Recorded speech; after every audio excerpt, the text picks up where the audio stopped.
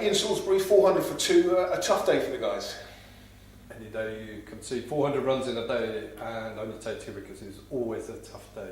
But also it's a learning day, you know. Also a beautiful pitch produced by Ben and his team, perfect. You know, I've always said we want to play on as good a wickets as we can because we want to produce England cricketers. So you've got to learn how to perform on those sort of wickets. If we're going to be the side that we want to be in a few years' time, we've got to learn how to bowl and perform on wickets like that. Could the guys have done much differently? I can't fault the effort one little bit. You know, it might be a bit tough for a couple who also had a tough day at Worcester last game. So to back that up, and that's why you have to be so careful when you're doing your rest days, your training days, and how you get the guys to do their rehab, prehab, all that sort of stuff. So it's really important that support staff are really protective of this young side. And you know, talk about the stresses and strains of the season, and I guess when it's a lot of these guys' first campaign, they're not used to it. That it's going to be more of a factor, and they'll have to get used to that, I guess. Yeah, and you know, it was great to see Sean Hunt back out there. You know, he hasn't played a 4-day game for a while now, since Canterbury, I think.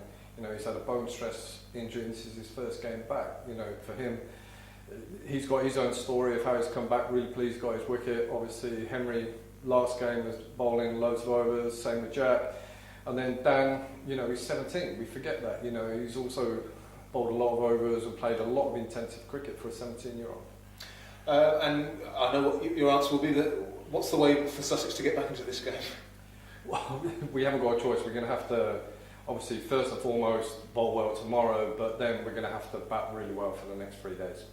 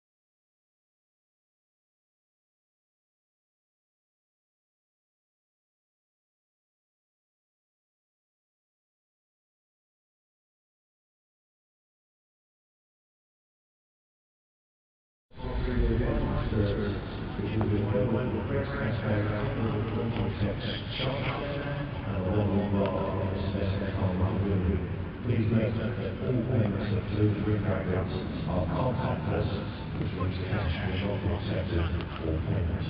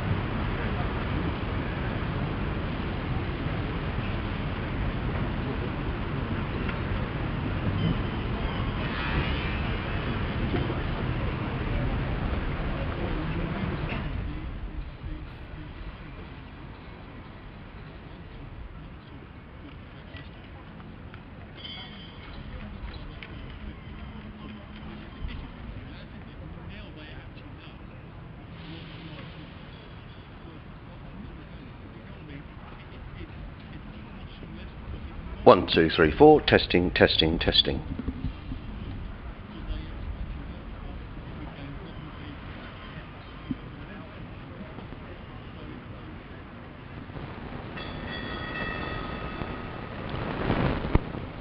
One, two, three, four.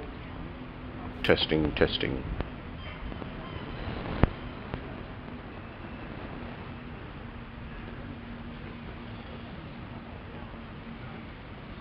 One, two, three, four.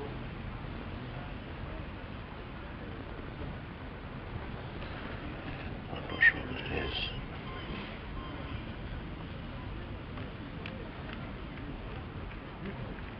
We'll start going. Well, a very good morning and welcome to Hove, a beautifully sunny Hove, for the second day of this county championship match between Sussex and Middlesex. The umpires are making their way out to the middle. A prompt start at 10:30. Do you know what? I wish we started every championship game right through the summer at 10:30. Let's get people's thoughts on that throughout the day. Just a quick shout out around the ground. If people are listening on their headsets, if they could just give us a wave and let us know that they can they hear the commentary going. Indeed, is that Tim at the back of the stand? I think it probably is. Who's giving us a nice wave. So thank you, Tim, for giving us a wave here in the commentary box. And a beautiful morning. Delighted to be joined again by Kevin Hand from BBC Radio London. And I would imagine, Kevin, that the Middlesex players slept rather well last night in a very contented state of mind. Well, I bet. I mean, obviously, walking out of the ground yesterday evening, grabbed Stoneman and Robson for an interview, and the others as well. You know, it was great to see them all bouncing out. They were in great form, and I think, you know, there's a plan for a very quick. You know, obviously they don't all stay together in the evenings, whatever they do, but I think they were all gathering for a very quick celebratory half immediately at the close. You know, just to recognise what the day was, and you know, you celebrate the good days, don't you? And yesterday was Well, nearly as good as it gets for Middlesex. Very nearly wicketless through the day. That partnership breaking record after record. Middlesex opening wicket against Sussex. Middlesex anti-wicket against Sussex. And then the Middlesex opening wicket stand against Annie County, which was just an incredible effort. Beaching that Langer and Gatting 372. And the third highest in the history of Middlesex, which is a huge achievement, short of that 424 by Compton and Edrich. And again, even I think Stoneman said it on the interview last night. I think he said he's quite happy to let those greats keep that statistic, keep that record at the top. And it does feel nice, doesn't it? They're all romantic in you. Thinks Compton and Edrich, they've still got the record. 1948, not the championship winning year, the year back after. I think I mistakenly said on air yesterday the first year back after the war was 1948. It was in fact 1947, and Middlesex won it that year at Cheltenham College against Gloucestershire, but the 424 was set the following year here at Hove. So yeah, incredible stuff from not here at Hove. The 424 was set the following year, I should say. But yeah, here at Hove it was a remarkable first day. And Finn Hudson Prentice, 19 overs, 1 maiden and none for 56. He was the pick of the bowlers yesterday, wasn't he? So a little unlucky that his wickets column reads naught at the moment. Yes, I thought he bowled well. In fact, talked to a couple of people around the ground. I mean, there was disappointment from Sussex supporters yesterday. Nobody likes to see their side on the back of a caning at home, really. But the feeling around the supporters I spoke to was that this is. We said it so many times, it's a young Sussex side. The big thing in their favour yesterday was they never gave up, and certainly when they took the new ball, they were bowling with great heart. They picked up a couple of wickets, they chased every ball down. The key was that as well, that to some extent they got better, certainly as the morning went on. The first hour, the ball went around the park, didn't it? And then they had to rein that back in, but they kept control. But then comes Hudson Prentice in bright sunshine from the Cromwell Road end, bowls to Sam Robson, who meets that delivery with the full face of the bat and plays it down the track. Hudson Prentice fields of his own bowling, and there is no run. It never got silly, did it? That was the point for Sussex. It never, at any stage yesterday, did it get silly. And I know it hurts. Maybe those who are tuned in either in the ground that were here yesterday, or tuned in at home that were here yesterday, or watched at home, they will say, well, no, it was, because it hurt. But it never got silly for Sussex, and that is a huge feather in the cap for them. In the face of such adversity, to maintain the control they did. Hudson Prentice in bowls, and Robson is forward for a good length, packed a little low and plays a mid-on, fielded by Rawlins, and there is no run. All I would say is I think there was a general feeling that when you've got such a young side, is there a tipping point where their confidence starts to get undermined by the fact that they're, you're looking at the scoreboard 400 for 2. Does it reach a stage where you think actually we really could do with 1 or 2 more experienced heads around the players? Well, that was where yesterday you thought it could have got silly. Just in the day alone. I know you're talking about a bigger picture. Hudson Prentice in and bowls and clipped away by Robson. That very nearly breached his defences. It's a thick edge down to a fine leg, and Robson goes to 193. The first ones of the morning. Middlesex to 401 for 2. That's a very straight line from which he took that, Robson. But Sussex, they set their stall up with a young. As I say, I think that was 1 or 2 people making that point around the ground. Do you reach a stage where young players, where their confidence begins to suffer? And we'll have to see. Today's an important day because at some stage, and looking at the weather forecast, and someone was saying to me as I was setting up my effects microphone, the forecast for Thursday really doesn't look that good. And we've got 2 days of glorious weather, then things are set to change. So Middlesex, I'm sure, are aware of that as Hudson Prentice is in over the wicket, bowls and let go by White outside the off stump, taken by Carter. And I just wonder whether Middlesex this morning, or perhaps for the first hour, will look to push along sensibly. But then I just wonder whether they'll really look to get a move on, Kevin, and perhaps look to be bowling more middish afternoon than tea time. Some talk about whether it's a declaration. So thundery showers, I think, expected this week. Rain on Thursday, whether thundery showers affecting this evening or tomorrow. Hudson Prentice in and bowls and played by White into the offside, followed by Orr at point, and there is no run. Yes, I think the feeling is that today and tomorrow we're going to be okay, but from sort of Wednesday night onwards into Thursday, I mean the weather forecast has been so variable this summer, who knows, and often on the coast you can miss, sometimes they hit, but I think that the general weather forecast is suggesting there's going to be some disruption to play on Thursday, and I'm sure that Stuart Law of Middlesex will be aware of that. But for the here and now, there's not a cloud in the sky, literally, just blue sky. as far as you can see, as Hudson Prentice in and bowls, and White is forward and plays to mid-on, and Hudson Prentice starts off the day with an impressive over, just the 1 run off of the over. This ball is now 17 overs old. Middlesex 401 for 2, Robson 193, White is on 2. Yeah, Stuart Law talked about it in the morning interview this morning. It's up to the others now to pick up on the back of what Robson and Stoneman did yesterday. And that's today, but that's also going forwards. I put it to him that is that the missing link really for Middlesex's batting lineup, because there's clearly a lot of talent in there, and they've lost Nick Gubbins. Having lost Gubbins, they've now got Stoneman. Gubbins is a big loss. There's no two ways about that, and a cracking player. He's going to have a cracking future ahead of him still. Gubbins with Hampshire, and he'll hope with England one day as well. But it really did feel you couldn't help but watch Stoneman and Robson yesterday from a Middlesex perspective, and really feel it was a throwback to Robson and Rogers, where those two were such a formidable opening pair for a good number of years, getting Middlesex out of Division 2, keeping them in Division 1. That elevated Robson to that England Test call-up that he got. As here's Crocombe from the sea end, he's right arm over the wickets, bowls to Robson, who drives, the cry is catch, and to backward point it doesn't carry. Goodness me, he nearly fell to the first ball from Crocombe today, just open in the face and rather scooped it slightly as he searched for that ball. That wasn't far away from Daniel Ibrahim, was it? He was there at backward point, just bounced in front of him. Interesting that I saw a couple of posts yesterday talking about the England under-19s, which I'll come back to in a moment. Crocombe in bowls, and forward goes Robson driving to mid-off. There's no run. So 3 Sussex players were called up for the under-19s, James Coles, Archie Lenham and Daniel Ibrahim. Now, Coles and Lenham not playing in this game, but they didn't play for England yesterday. But of the three who's been outstanding, certainly in the Championship, has been Daniel Ibrahim. So I'm a little surprised that he hasn't gone for England for those 6 games against the West Indies. Oh, it's a beaut from Crocombe to Robson. Beats him on the back foot, through to the keeper it goes. Lovely ball. Nice start from Crocombe this morning. Yeah, the movement there, wasn't there, from Henry Crocombe. He's got a lovely high action, Henry Crocombe. I've seen him quite a bit this season. He was explaining how he's got a great mentor in terms of Ollie Robinson, and he does bowl a full length, does Henry, and he's always looking for that good length delivery, hitting the top of off stump.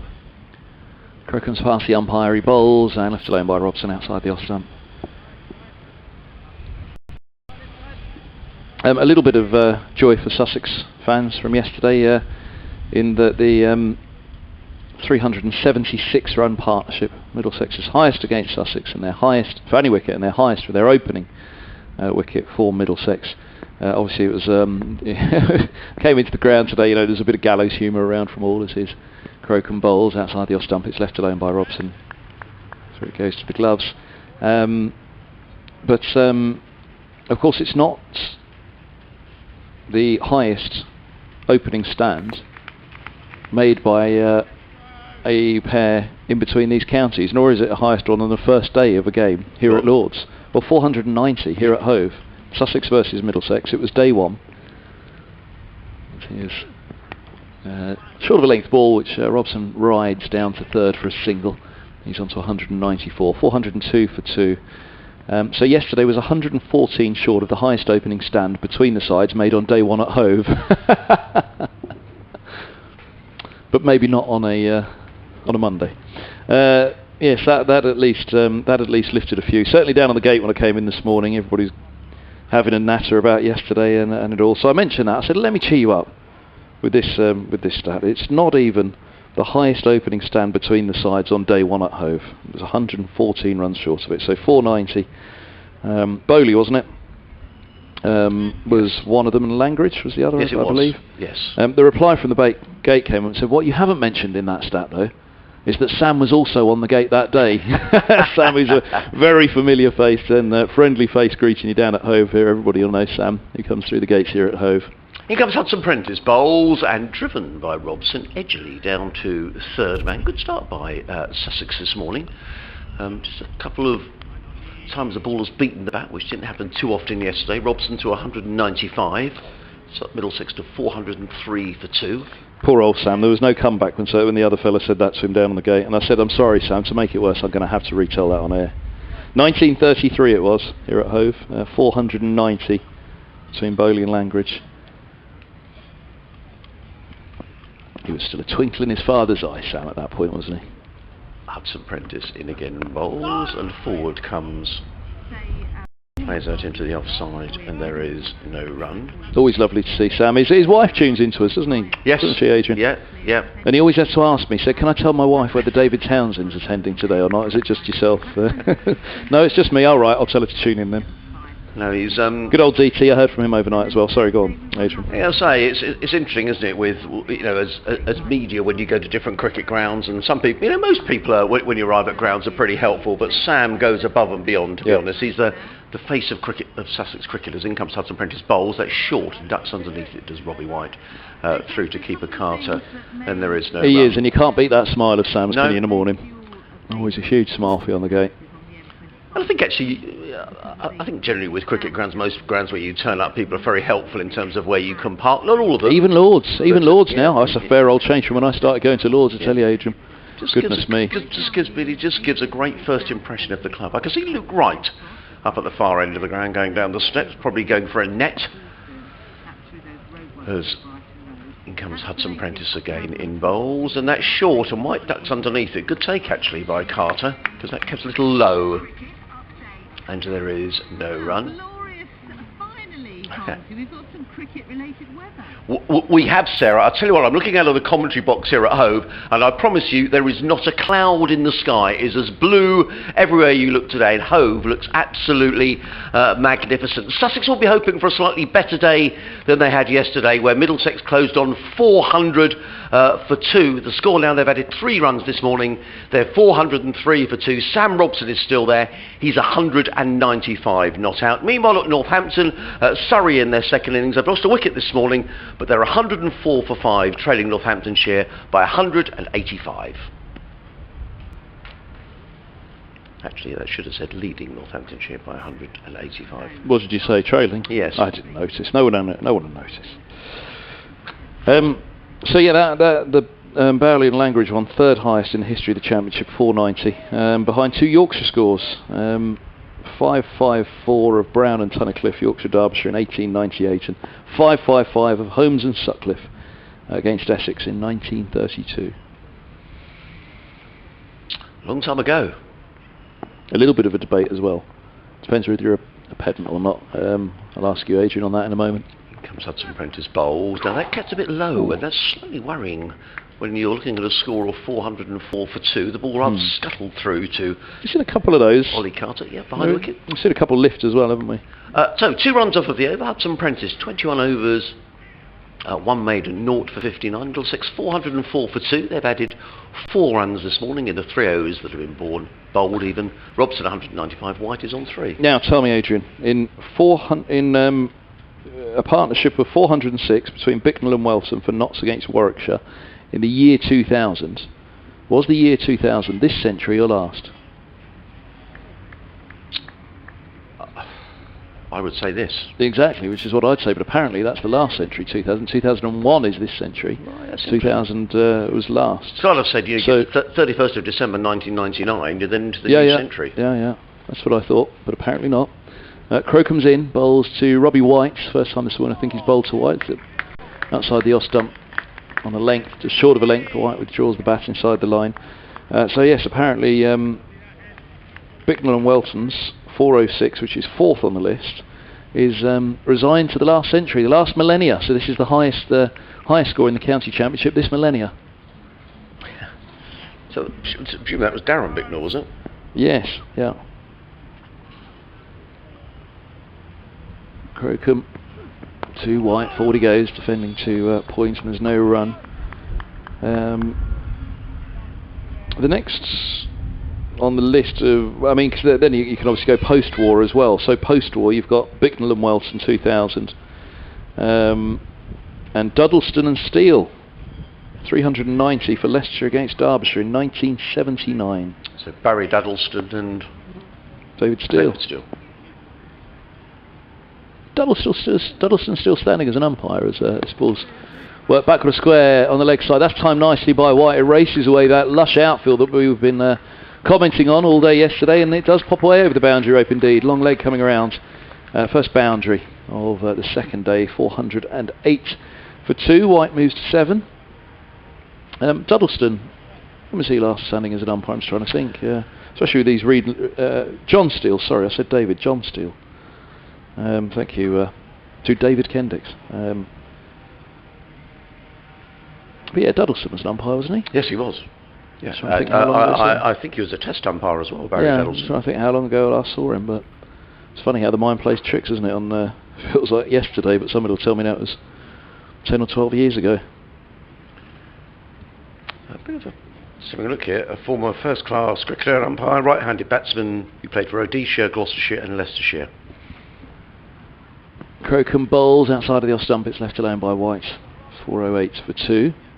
Yeah, he's now well past umpiring age. He's 76. See, exactly. You know, I'd have done many a game with Barry as Duddleston standing, and it kind of merges then, doesn't it? It could have been 3 or 4 years ago, and he turned out as 14. Got into Crickinfo. His nickname is Danny. Educated in Stockport. Made nearly 15,000 first-class runs at an average of 32. That's very respectable. Crocombe to White. Bowls and White defends the backward point. There's no run.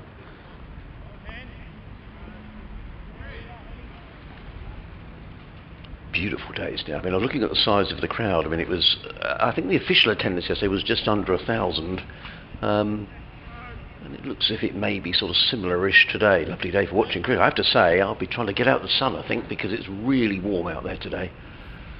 Almost like a midsummer's day, let alone early September.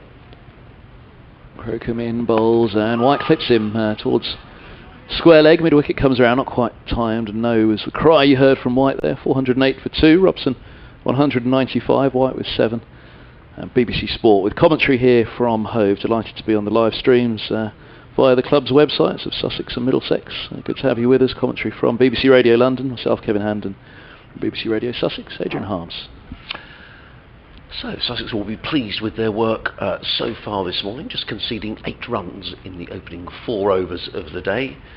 I'm sure from the Middlesex point of view the plan here will be to perhaps see the shine off the new ball, which is only 20 overs old, and then perhaps to cash in a little later today. They're certainly looking to move this game along. Yeah, I mean, you know, 1 or 2, just as you do, you kind of look ahead to the day, don't you? So, well, this wasn't anything to do with the dressing room or anyone associated with the dressing room. You know, there was a must have. Would they ever go out before lunch? You know, we were just talking about perhaps before tea, weren't we? Yes, but 1 or 2 were saying maybe just before lunch pull out. Hudson Prentice in and bowls, and White is forward. So a good delivery from Hudson Prentice, pitching round about middle and off. I think there's got to be merit to grounded them into the dirt, though, hasn't there? You know, as we said, Sussex stuck to it yesterday. Walked off the fields. They, you know, heads held high. I think, you know, all right, it wasn't the day that they wanted, and there was a magnificent achievement by Robson and Stoneman. You have to credit the opposition for that, but Sussex didn't do too much wrong yesterday. Yes, they didn't do enough right, but they didn't do too much wrong. And a day like that actually, for me, says a lot. Hudson Prentice in again, bowls, driven by Robson beautifully through the offside. More runs here, and I think that'll go for 4. Haynes is in hot pursuit. They'll come back for the 3rd, though, as Sam Robson goes to within 2 of a double century. Middlesex go to 411 for 2. I'll hand the commentary to Kevin when Sam Robson is next on strike. A lovely shot, feature of his innings yesterday, actually, very strong through that extra cover region, and I thought he played the spin of Jack Carlson very well as well. He was using his feet, driving through the extra cover region on several occasions. Yeah, he's yet to offer a chance in this innings. The one moment of alarm for him, or great alarm, was when he clipped him, the off spinner, through mid-wicket, didn't he? And mid-wicket, I think, was Rawlins, and mid-on was Haynes, and they looked at each other, and it perfectly bisected them as his. Hudson Prentice. Bowls and cut away by White down to 3rd man, literally down in front of us, where it's fielded by Sean Hunt. Gets in the throw. 1 more to White. He goes to 9. 413 for 3. So is this the moment for Sam Robson? Let's see if Kevin can see him over the line to a double 100. Yeah, I think 232 is it? Let me just check my notes. 232 is his highest score, so he'll have that in sight. Not sure he's quite going to be able to be thinking about much beyond that if Middlesex do declare this morning, but if they did bat through until just before tea, then he'd certainly have time for something bigger. Here's Hudson Prentice. He bowls to Robson, who defends solidly. Top of off stump, push back. I asked them about the cramps yesterday. Both of them were stretching out the hamstrings, weren't they? And Stoneman says yes, there was a lot of sweat left out there yesterday. You'd noted a couple of times when he was changing gloves. Yeah. But also, you were making the point that that big score was on the back of a pair last week. Yeah. I think he mentioned that himself in the interview last night with a smile. Slip goes down, just the one of them has Hudson Prentice bowls and Robson pushes back defensively. Just an observation, Phil Hudson Prentice, who's on loan currently at Sussex from Derbyshire, that with a view to a move next season, so he won't play in the final game of the season against the club who currently holds his registration, who are Derbyshire, so he'll play one more game against Leicestershire next week and that'll be it. But I think he's a good acquisition for Sussex. He's a Sussex lad, born in Haywards Heath, was released here 5 years ago. I think that perhaps says something about someone that you're released but you fight your way back into county cricket, and he bowled well here and at Worcester last week. Makes ball, turn back to the square on the leg side by Robson. He runs the first half of his first quickly, but slows down dramatically for the second half. There's not going to be a second run in it. He has 199 and he has the strikes. That's the end of the 101st over of this Middlesex innings here at Hove. 413 for 2. And he made useful runs as well. So in terms of the Sussex side, look, and there's an awful lot of talk about this Sussex side, about the makeup of it for next season, but I almost see Hudson Prentice filling the role, not to the same level, because he's not at that level at the moment, as something like a David Visa, someone who can bowl, bit above medium pace, very useful contributor with the bat. I mean, David Visa, magnificent cricketer, and I'm not suggesting for one moment that Finn Hudson Prentice is at that level, but I think that's probably the role they see for him inside, an all-rounder batting around 7. Is it? Oh. Here's Robson on strike, and this ball's run backward a point off Crocombe. Apologies. No run, no, not at all. It's your We're going by batsmen rather than ends, aren't we? I'm Robson, you're White. Oh, our drill's back. That does sound like a drill today. That does. That's a drill. What's he up to? Have we noted where this work's taking place? Who's doing it? And what they're doing? It must be inside the ground. That sounds very close to your effects, Mike, doesn't it? Well, there's a big crane out by where of course, the Cricketers Pub, but I think the noise from that seems to be... That can't be a drill on the sounds pub. like it's right behind us here, doesn't it? So the Cricketers Pub's gone, for those that haven't been at Hove recently, and a block of flats will be replacing it. 2 slips go down. Here's Crocombe to Robson, who leaves alone outside the off stump. Yes, the Cricketer Pub, that was a wonderful place, wasn't it? Yeah, but it's going to return in a new form, in a new guise. So will the ground floor be the pub, and then the rest of it's a block of... That's lovely. Yeah. We'll take that. There'll be an underground car park for the block of flats. That'll have to be, wouldn't there? Crocombe bowls, and Robson runs its backward point, and there's no run. Or maybe they'll put the club underground to get us noisy cricket louts down on the bottom, down underground to put the car park above us, and that'll block us away from the residents there. But they'll all be cricket fans, won't they, in there, surely? Yeah, well, I don't know when they're due to be finished. But a lot of the groundwork has been done, and big cranes... Next week, Thursday, if you believe the builder. Yeah. Probably 2025, if reality's to be. They do fly them up nowadays, don't they, these apartment blocks, as Crocombe's in, bowls, and Robson turns back to the square on the leg side, and there's the 200 for Sam Robson. He's just going to take the single. Long leg gets there in the end. 200 from 305 deliveries for Robson. Listen to the applause while they're all on their feet in the Middlesex area, the viewing area. Robson raised his bat around Hove. 200 from 305 deliveries. 412 minutes. 23 fours for Sam Robson. That record stand yesterday. Third highest post-war in the championship with Stoneman. A record for the first wicket for Middlesex. A record indeed. That will take some beating, but a fine double century for Sam Robson. That 414 for 2 as Crocombe's in and bowls to White, and this is eased to backward point, and there's no run, and a good little sprinkling in again today, as you'll have heard from that very generous applause. A good number of Middlesex shirts around this morning. I noticed actually yesterday when we popped up to get our lunch, a number of Middlesex, it's a couple of nice days down. People do follow cricket around. I was down at Worcester last week and I was following a couple into the ground and they were discussing that they were on their way to Canterbury next week, or this week for in fact, that game's going to probably finish today. Just as long as you don't follow them out of the ground, Adrian. It's Crocombe, he's in, bowls, and White down the leg side, has a little waft at that, good tumbling stop. What's the umpire signalling? Hand sanitizer break. 414 for 2. Robson, 200 from 305 balls, and White has 8 to his name. Sorry, go on, I'm being up to no good. Well, no. You followed them into the ground, and what did they do? No, you know, I heard the guy saying to his mate, he said, "Oh, we're off to Canterbury next week for the county games. They're looking forward to that. You know, 3 nights away." And the chap was saying, you know, first holiday I've had for 18 months. So a lot of people do follow, and you know, you go to a lovely city like Canterbury, a lovely ground. So people do follow Championship cricket around the country. I felt a bit sorry for the folk at Scarborough though. That game against Somerset over in 2 days. I was listening to the last few balls of that on the on 5 Live Sports Extra driving home last night. And Somerset with 2 really heavy defeats. One at Taunton against Nottinghamshire, now beaten convincingly by Yorkshire. I think that's probably the end of their county championship aspirations for another season. A county who have never won the county championship. And I don't think they're going to win it this year either. But Yorkshire with they drew last week at Hampshire and a win yesterday, so they're still in with a shout. But this is the 3rd division, and Finn Hudson-Prentice is about to bowl his 23rd over. He comes in and bowls to Robson, who lets that pass by outside the off stump, and there is no run. 414 for 2. At 231 of Robson, caught bell bowl. Patel is against Warwickshire in 2016, the championship winning year. So 17th of April 2016. He made 231. Nick Gubbins had 68 opening with him. Partnership for 180 for the first wicket. As Hudson-Prentice turns at the far end of the ground, he's running down the slope from the Cromwell Road in, bowls to Robson, who turns this to mid-wicket, and there is no run. And Sussex bowlers bowling with a lot more accuracy this morning. I don't want to upset you too much, Adrian. Middlesex made 452 with Robson's 231. Middlesex second innings, Sam Robson 106. Oh, that was a game. So where was that at? Lords, yeah. Against a fair old Warwickshire attack.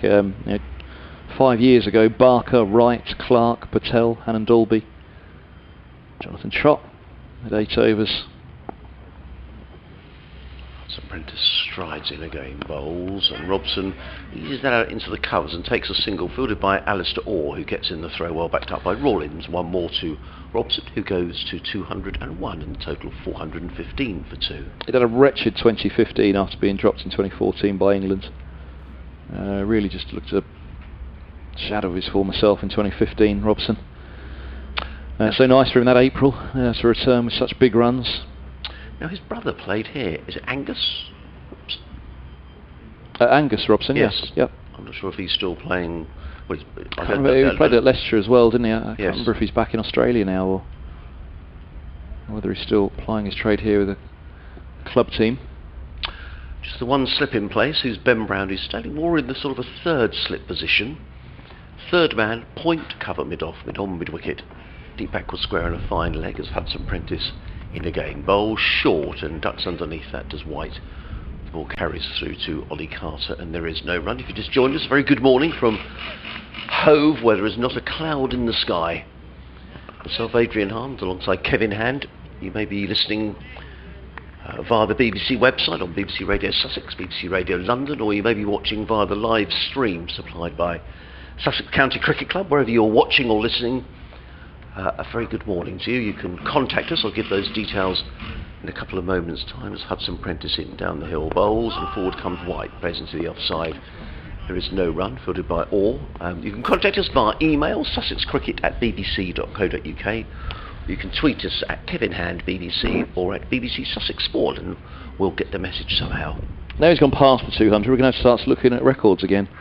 That 231 against Warwickshire, it's the 3rd time that he's reached 200 this, because the 231 beat the 215 that he scored in 2013 against Warwickshire.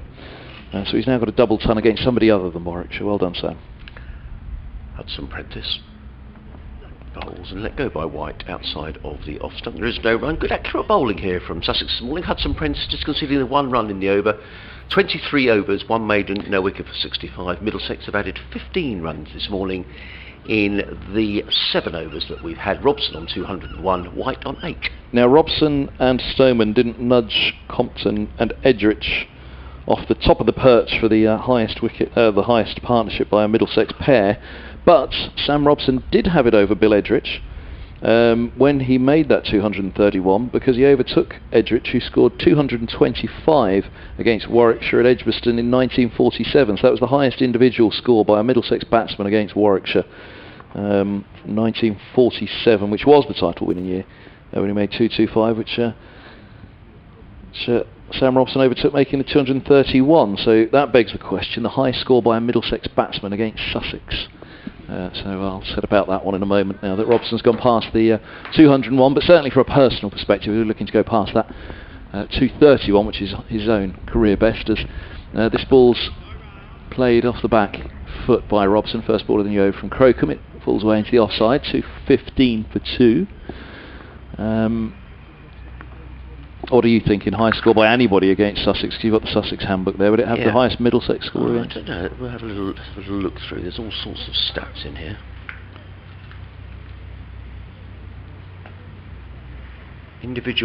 Highest individual innings against Sussex. I'll give those to you in a minute. Crocombe's past the umpire, he bowls, and this ball's cut away hard by Robson for 4. Lovely shot. Down on one knee again. This time it was the front knee, actually. We saw him play one yesterday. Interestingly, when he goes for the more uppercut, and it's a very Sam Robson gait that you see about that shot. When he goes for the uppercut, he ends up with on one knee the back foot.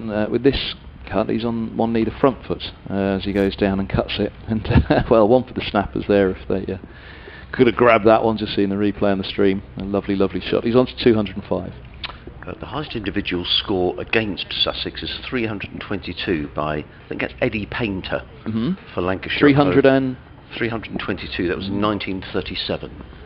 It's a full ball, clipped through square leg. Long leg's going to come round, actually. Hold them to just a single. I thought it was square of the wicket and that, and actually trickles away fine. Just the 1 run. He's on to 206.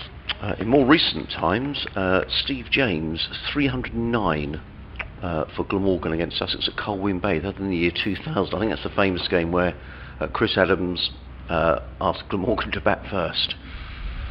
And then in 2015, James Taylor for Nottinghamshire made 291. Crocombe bowls and forward goes White, pushing defensively to cover and no run. There is someone from Middlesex. Go on. Desmond Haynes. Who? Made Never heard of him. 255. Oh, there we go. So 255. For Middlesex the next one. at Lords in 1990. Let's see if there's another Middlesex one here. Had the great privilege of interviewing great man Desi during lockdown, actually, when Middlesex were putting out dressing room memories. They're all still available on YouTube. They were great fun. This is punched off the back foot by Robbie White, very much in Sam Robson fashion, actually. Robson's so strong off the back foot, square of the wicket, both sides, and White there up on his toes and punches away in front of points. He moves to 12, 424 for 2. Yes, just signs here that these two have re-established themselves this morning. They're just looking to move the scoreboard along a little. 9 runs coming off this over from Henry Crocombe, who had been very accurate before that. That'll prompt a change in the field from Tom Hayden. No, he's keeping his... not posting anyone else swooping on that cover boundary just yet. Here's full ball, inside edge from Robson onto the... White, sorry, onto the pad, deflects away back at a point off Crocombe and no run. 424 for 2. Where did you get up? So Desi Haynes then, 250... Yes, he made 255 not out in 1990 for Middlesex against Sussex at Lords. Talking about other great West Indians, in 1975 Gordon Greenwich made 259 for Hampshire against Sussex at Southampton. Ian Bell, recent history, 262 not out for Warwickshire at Horsham. It was at Lords, the Haynes... yes, the Haynes one 1990. was at Lords, yes indeed. 255. And one innings that I did see in recent history, 2016, Ben Duckett made 282 not out against Sussex at Northampton. That was in a game that was, I think the final 2 days of that match were rained off actually. However, so he needs to get to that 255. And Hudson Prentice is trying to stop him as he comes racing down the hill to bowl his 24th over. He's in on bowls, and Robson plays a wide delivery. Played slightly away from the body there, did Sam Robson. Gets the ball through the covers. Picks up a couple of runs, fielded by Jack Carson. 2 more to Robson, who for me is just showing 1 or 2 signs here of looking to up the tempo. He goes to 208. I thought his run's gone up. Yeah, I think so. 426 for 2. Wouldn't be bad for Sam. 2016 he went past Edrich against Warwickshire. He go past Haynes against Sussex here in 2021. Somebody's been pretty sharp on Wikipedia. I can see already that that's been updated. The best partnership for each wicket, that first wicket, Sam Robson and Mark Stoneman, 376 versus Sussex. We can say we were here, Adrian. And what's Robson's highest score? 232, did you say? 231, so that'll be his own personal target here. Hudson Prentice in a game bowl. Short, pulled away by Robson, and that's going to be 4 runs. Despite the best efforts of Daniel Ibrahim, who's chasing around the mid-wicket boundary, it was short from Hudson Prentice. The ball rather sat up for Sam Robson, but nonetheless he pulled the ball away through between mid-wicket and square leg for 4 runs. Nice shot. He goes to 212, 430 for 2. He was almost swatting it a little bit, as you say. It sat Good up on him. And I think he was worried that if he went too much through with it, I say he was worried, but the way that it was played, if he went really hard at it, then he could have sent that down the throat of long leg. The way it sat up, it just seemed as though he was determined to make sure that he was steering it square and not flying. Some Prentice in again, bowls. Robson lets that one go outside the off stump, taken by Carter. I can see Sean Hunt just down to our right hand side, the left arm medium pacer, just doing some warm up, so it looks like he's going to bowl fairly shortly. Picked up a wicket yesterday, the wicket of Steve Eskenazi. Meanwhile, the Middlesex players are under a couple of umbrellas on the lower tier of the pavilion, and a couple of them are now pulling up a rather larger umbrella, which look like it just blew away a couple of moments ago. A bit of breeze around, and they're trying to secure it into the ground. As Hudson Prentice is in again. Bowl short, pulled away by Robson again, and that's going to be 4 more. Good shot there. That really was a good shot. That was short from Hudson Prentice, and Robson tucked inside the line and pulled the ball back to the square for 4 runs. The roll of the wrists, beautifully played. He goes to 216. And I think our feeling, Kevin, that these two have had a look at the bowling this morning. They've played themselves in, and they're just looking to step on the accelerator. They've set deep square back now. There was only long leg back for that first hook for 4, and now deep squares back as well. I can only believe that if they were to bounce out Robson, it would be a mistake through fatigue from Robson. He's so strong on the back foot. This isn't the quickest of pitches. So it feels like keep it pitched up. Hudson Prentice has been the pick of the bowlers. Keep it up there on the off stump. Yeah, it's 10 off the over so far in on bowls to Robson, who's full to a ball of good length, plays into the offside, fielded by George Garton, who hasn't bowled so far in this match. My understanding is that George isn't injured. My understanding is that he hasn't played any red ball cricket, and the feeling is with the T20 finals coming up that a week on Saturday, that they want him fresh for that. I guess the counter argument is, will it do you good to bowl a few overs, whether it's with the red ball or the white ball? But clearly Sussex are not going to do that, as Hudson Prentice on his way again in and bowls, and Robson eases that down to third man, literally just down below us, and Sean Hunt ambles in and completes the fielding. So an expensive over, unusually for Hudson Prentice, that went for 11 runs. He's now bowled 24 overs, 1 maiden, no wicket for 76. Middlesex 435 for 2, Robson 217, White on 12. These two have added 35 runs this morning in the 9 overs that we've had, and we are going to get a change of bowling, and indeed it is going to be Sean Hunt who's going to come on to bowl from the C end of the ground. So yeah, Robson 231 we mentioned will be something in mind for him. That's his highest. 250, even if he doesn't get to the 255 of Haynes, I think just getting to 250, past the 250 mark itself, I think having gone twice to 200 to now go previously to now on the third occasion to go past 250, of course. If he got to 250, he'd be thinking about the 300, wouldn't he? He would.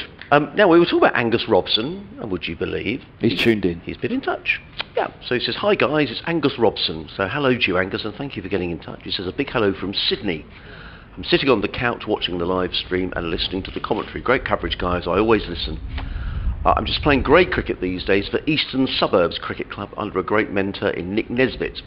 I loved my time in Hove, beautiful part of the world, but my county days seem to be done now, unless, of course, you guys know of any clubs that are after me, and you could give me a shout out right now and make a plea for a contract. Hey, never say never, Gus. Ha ha. Never say never. So thank you. Really lovely to hear from you, Angus, and your brother's batting beautifully on 217. And I just wonder what life's like in Sydney at the minute. We've been reading here about, the lockdown just seems to go on and on. But now, I was reading in the press the other day that I think the vaccination program is being stepped up in Australia, and whether that makes it more likely or less likely that the Ashes will take place in some form or another, whether there'll be crowds or not. Be good to know what's going on over there, Angus. But very grateful for you getting in touch. It's probably about 11:15 at night, I would imagine, at the moment, and I would imagine also going into spring just about. Yeah, absolutely. Well, the Aussie players back for the Shield, aren't they? But lovely to hear from you. Thank you very much.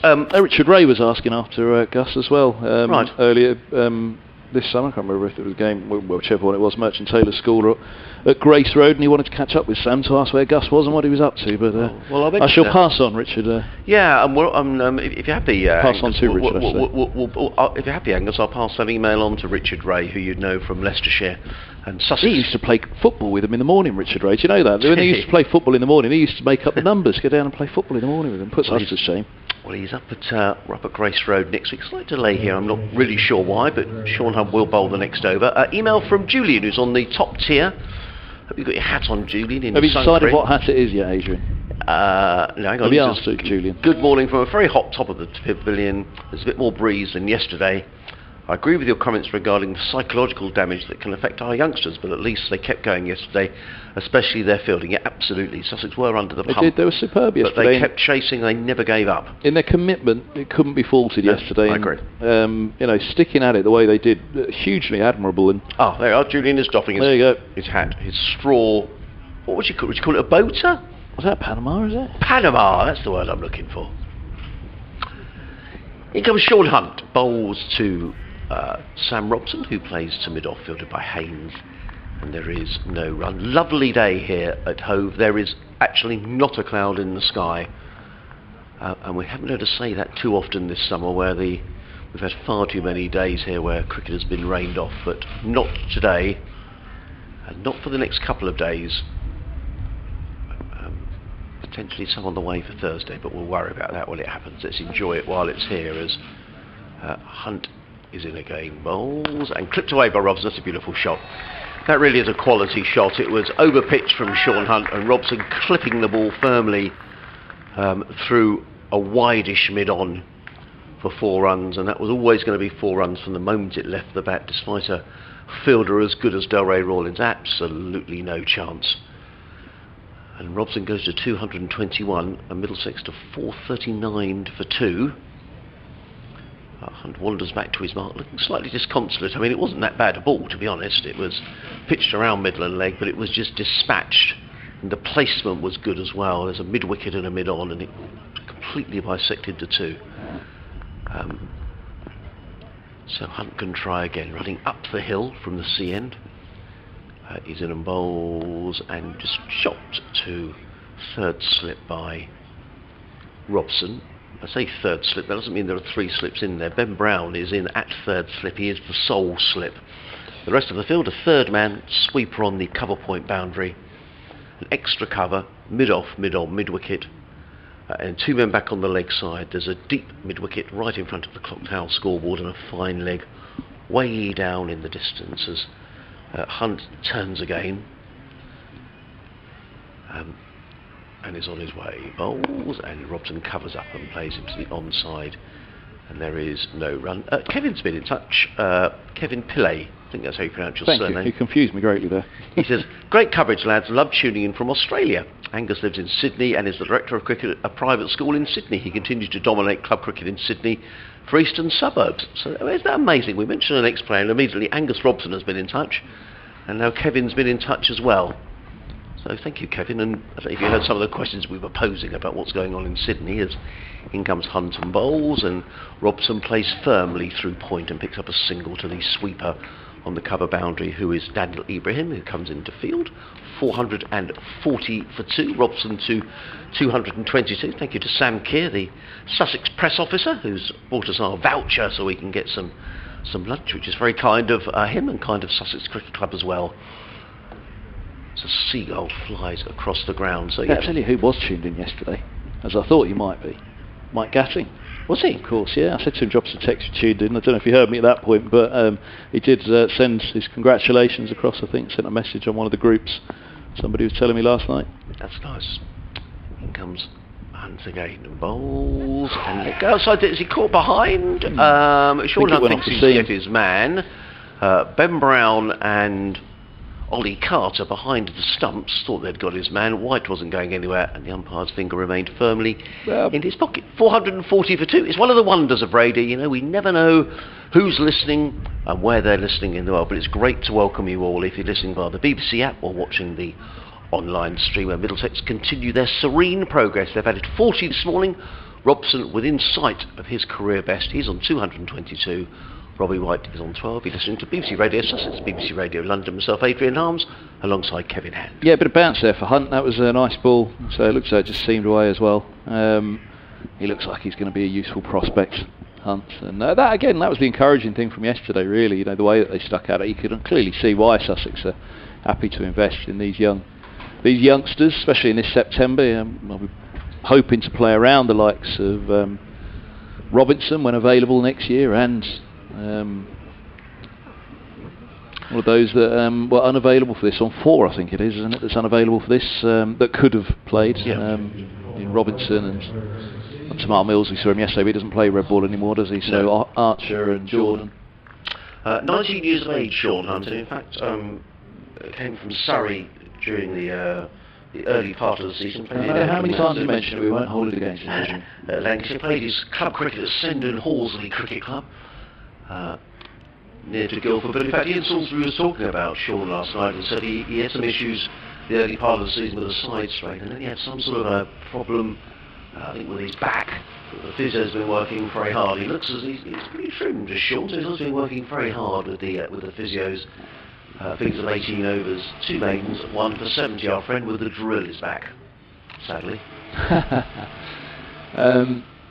Yeah, he bowled well yesterday. You want to make a comparison of it. You look at Middlesex young batting lineup since 2017.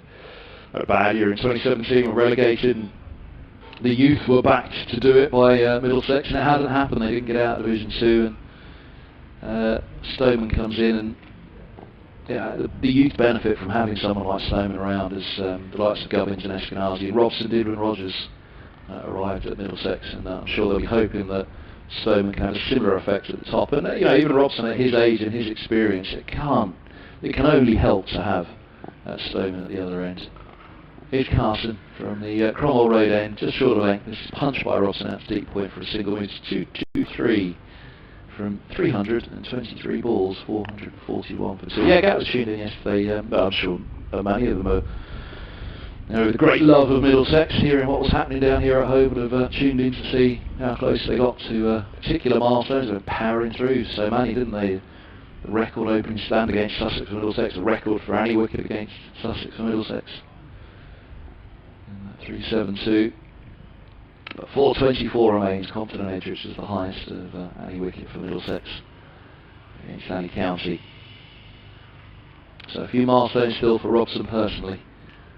Here's White on strike with a slip and a short leg as Carson bowls, and this is eased away into the offside. They pick up a single off the back foot. White moves 13. He came up to the commentary box one day. He says, I listened the other day, it was good. It was good, he said. I think I was on with Kevin James that day, so he was probably talking about J-Mo, but... And a tweet in from Steve Harris. Hi Steve, it's like high summer at Hove.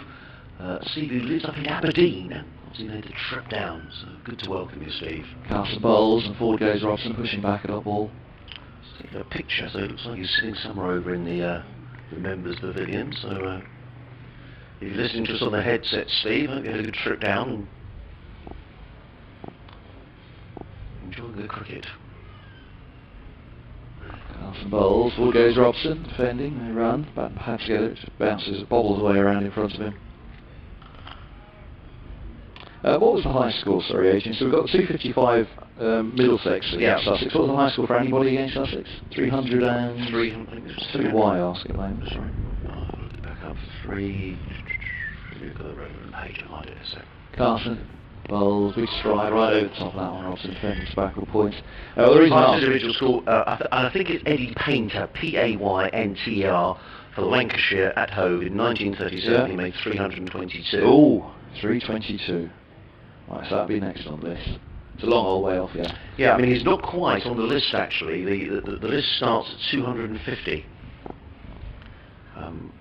It's a fairly lengthy list. Carson Bowles and Robson whips off the back foot a single out to deep square.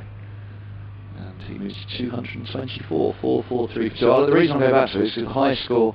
So that was, sorry, that was Paynter for Lancashire. Yes. In 1937. 1937. The highest score by a Middlesex batsman against anybody was Robertson versus Worcestershire in 1949 when he made 331. Right. So just trying to be aware. I'm just thinking ahead to make sure we don't miss him basically as they go along. So 255 for Haynes, his own milestone first, then 255. And he was 255 not out. It was 1990 at Lord's. An email come in from Christopher Thanos, who says, "Hi guys, first of all, great job with the commentary. As a student of the game, I find it very informative. I play cricket with Sam at Easts when he's back in Sydney. Apart from being a top bloke and a great mentor, he's also a fantastic dancer. I'm going to be seen cutting shapes on Saturday night after we finish. That's how he's been able to develop his quick footwork. Keep it up, legend," says Chris. In comes Sean Hunt running in over the wicket, coming into bowl to Robson, who drives beautifully through the offside, and that's a crunching drive for extra cover for 4 runs. Beautifully played. He goes to 228, and Middlesex to 447. You say that was from Chris? Yeah. Have you checked the actual email address? It doesn't say tjmerter@hotmail.com. No, it doesn't. Does it? No. So it quite possibly could be someone who... It's Chris, he says he's in Sydney, so we... so whether he's a great dancer or not, I don't know. Perhaps Angus might reply. 228 to Robson, 447 for 2. Hunt in again, bowls and clipped away. That's going to be 4 more. That is a super beautiful shot. Clipped away to midwicket, back-to-back boundaries. Robson goes to 232, and that matches the highest score. In fact, that is his highest score. And he goes out with 2 boundaries, and that's as good as you get from Sam Robson. Beautifully batted.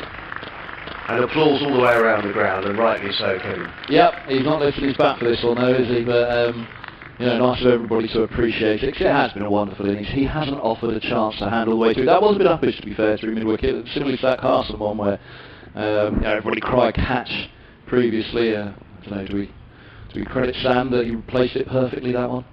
Once again, in bowls, and that's down the leg side, taken by, not taken cleanly, but a tumbling cast, and he's succeeded by. I feel rotten now because we like the commentators. No, it's alright. 250 is the next one. His highest individual is good. It's a nice one to go past, but 250 is the next big milestone for him, isn't it? That was what will be in his mind. I'm sure he'll love the fact that he's got 1 past his previous best, but really he wants to go 19 past his previous best, doesn't he? And get up to 250. That's the one for Robson, really. Again, 451 for 2. And again, bowls and Robson clips that one through towards square leg and picks up a comfortable single fielded by Henry Crocombe. Robson to 233, Middlesex 452 for 2.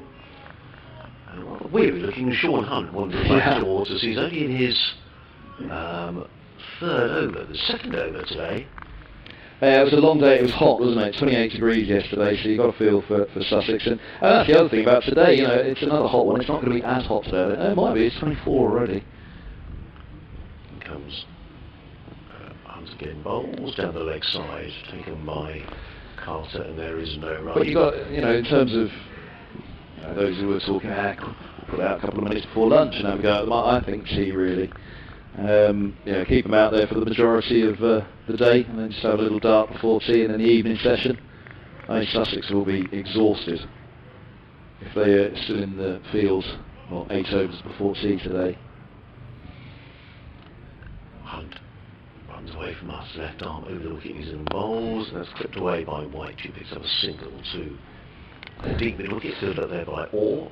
Total goes up by 1. White to 14, 455 for 2. I'll tell you what we did miss, and we have perfectly good reasons for missing. The 450 came up. There was a ripple of applause, and I looked up at the board and I thought, is that a 50 partnership? What is it? I couldn't work out. It was just they'd gone past 450. Yeah, I think we had all the records. I think that, and also I missed a no ball in this over as well. Looking at I think it was when Robson went to 232, so the no ball. Don't worry. That was a.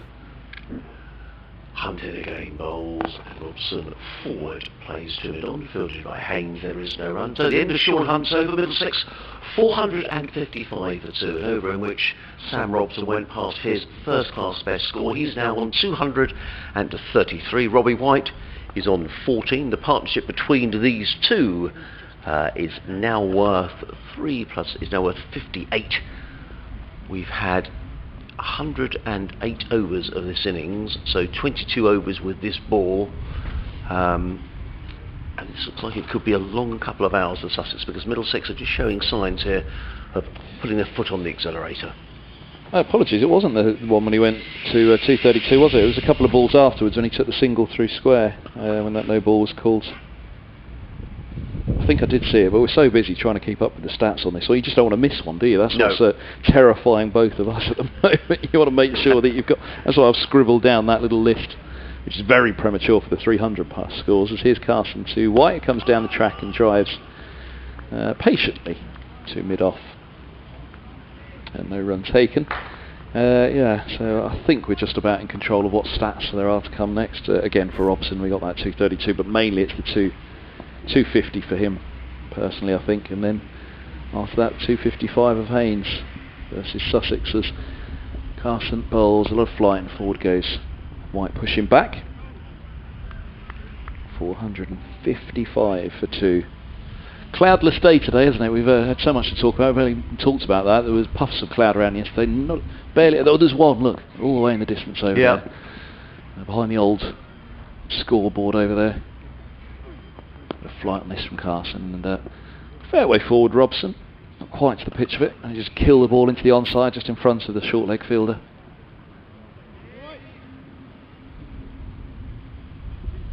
It's a quiet field out there again for Sussex, isn't it? Difficult day in the field for them yesterday, but they managed to navigate it pretty well. There's Carson bowls a little bit more on that, and White comes to meet it and clips away through mid-wicket for 4. Out towards that Middlesex viewing area on the lower tier at the indoor school, the top tier for Sussex, and the lower tier away team viewing area that they have, their own little hut there really. 459 for 2, White's on to 18. These two came together when Eskenazi was out for 4. Caught Carter bowls Hunt. I saw him this morning. Actually, I did ask him, I said, Esky, how many times did you take the pad off yesterday? Only at lunch and tea. Right, he was padded up the whole time otherwise. Carson bowls, a lot of flight, and forward goes White, and there's no run. Pushed away into the offside, and there's no run. And, he came over with a smile about it, obviously getting out for 4 after the big partnership. But I said, listen, it was nailed on that you were going to get out for a duck. Absolutely, you can guarantee it all the way through that partnership. I had it down. Eskenazi's out for a duck next. There's no two ways about it. So we got to 4, and Carson bowls, and he's pushed back by White, and there's no run. He said, I wouldn't have it any other way. Wouldn't have stopped it all. He's a great team man. He's a great club man, county man, Eskenazi. He really is a very popular captain as he was earlier in the season, and over the years when he's done it, great thinker of the game, relays it very well, explains it very well.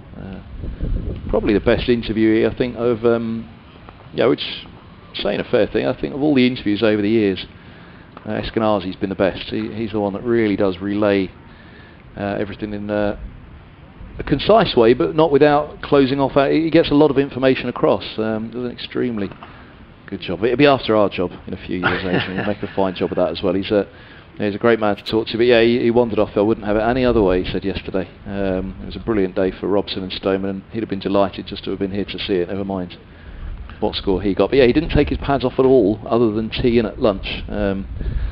Through that partnership, we wondered, didn't we, whether Robbie White would give him a breather for a while, say, go on, take your pads off for a little while, I'll go in next if it falls, but he didn't. He had his pads on the whole way. 259 for 2 here at Hove. We nearly had an hour of day 2. Robson has 233, White has 18, and Robson will have the strike. We just had a sanitizer break, hence the delay. Sean Hunt is going to carry on the attack from the C end of the ground. For those of you who don't know Hove, he's running up the slope to bowl to the right-handed Robson, who's, as Kevin was saying, on 233, and that's a good delivery, and quite how that's missed the stumps, I've no idea, and Sean Hunt can't quite believe it. And then look, it's swung a little as well. It's the first time for a little while we've actually seen Robson beaten. It was a good delivery from Sean Hunt. And two things, it very nearly took the outside edge and it very nearly bowled Robson, but he remains, he's still there. Oh, dearie me. That was a terrific delivery. Yeah, to see it's got over top and middle, hasn't it? So, encouragement for Hunt, who's on his way again. Bowls and Robson drives firmly to short extra cover fielded by Garton, who's a very fine fielder. And there is no run elsewhere around the country in this division. Derbyshire in trouble against Leicestershire. They're 77 for 5, replying to Leicestershire's 528 all out.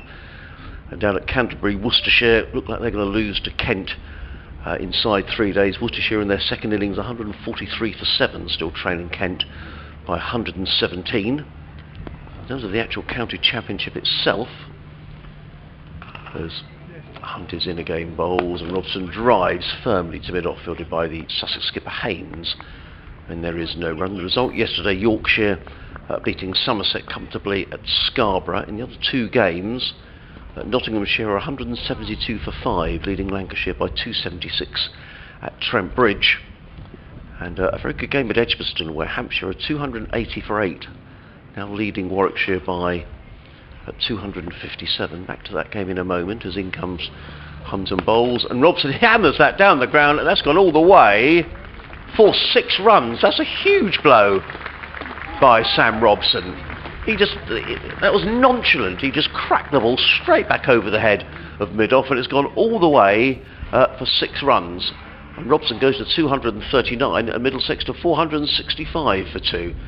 That was a super shot, and effortless as well. He's just seeing it so well, isn't he? I mean, consider that ball that came back in and went straight through him over the top of middle stump. Hunt very unlucky not to pick up the wicket of Robson. That one, it was just a bit of width actually. I think the width, he saw it early enough and decided, actually, I'm going to go straight down the ground with this, with the ball left arm over to the right hander outside the off stump. Got a lovely arc of it. Just lifted it, didn't he? 465 for 2. Hunt again into Robson, and Robson plays that one to point and picks up a comfortable single. Hunt's not happy that he's picked up a single, but there's a third man back and the fielder is on the point boundary as well, and it's another no ball. Yeah. Signalled by, that's not umpire Long at this end of the ground. Watts, isn't it? Umpire Watts. Just got to keep an eye on the partnership now. Chris Please see what an Eskenazi fell. Yeah, 71 the partnership now. It was 397. 71, of which White has 18. Hunt again, 468 for 2. In and bowls, and White forward and plays to mid-on, and there is no run. That game between Hampshire and Warwickshire, interesting in that there's a partnership for the 9th wicket there between Keith Parker, who's just a wonderful all-round cricketer. He's on 66, Brad Wheel on 29. And those two have added 78 for the 9th wicket for Hampshire. Hampshire very much in the race for the county championship. They're also into the final of the T20 at Edgbaston, where they will play Somerset in a couple of weeks' time, as in comes Hunt and bowls, and worked into the offside by White, but straight to short extra cover. They won't take a single to George Garton, who fields the ball. It is the end of the over, 468 for 2. Robson on 240. White is on 18. Sean Hunt, 20 overs, 2 maidens, 1 for 91. We have had this morning 16 overs in the first hour and a bit, so Sussex getting through their overs at a reasonable clip. And the next one of those is going to be bowled by Jack Carson, who's so far bowled 27 overs, 1 maiden, no wicket for 103. Morning to Stephen, Derek and Andrew on Twitter. Andrew says, another lovely day for batting. I'm enjoying the excellent multicam live stream as usual, though for some reason I keep wanting to rotate my monitor. That's when it goes side on the slope here at Hove, isn't it? Yeah, it's quite the view. I see that every time on the street. There it is, in fact, in front of us now, Adrian. It's quite the view, that slope to the side on, isn't it? Here's Carson running down it from the Cromwell Road end, and running to the pitch of the ball is Robson, who clips a single down to long on. And it is Robson, isn't it? Yeah, the scoreboard's got it as White. Let's see if they get the runs right, though. Where have they paused at the back end of last over, aren't they? So Robson moves to 241, I think that's correct.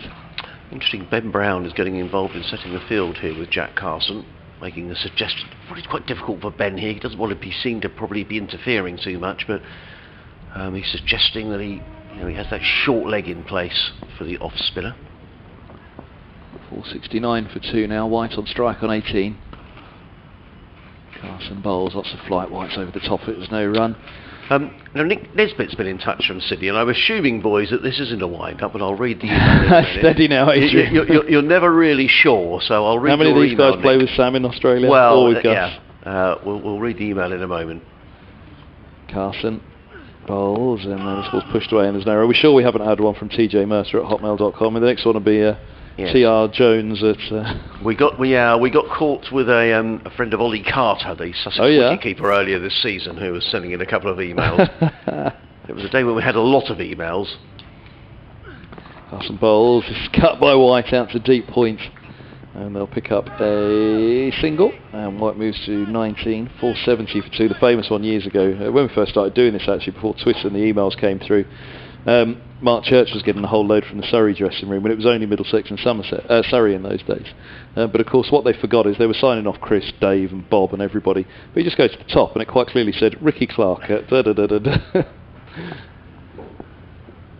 Carson's in, bowls, and this ball's eased away into the offside. No run, 470 for 2. Well, this one says, "Good day, boys. Loving the coverage from Sydney. Sam Robson's been batting lovely, very much like his old man Jungle when he played for Worcester Seconds in 1981.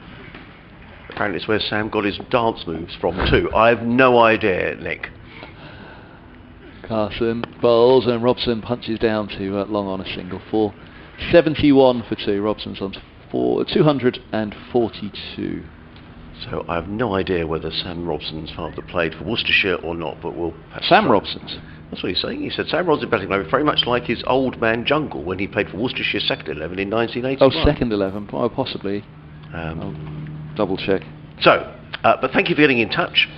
And Julian's been in touch as well. And he says no bowling points for Sussex, which is a very good point, having had 110 overs. It's not very often in the county championship that happens. It's a good point, Julian. Thank you. Sitting up there, assiduously watching the cricket from the upper tier and doffing. There's too many little bits going past. That's why I say I'm scribbling away, just trying to keep up with them all. There's too many ones that are just ticking past. But yeah, that's a good one. It's not often. 471 for 2. Update due to the listeners on BBC Radio Sussex in a couple of moments' time. But it's going to be Delray Rawlins who's coming into the attack. He's bowled 13 overs so far. 2 maidens, conceded 55 runs, hasn't taken a wicket. The only wicket takers are Henry Crocombe and Sean Hunt. And this partnership now between these two worth 74, and they've gone about their work in a very professional manner. They've kept just ticking the scoreboard along. No success for Sussex here this morning.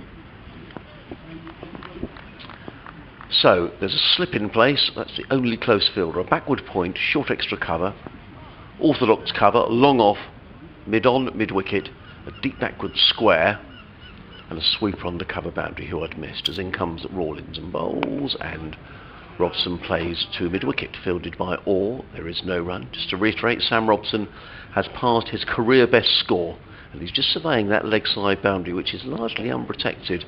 As in comes Rawlins, bowls, and clipped away by Robson, indeed onto that leg side. They've taken one, they'll think about 2, but isn't there because a good bit of fielding by Jack Carson, who's very quickly in, but Robson goes to 243.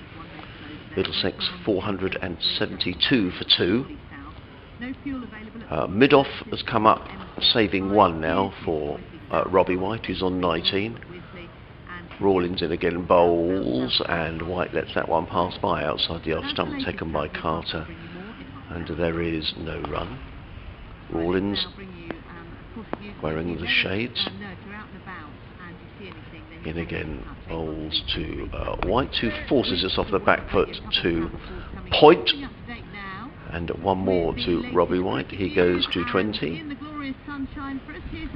Yes, thanks very much, Sarah. No joy for Sussex here this morning, as you say, in glorious sunshine at Hove.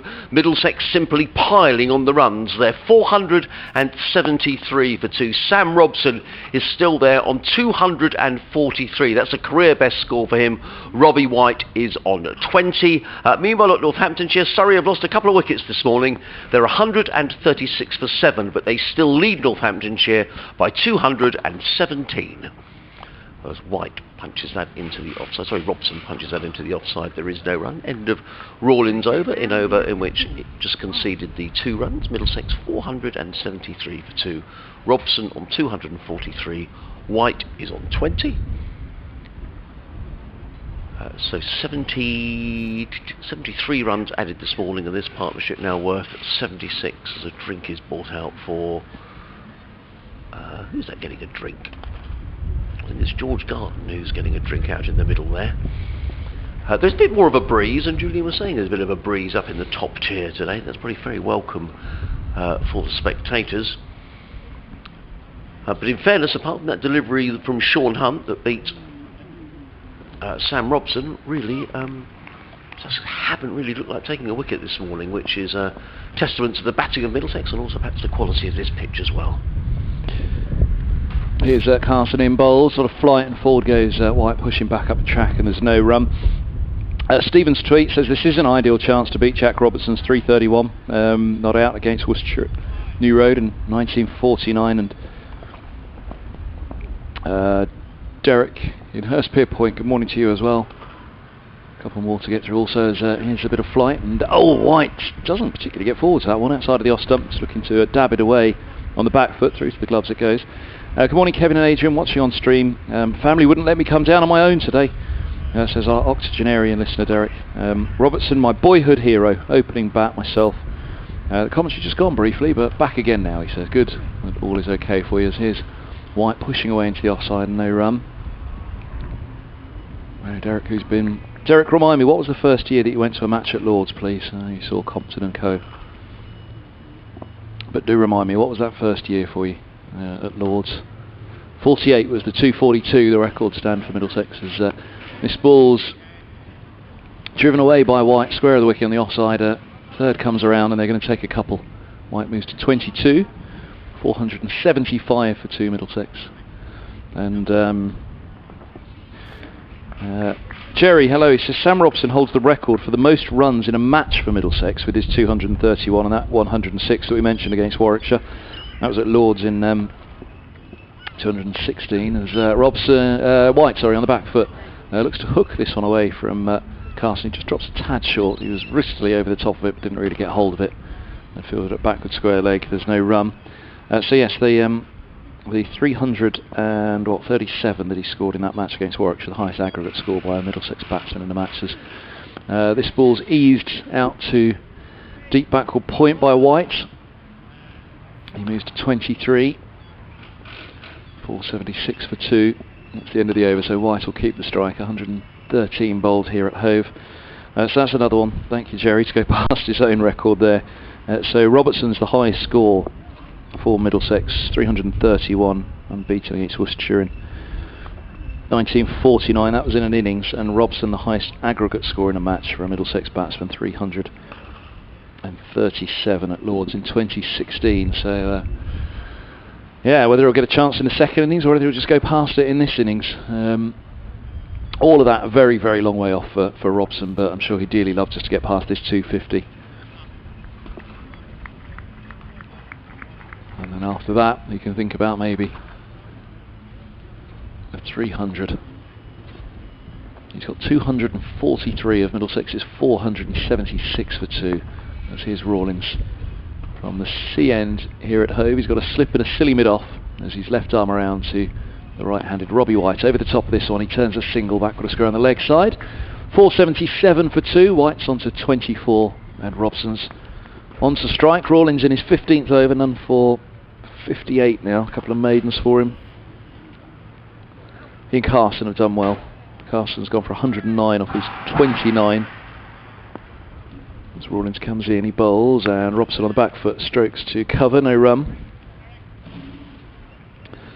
But yeah, crucial that the spinners have been able to give the quick some respite here at Hove on these opening couple of days as Rawlins in again, bowls, and this is run to backward point by Robson, no run, 477 for 2. Oh, we got 50 minutes to lunch. In September start times, remember, 10:30 start, so lunch at 12:30 is Rawlins bowls, and this ball's driven down to long off for a single by Robson. He moves to 244, 477 for 2. Thanks for the tweets, folks, at Kevin Hand BBC, at BBC Sussex Sport. If you want to get through. Martin on any potential declaration for Middlesex in a moment. This is Rawlins bowls, and White punches away to cover, no run. Hi Kevin, when do you think Middlesex should declare, given the flat track and less certain weather for day 4, says Martin? Well, I think all the way up to tea, keep them out there. They're going to be exhausted by tea time today, really, aren't they? As this ball's driven away out to deep cover for a single by White. Moves to 25. That was the end of the 114th over, so he keeps the strike. 479 for 2, and exhausted mentally and physically. Really, it'll really be a drain for them. To be in the field for this long, just 2 wickets going down, it'll drain them even more than a standard 114 overs, won't it? Yeah. Just what we were talking about yesterday a little bit. It'd be interesting to get people's thoughts on this. That Kevin was mentioning it's a 10:30 start. I don't quite understand why we don't start at 10:30 every day right through the championship. I just think there's so many occasions in the season when we could plan an extended day, and I also think you need lunchtime, but it's, I just think I like a 10:30 start, and actually this time of year when there's more dew around, you thought it'd be more bowler friendly anyway. But I just what people think is 11 o'clock a bit late. I tell you what, Middlesex players at Lords having to come to Lords for a home game to be there on deck for about 9:30, I guess. Comes Jack Carson, comes in and bowls to White, who plays that with the spin through short leg and picks up a single footed by Crocombe. He goes to 26, 480 for 2. Not many live in the close vicinity of St John's Wood, so I bet they wouldn't thank you for a 10:30 start all year round. No, and I take your point. You see the late finishes that we have sometime in the day really drags on. Yeah, sometimes it's 7 o'clock, and by then the grounds are virtually empty. People have got things to do. As in comes Carson and bowls, and played firmly by Robson. Back to Carson. There is no run. Robson on 244. Middlesex 480 for 2. What you're telling us is you get hangry. You suffer from hanger, don't you, Adrian? You need to get home a bit earlier for your tea. Yeah, I just like to get on with things in the morning. Really, in comes Carson and bowls, and chopped away by Robson down to third man. He's going to get a couple of runs, or is in hot pursuit. Good bit of fielding by Ali Orr. Gets in. Robson has to scurry back for the second. Actually, you were just getting a move. And now I'm going to hand the microphone to you because Sam Robson is now within 4 of 250. Yeah, he's faced 349 deliveries for his 246. Quite nice to get you 250 off your 350th ball, isn't it? So here's Carson to bowl to him. Robson checks the field, just the one slip in place, deep cover, long on, deep point. And Carson in, he bowls, he drops a little short. Robson looks to run him again, but this time straight into the ground and fielded at slip.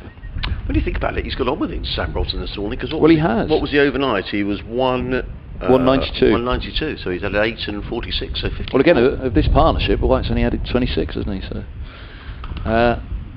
Carson bowls, down the track comes Robson, drives it straight back past Carson, just a single down to long on though. And he's on to 247, 483 for 2, 1 ball to come of the over. We're going to have to go back to batsman again, aren't we? You be White and I'll be Robson. Okay.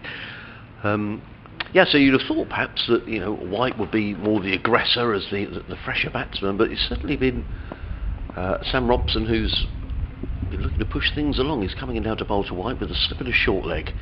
There's Jack Carson in and bowls, and White rocks back and plays that through backward point and picks up a single because Sean Hunt needs to trot in from the boundary to field. 1 more to White, who pinches the strike. He goes to 27, and Middlesex at the end of the over, 484 for 2. Here we go, all those stats we've been talking about. Our mate Derek in Hurstpier points. We were talking about the 1947 title win for Middlesex and the championship return, the 1948 record stand for Middlesex against any county, any wicket, 424. I asked Derek what his first game was for Middlesex. My first Middlesex game was against Gloucestershire in 1947, Robertson 126, Edrich 18, Compton 34, I recall, says Derek, who would have been here yesterday, but for what did he say? It was something to do with I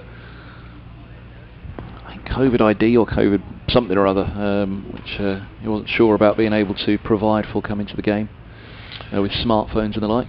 Here comes Rawlins, bowls to White, who works this to backward point, fielded by the eager Carson. No, I'm sorry, the eager Hudson Prentice. There is no run. What was that, 424? Was it at Lords? I'm going to ask Derek if he was there for it, or any of it. Rawlins in again, and White this time pushes this one past Hudson Prentice at backward point. They're going to come back for a second run. It's good placement by White, because Hudson Prentice needs to chase down towards the third man, and White comes back for 2. He goes to 29, Middlesex to 486 for 2.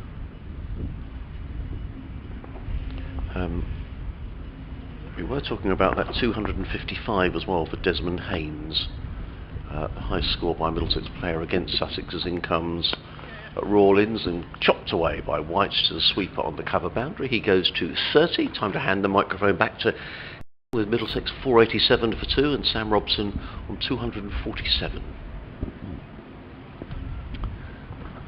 Oh, there we go, the void, well done. Here's Rawlins to Robson in the meantime. Rawlins bowls and Robson heaves him away into the onside. Is that going to be the first 6 of the innings to bring up his 250? No, it's 4. It's just short of the deep mid-wicket boundary. Robson moves to 251 from 352 deliveries. This is his highest first-class score for Sam Robson. Third time past 250. 251 off 352. 469 minutes. 34s, 1-6. Well, that 255 of Desmond Haynes now in sight for him, the high score by a Middlesex batsman against Sussex. Magnificent from Robson. Here's Rawlins, bowls to him again, and down the track he comes and pushes to cover, and there's no run. 491 for 2 now, Middlesex. Well, he's within 4 of that record set by Desmond Haynes. Rawlins from the sea end, he bowls, and Robson rocks back and pushes this one away into the offside to backward point. No run though. That's the end of the over. 116 bowls, so 251 Sam Robson, his highest score, which we already established at 231. He scored against Warwickshire, but now passing 250 for the first time. Middlesex nudging towards 500. So for Robson, 255. Haynes versus Sussex, high score by a Middlesex batsman against Sussex at Lords in 1990. Yeah, it was a 3-day game between the 11th and the 14th of August. Middlesex's first inning, Desmond Haynes on out 255 in a Middlesex total of 449 for 8. Rosebery made 22, Gatting 28, Ramprakash 28, Brown 2, Downton 3, Embury 14, Weeks 51, Williams 9, Tufnell 3, and 1 Ian Salisbury bowled 31 overs, 3 maidens, and took 3 for 115. The game was eventually drawn. In the second innings, interestingly, Desmond Haynes didn't bat. He was down to bat at 6. In comes Jack Carson to bowl to Robbie White, and White is back and plays into the offside, fielded by Alistair Orr, and there is no run. 491 for 2. So Middlesex have added this morning 91 runs in pretty rapid time, less than an hour and a half. Carson again, figures of 0 for 114 in and bowls, and White clips this one through mid-wicket, well fielded by Rawlins, who's a very fine fielder anywhere around the ground, and he prevents a single. Claps his hands, does Rawlins. The Void on Twitter was saying, I missed the first 15 minutes, you may have mentioned it already, but... Ooh. Carson in again, bowls, and White clips this one through mid-wicket. Rawlins can't do anything about that. Picks up a single as Ibrahim comes in from deep mid-wicket to field, which puts Robson back on strike within sight of that record. So, by his reckoning, he says if Robson gets to 280 in this innings, he'll go past 1,000 runs for the season, which nobody has done just yet. So I'm still Robson, because he's now in sight of Haynes' record, isn't he? He is. 5 to it'll be a fair old clip reel of this match, right, of every record that's gone by. Carson's right arm around the wicket to Robson, who sweeps. Oh, he gets an edge on that one, a top edge, and it goes past the keeper down the leg side, and this might be the Haynes record. Down to fine leg, no, they're just going to take 2. It holds up. Crocombe gets there. I wondered whether it would drift away down the slope. Runs it was, wasn't it? Yeah, 253 he's on to now. 494 for 2. He's certainly looking to put his foot down here, isn't he, Sam Robson? He's enjoying himself. He probably is not aware of Desmond Haynes' record against Sussex. No, I wonder will that get a ripple of applause from the crowd. All the others have as his. Robson down the track. Oh, he's skied it. Now, who's underneath it? He's going to go at mid-off. Tom Haynes. He's held it. Second or third attempt, he's held on Haynes, and Robson's head bowed as he skied that one. Did he even know about the Haynes record? I'm not so sure. He was just looking to motor, I think. He's gone for 253, Sam Robson, his highest first-class score. Part of that record stand yesterday for Middlesex, their opening wicket against Annie County with Mark Stoneman. 253 runs, 356 balls, 473 minutes. 34s and a 6 for Robson. So Haynes' record still stands at 255 against Sussex at Lords in 1990. But my goodness me, what an effort by Sam Robson. And all of Hove stand to appreciate a quite remarkable innings by Sam Robson as he makes his way over the boundary rope now and up towards those steps, which he won't go up, of course. He can't at the moment. That's for the home side only. But off he goes. Drops that helmet over there and gloves and wanders off with his bat. Well, amazing, absolutely amazing innings by Robson, and looking to step on the gas just short of the Haynes one, but all the others well ahead of Robson there. Stand then, but 250 up for the first time in his career, Sam Robson. Was he thinking about just powering towards the 300 himself? We did mention. But there were 1 or 2 this morning who were wondering whether Middlesex might just pull out before lunch. The way that Robson did start to go after it a little bit in the last couple of overs, you wonder that he was playing more high-risk shots than he'd played at any point in his entire innings. But 494 for 3 it is, and well bowled to Carson, he's the man who finally removes Robson. My goodness me, that would have been some drop at mid-off if he was put down, but it was at least second, possibly third attempts when he held on. It was up in the air a long time. I would say, first of all, well batted to Sam Robson. What a wonderful innings. But also, I'd like to say well done to the Sussex fielders, who at least 4 or 5 of them, led by Delray Rawlings, made a point of going over and congratulating Sam Robson, and I just like to see that. Why wouldn't you do it? But it seldom happens these days. So well done to those Sussex boys who went and said well batted. Carson's in, he bowls, and forward goes White, defending away into the offside. White's on 31. The new batsman for Middlesex is Max Holden, and there's the end of the over. And applause for Carson. That's nice from the Hove crowd. They've given him a good applause at the end of the over. A wicket taking over for him, and what a wicket as well to remove Robson at last. John has been in touch from Bexhill. Hello, John. He says, coming through loud and clear on the Sussex stream to the laptop in my garden. Excellent coverage. I remember them dark old days with a fixed camera either end of the strip or a wireless with continuous interruptions. I like the idea of the early start at 10:30. Slowly but slowly, things will change, I hope, says John. Oh, lovely to hear from you, John. If you want to join John in your comments, maybe about should we have 10:30 starts right through the season, well, drop us a note, sussexcricket@bbc.co.uk, or you can tweet us at BBC Sussex Sport or at Kevin Hand at BBC. We're going to get a change of bowling, the accompaniment of the drill in the background, which is extremely irritating, but it is going to be Hudson Prentice, who's bowled 24 overs, 1 maiden, taken no wicket for 76. Is going to bowl to the new batsman, who is Max Holden. Middlesex 494 for 3, and another half hour or so to go until lunch as Hudson Prentice on his way. 2 slips in place, bowls to Holden, who first ball he just plays with soft hands, straight back down in front of him. Hudson Prentice fields, and there is no run. I don't see an awful lot of respite here for Sussex. I think these Middlesex batsmen will be very keen to keep the impetus going, and certainly Robson this morning, he was 192 overnight. So he added 8 plus 53, 61 this morning. So he was certainly getting on with it. 1 big 6 straight down the ground off of Sean Hunt.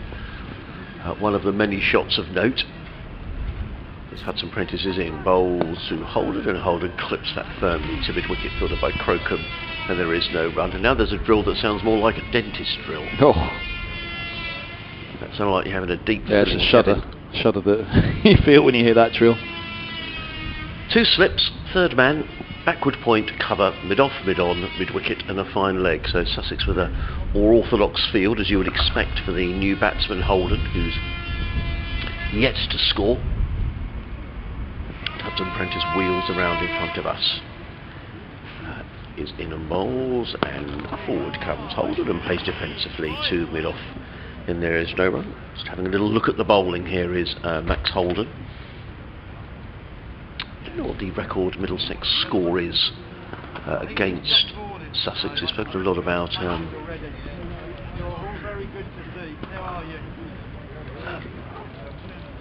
individual milestones. I'll look that one up in a moment.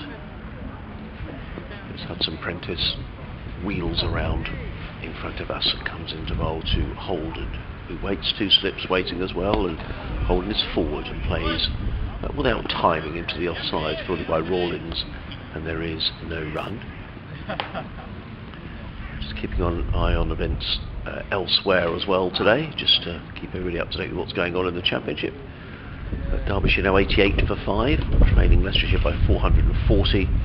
And Worcestershire on the verge of defeat at Canterbury, 169 for 9, still trailing Kent by 91. Kent with a very strong side out in that match. Some Prentice in again, bowls, and Holden forward again, and he's on his way. He just plays that to mid-off, fielded by Haynes. Holden on 1, Middlesex 495 for 3. Yeah, Kent's side for that game: Crawley, Cox, Denley, Leaning, Robinson, Stevens, Billings, Stuart Milnes, Gilchrist and Logan. So several of those players you would imagine will be playing in the T20 semi-final in a couple of weeks' time up at Edgbaston, notably Crawley, Cox, Denley, I'd imagine Leaning might, Robinson, Stevens. So strong Kent side out. Dan Whiting on Twitter says 250 for Robson. Sussex hasn't seen this much carnage since William the Conqueror and his chums got the ferry over in 1066. And comes Hudson Prentice bowls to White, who's pushing forward into the offside. There is no run. Good over from Hudson Prentice, who's bowled very tidily, just the 1 run conceded. Yeah, very good. 25 overs, 1 made, no wicket for 77. You're listening to live cricket on the BBC. BBC Radio Sussex, BBC Radio London. You may be watching via the Sussex live stream, via the Sussex website, wherever you're watching or listening from. A very good morning, going into the afternoon in a moment's time. The clock on the digital scoreboard is showing 11:59. Listening to myself, Adrian Harms, alongside Kevin Hand on the most glorious day at Hove. There really isn't a cloud in the sky. There was some a little earlier on, some higher cloud, but that's now gone as well. Uninterrupted sunshine, and Middlesex are making hay in the sun. They've lost 1 wicket today, the wicket of Sam Robson, a wonderful innings of 253, and I should think we're going to expect some fireworks from these Middlesex batsmen in the next hour or so. Carson's around the wicket, a silly point and a slip crouching down. He bowls to Holden, who turns to mid-wicket, no run, 1 from 6 for him. The Middlesex president sat in the deck chairs opposite us. I've just seen him tweeting Mike Selvey. There were 12 men sitting in deck chairs, as Morecambe and Wise used to have it, he says. He sat in one up there at the far end watching on, to the right of the sight screens as we look, as here's Carson bowls and forward goes Holden, pushing back. Dot ball, 495 for 3.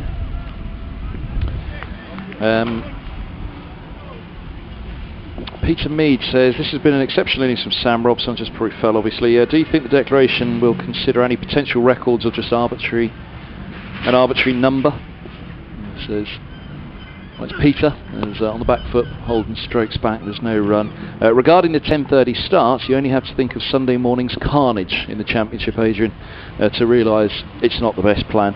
But your point is that, that's September 10:30 starts, June, July, August 10:30, maybe a little bit different. As forward goes Holden, pushing back again, 495 for 3. Maybe I don't know, April and May starting at 10:30 might not be the best. Just one stat, I'm not sure if you mentioned, the highest score for Middlesex against Sussex is 632 for 8 at Hove in 1937. On a flight from Carson, forward defence from Holden, and there's no run. 632 for 8. Oh, that might. In 1937. Well, it depends whether they're going after lunch or not. At Hove. And what year was it? Sorry, 1937. Yeah. Carson, Cromwell Road end, quicker ball, and Holden pushes to mid-off. No run once more, end of the 119th, 495 for 3. Stats courtesy of the excellent Sussex handbook. So lots and lots of information in there, and always very handy when you get towards records, and people like to know what records are inside and which have been broken, and certainly Sam Robson has. Well, if they do tee off at some point, a couple of 50s for any given Middlesex pair now would push them towards that record for Middlesex against Sussex. Yeah, I mean, you certainly feel, don't you, that with, you know, if the next 3 days were forecast to be like this, certainly tomorrow is good. They just keep going for a while. Yeah. I think they just keep going, but it must be having completely dominated the match so far. They won't want to be watching the rainfall on Thursday, if indeed that happens. Hudson Prentice comes in and bowls to White, who lets that go outside the off stump, taken by Carter, and there is no run. Certainly a good rate of scoring today so far. Middlesex have had it 95 in 8 plus 19, 27 overs. So they've been going along at about 4 and over throughout the innings. And that's still very much the case. 120 overs so far. Yeah, 4 and over gets 480. So they've kept that a fairly consistent pace. Hudson Prentice in again, bowls, that catches low, and White plays to backward point, there is no run. There's a slip and a third man. Backward points cover mid-off, mid-on, mid-wicket, a deep mid-wicket, and a fine leg. Our friend with the drill continues to drill vigorously. Hudson Prentice shares a joke with Tom Haynes, the Sussex skipper, who's fielding at mid-on. I'm going to turn that down a bit. Cool, they can joke now. Now Robson's gone. Yeah. Probably relief more than anything else, as Hudson Prentice is in and bowls, and forward comes White, plays to cover, fielded there by Garton. There is no run. Robbie White was 2 not out overnight. He's on 31. He's faced 73 balls. Hudson Prentice wanders back to his mark. I can see a cool box being brought down the steps of the pavilion. Maybe some drinks on their way for the Sussex fielders. Hudson Prentice in and bowls, and White runs that down to third man. They take him on. They'll be looking for 2 here, I'm sure. A good diving save way down in the distance by Daniel Ibrahim. Good sliding stop prevents the boundary, but he can't prevent White coming back for his 33rd run on Middlesex 497 for 3. Hudson Prentice in his 26th over, figures of 0 for 79, so he's done a good job. He's going at about 3 and over, Finn Hudson Prentice. And he turns literally down in front of us and runs away uphill and bowls, and again White works that one down towards third man, and they're going to think about 2 here, because Ibrahim has got a fair way to come in from third man. He gets in a good throw, but not before White came back for a second run. That was good running by White, because he was looking for the second run virtually as soon as he played the shot, and showing the virtue of running the first run fast. And he himself was running back to the danger end. He goes to 35. Middlesex to 499 for 3. And Hudson Prentice in again, bowls, that's a bouncer, and White has all the time in the world to duck underneath it. The ball goes through to Carter. End of the over, 499 for 3. Holden on 1, White on 35. Just a quick whisk around the other games.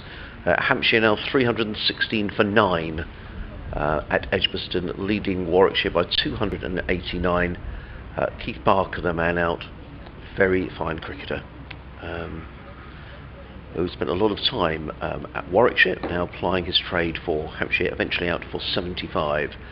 So that's going to be a good game of cricket over the next day or so at Edgbaston. In the other game in the First Division, Nottinghamshire extending their lead against Lancashire, 200 for 5, leading by 304. And Tom Moores in the runs for Nottinghamshire. He's 51 not out. Here's Carson around the wicket to Holden, 1 from 11 for him, 499 for 3. And Carson bowls, Holden's forward, pushing defensively into the onside. There's no run. What a knock, Sam Robson, right? Simon Whiteside must leave enough time to bowl Sussex out twice. 10:30 starts every match, a good idea in his opinion. Middlesex 100 plus opening partnership every game too, please, he says. Here he goes. Foolish delivery to Holden, pushing back, and there's no run. Derek Payne says all the big hitters to come. Middlesex could be looking near 650, he says. I'll come back to that in a moment. Lawrence Dawn says Middlesex top score against Sussex, as you said, 632 for 8 declared and 1937 at Hove, with 187 from Patsy Hendren.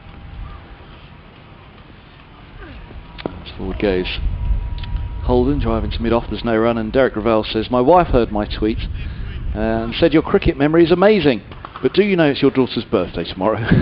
Don't forget that, Derek. Don't forget that. I'm just going to set you a quiz question in a minute. Oh.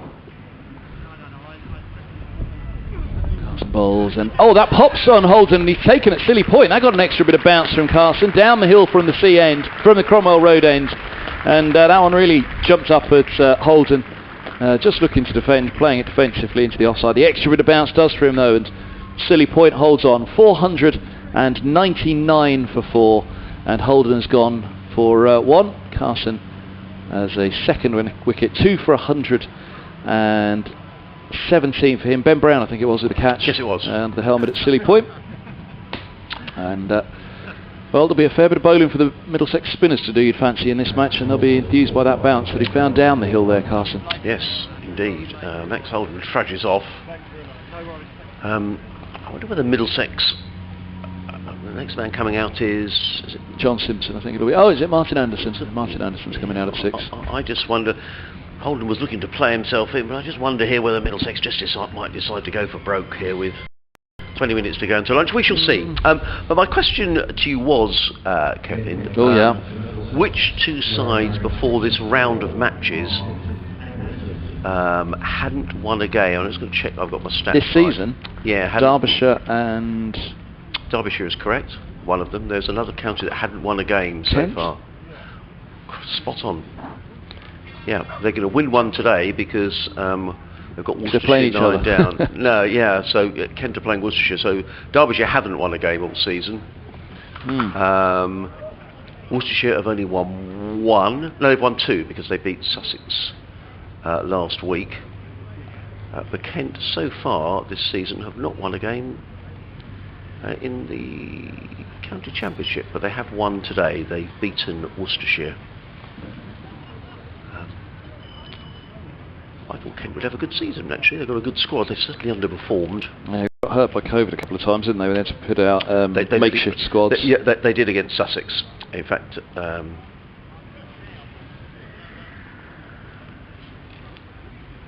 actually, I'm sorry, that's wrong, because Kent won last week, didn't they? So Derbyshire are the only side not to have won. It's just Kent last week.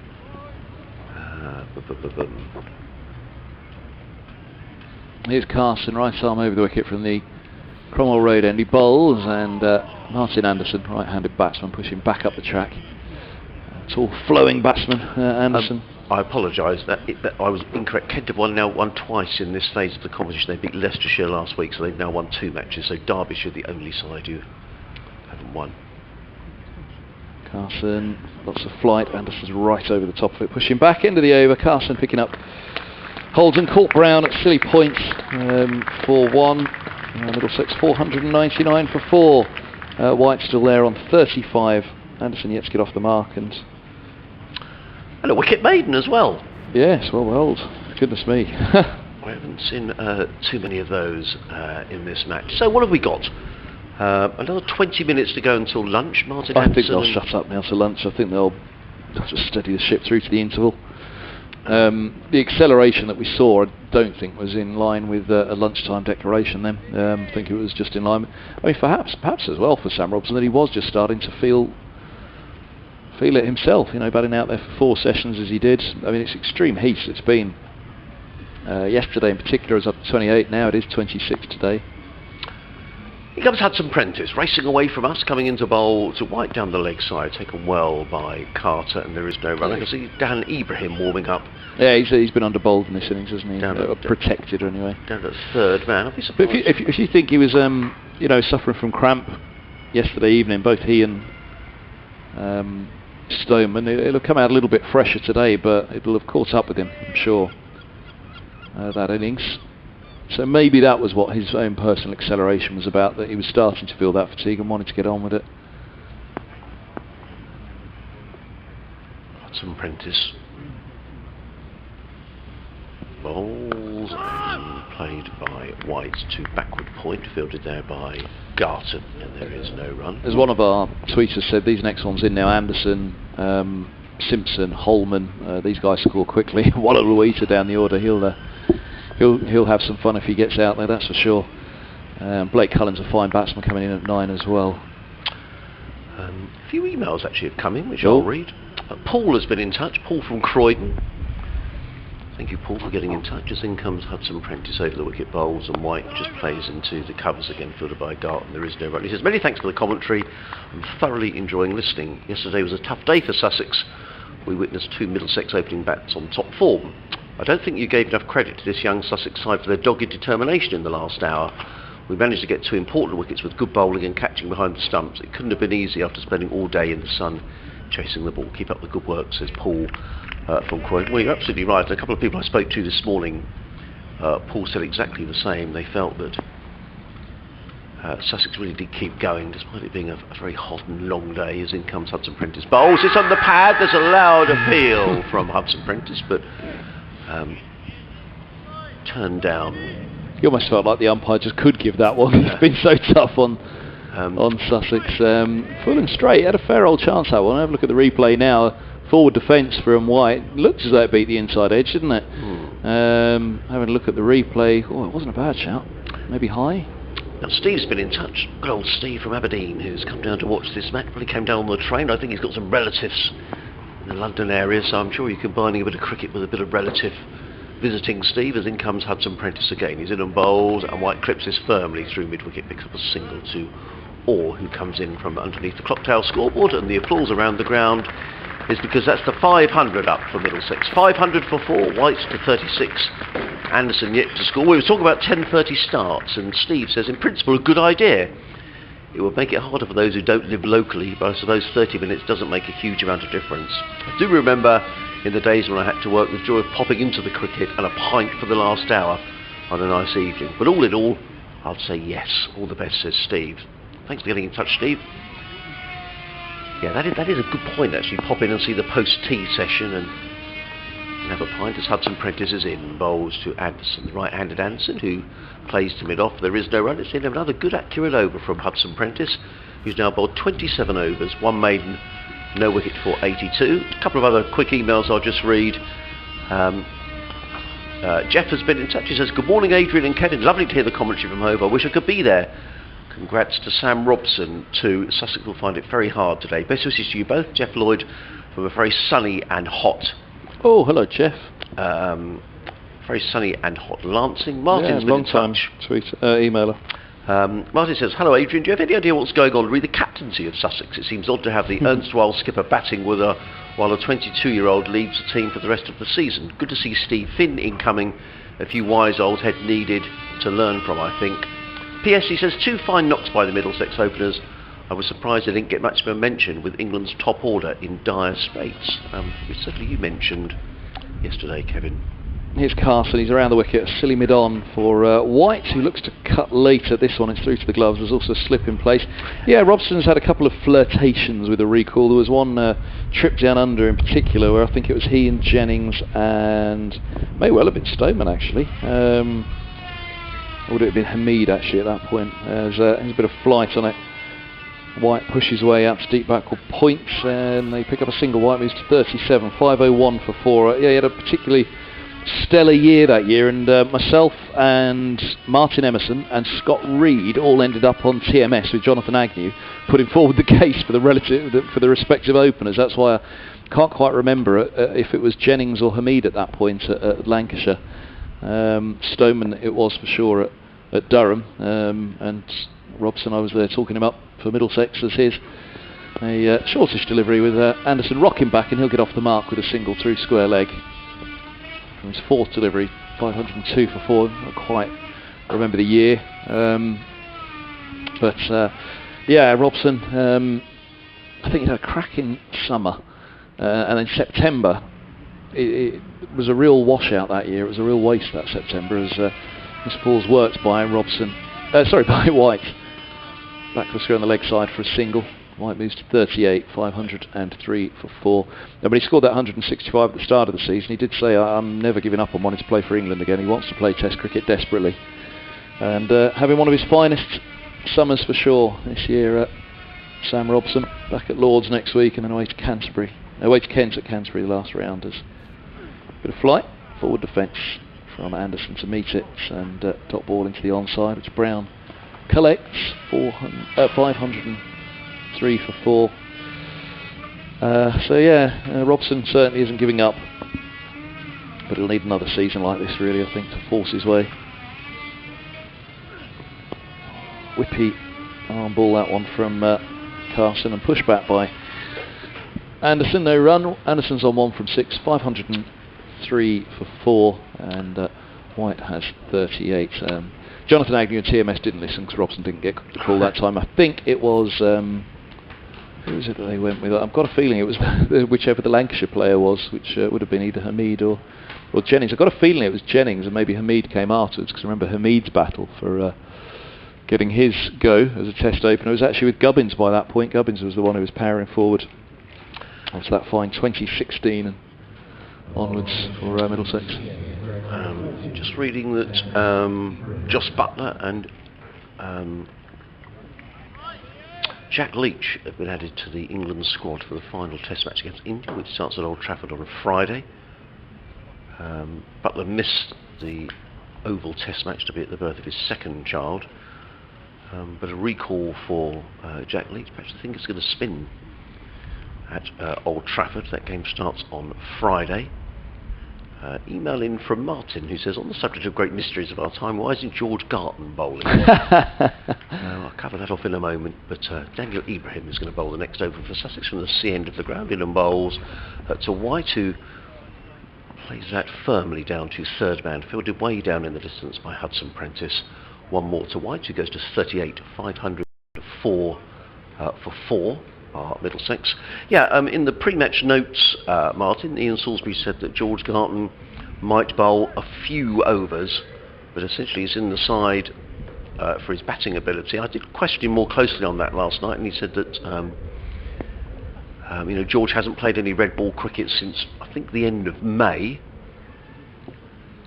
Ibrahim in and bowls, and Anderson plays to mid-wicket. There is no run. One side of the coin of that says, well, wouldn't be this a good opportunity to play some red ball cricket? The other side of the argument is that he will be a key member of the Sussex squad in the finals there at Edgbaston a week on Saturday. George has then got a contract over in the IPL, which recommences very soon. I think probably when the Indian players are back from the Test series. So he's not bowling in this match, whether you agree with that or not, as in comes Ibrahim and bowls, and played firmly to George Garton, who fields at extra cover, and there is no run. The total remains 504 for 4. Quite a breeze, actually. You can hear that in our effects microphone, which is probably very welcome for those spectators who are sitting in the full glare of the sun. I don't know what I think about that, really. I mean, he's fit enough to play in the game, George, but would you be better off bowling a few overs and getting yourself, just...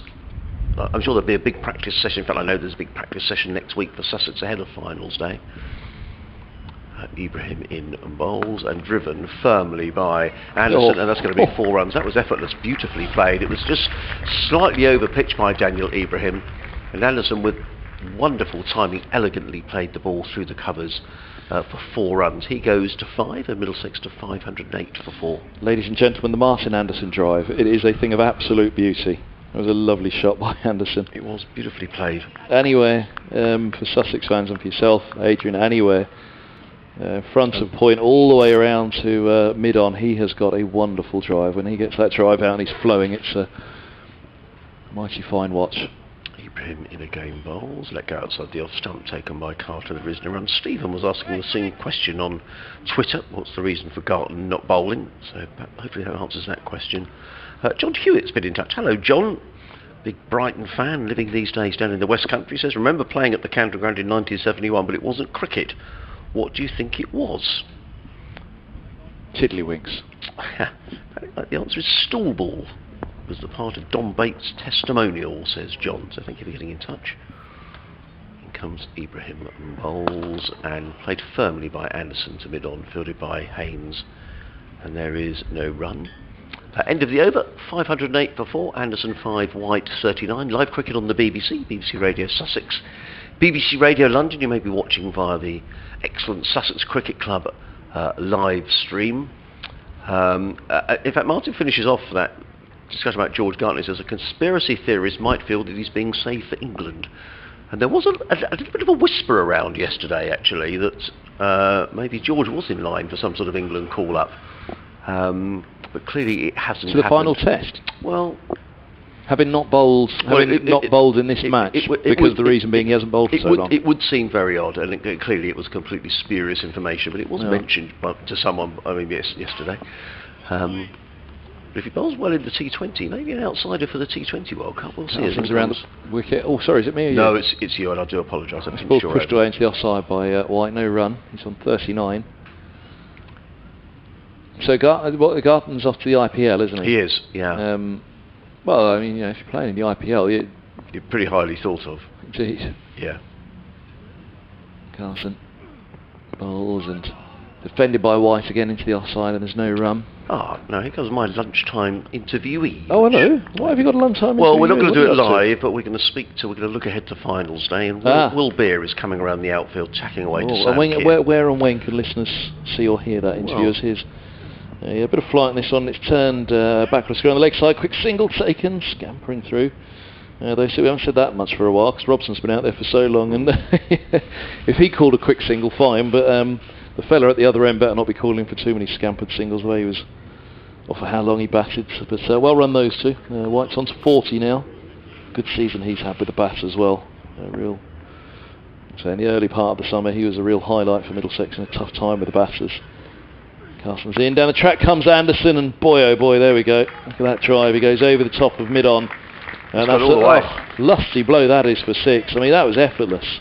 What a sweet pickup that was. I said to you the lovely driving ability he has, and driving aerially over mid-on and all the way over the boundary rope up towards that one of those two floodlights over there. 515 for 4. Anderson's on to 11 from 12. Another bit of England news is that that squad for the T20 World Cup, which is starting on the 17th of October, is going to be announced on Thursday. Carson to Anderson, solid defence into the offside, no run call. England will leave a decision over Ben Stokes' involvement as late as possible, says Chris Silverwood. Of course, Owen Morgan will be leading the side.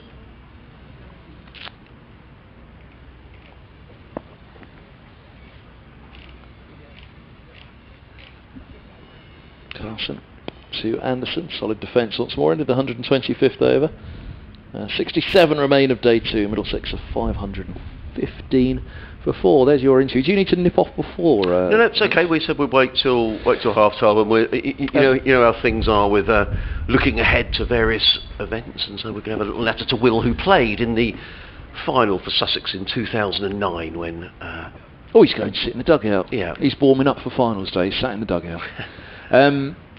Just mentioning the 632 for 8 declared, Lawrence had gone on to it as well, the highest score by Middlesex against Sussex. The highest score by Middlesex was 1923, 642 for 3 declared at Southampton. When was that? 1923, so 1937 was the highest against Sussex. Just to put a bit of perspective on it, I mean, they've passed 500 a gazillion times. Middlesex have passed 550 on 30 occasions. They've passed 600 on 13.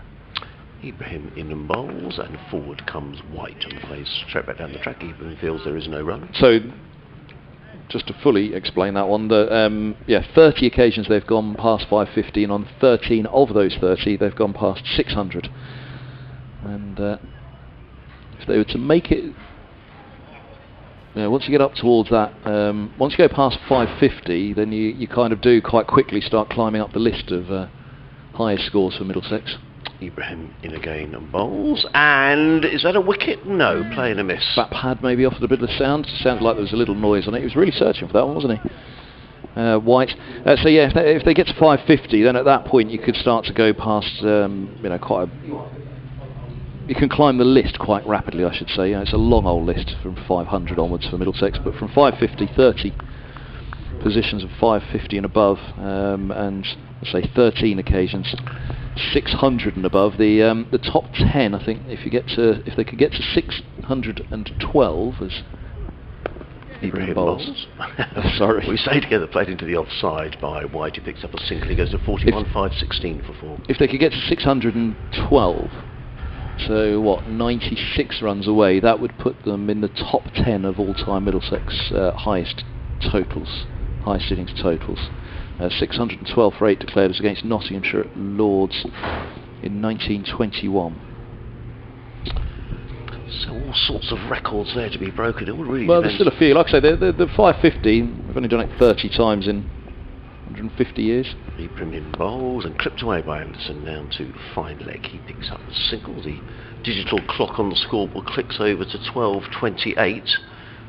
2 more balls left in this over, so I suspect we may get one more over in before lunch. And that's 632 against Sussex, is 5th on the list. So actually, having got to that, if they got to the 632, then really, the highest score against Sussex, they're only 10 away from the highest score against anybody. Ibrahim in the game bowls, let go outside the off stump by White, through to keeper Carter, and there is no run. Tamal Mills, I think that's Tamal making his way across the outfield at the far end of the ground. Probably done his gym work for the day. And he's wandering off at the far end of the ground. Ibrahim. The clock now says 12, well, still says 12:28, so I think we're definitely going to get another over in before lunch, an over of spin. That's from Casters. Ibrahim is in and bowls, and White is forward, plays into the offside. There is no run. The clock now says 12:29, but umpire Long is wandering in, and I think Delray Rawlings was just making the point there to Tom Haynes. We're going to have to bowl another over now, which indeed Sussex are. So, Middlesex 5-17 for 4, Anderson on 12, White on 41. And I'm sure regular Middlesex listeners will know exactly where I'm going to go with this one. I have indeed commentated on one of the occasions that Middlesex went past 600, and it was not a pleasant experience at all. 600 for 4 declared at Somerset in 2007. It was one of the most wretched games I ever commentated on. Right. Because Somerset scored...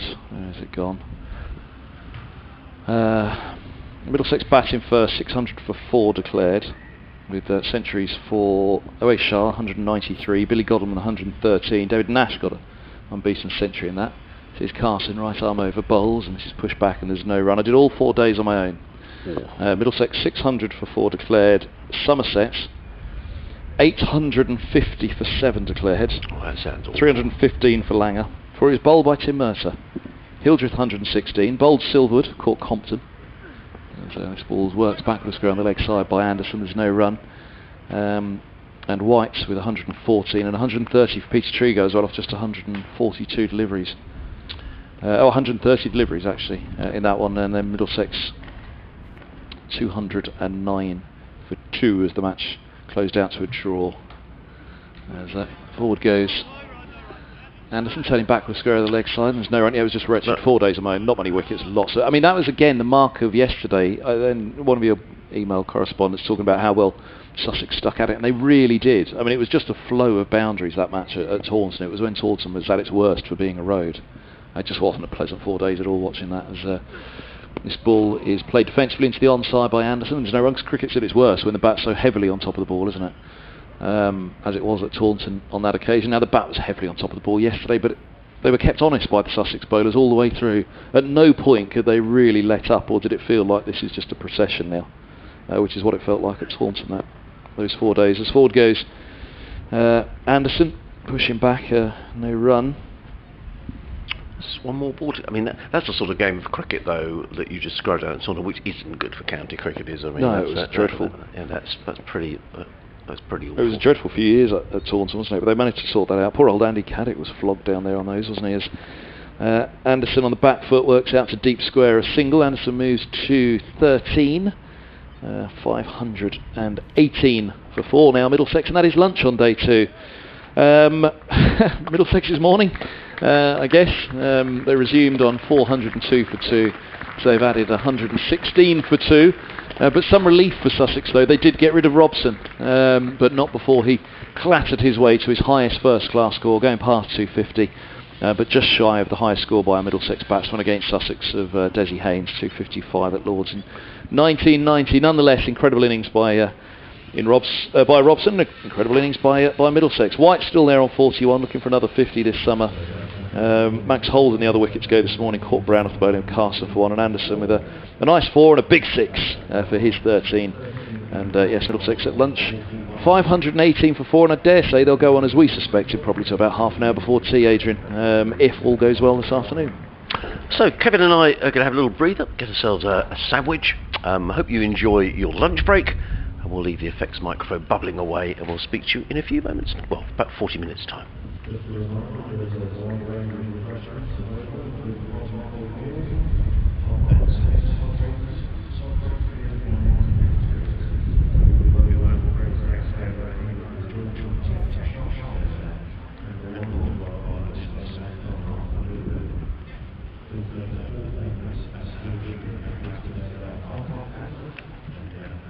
Hello.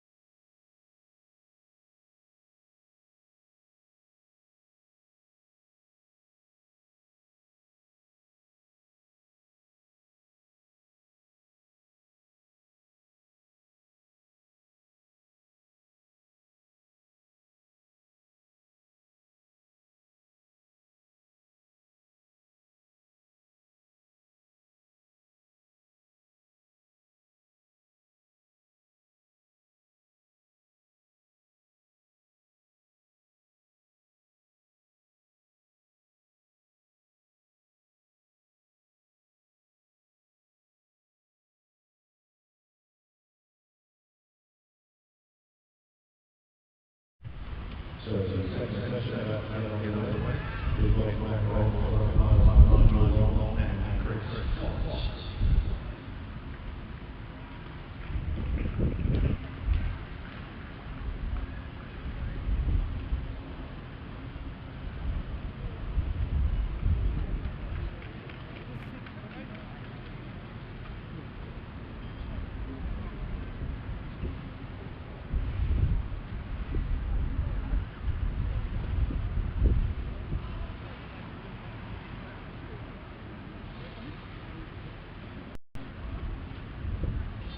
Sussex next to field there by Tom Hank. And Middlesex batsman to James Martin Anderson on 46 not out. And Robbie Rice on 41 not out.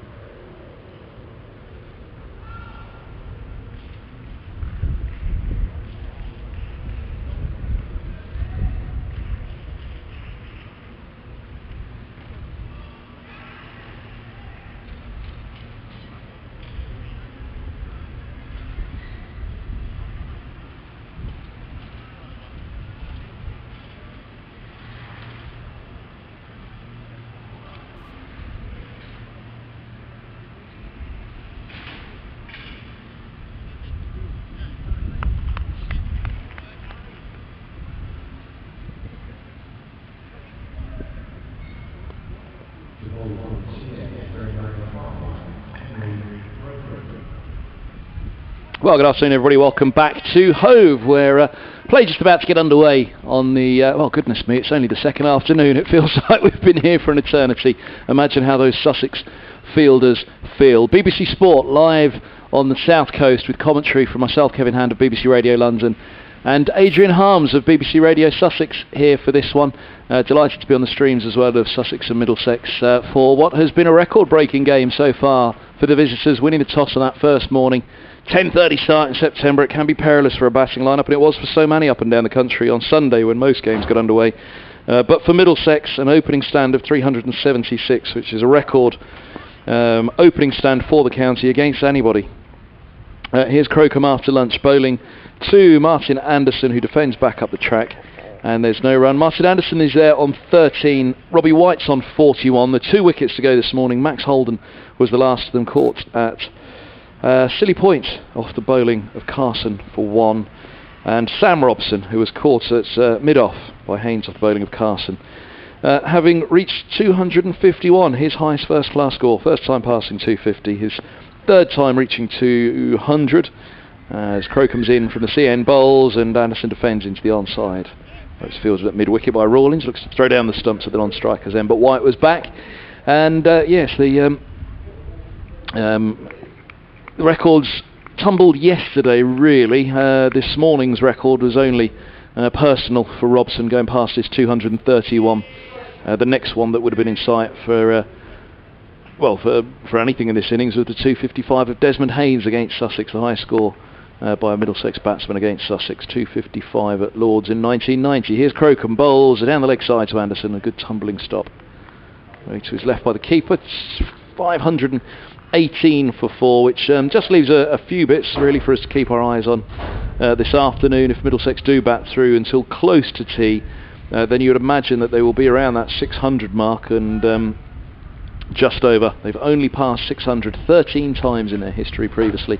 They've only passed 550 30 times, and a little more on those in a moment, as here comes Crocombe up to the stumps. He bowls full onto the pads, but going down the leg side, attempted clip down to the long leg or backward a square by Anderson, deflects away off the boot into the offside. Yeah, the highest score, if they do get to 600, then they'd have to think about a couple of things would be in sight. The 632 for 8 were declared at Hove in 1937, the highest by Middlesex against Sussex. As this ball's onto the pads of Anderson again, trickles away towards the square leg umpire. Rawlins comes around, throws at the bat of the grounded bat of White at the non-strikers end, an apology from Rawlins, which White acknowledges. And yes, they get 632, their highest against Sussex, then they'd only be 10 shy of the highest all-time score by Middlesex County Cricket Club, 642. The highest for anybody against Sussex, we just looked up as well quickly. I think Adrian went through it this morning. It's over 700 though, so that's a long, long way off. Crocom's in, bowls, and this is clipped by Anderson. He still doesn't get it away into the onside. He's clipped it straight to Rawlins, no run. And 518 for 4 it is at the end of the first over after lunch on day 2. Again, it feels as though, well, could be the third afternoon this, certainly easily the second evening. It does feel like we've been here for a long, long while. This game's very well advanced in terms of Middlesex's number of runs on the board. 518 runs in the match so far in 4 sessions, which pretty good going by the visitors. Maximum batting points brought up inside the first day, and very nearly brought up by the opening pair with that 376. That would have been nice, though, I think. Again, a few of the old romantics around the game, including myself. It's a little bit nice that Compton and Edgerich still stand as the highest, and a little bit nice that Haynes still stands as the highest against Sussex, but not to take away anything at all from what Stoneman and Robson have achieved. It is a depleted Sussex attack, but it's one that has admirably stuck to its task and has never, at any stage in this innings, let Middlesex batter them out of sight, apart from really Adrian. Welcome back after lunch. That first 15 overs, and they were going at 6 and over, and it was a bit of a shock to us all as they went with an aggressive straight and full line, understandably, but it was met by some ferocity by the opening pair.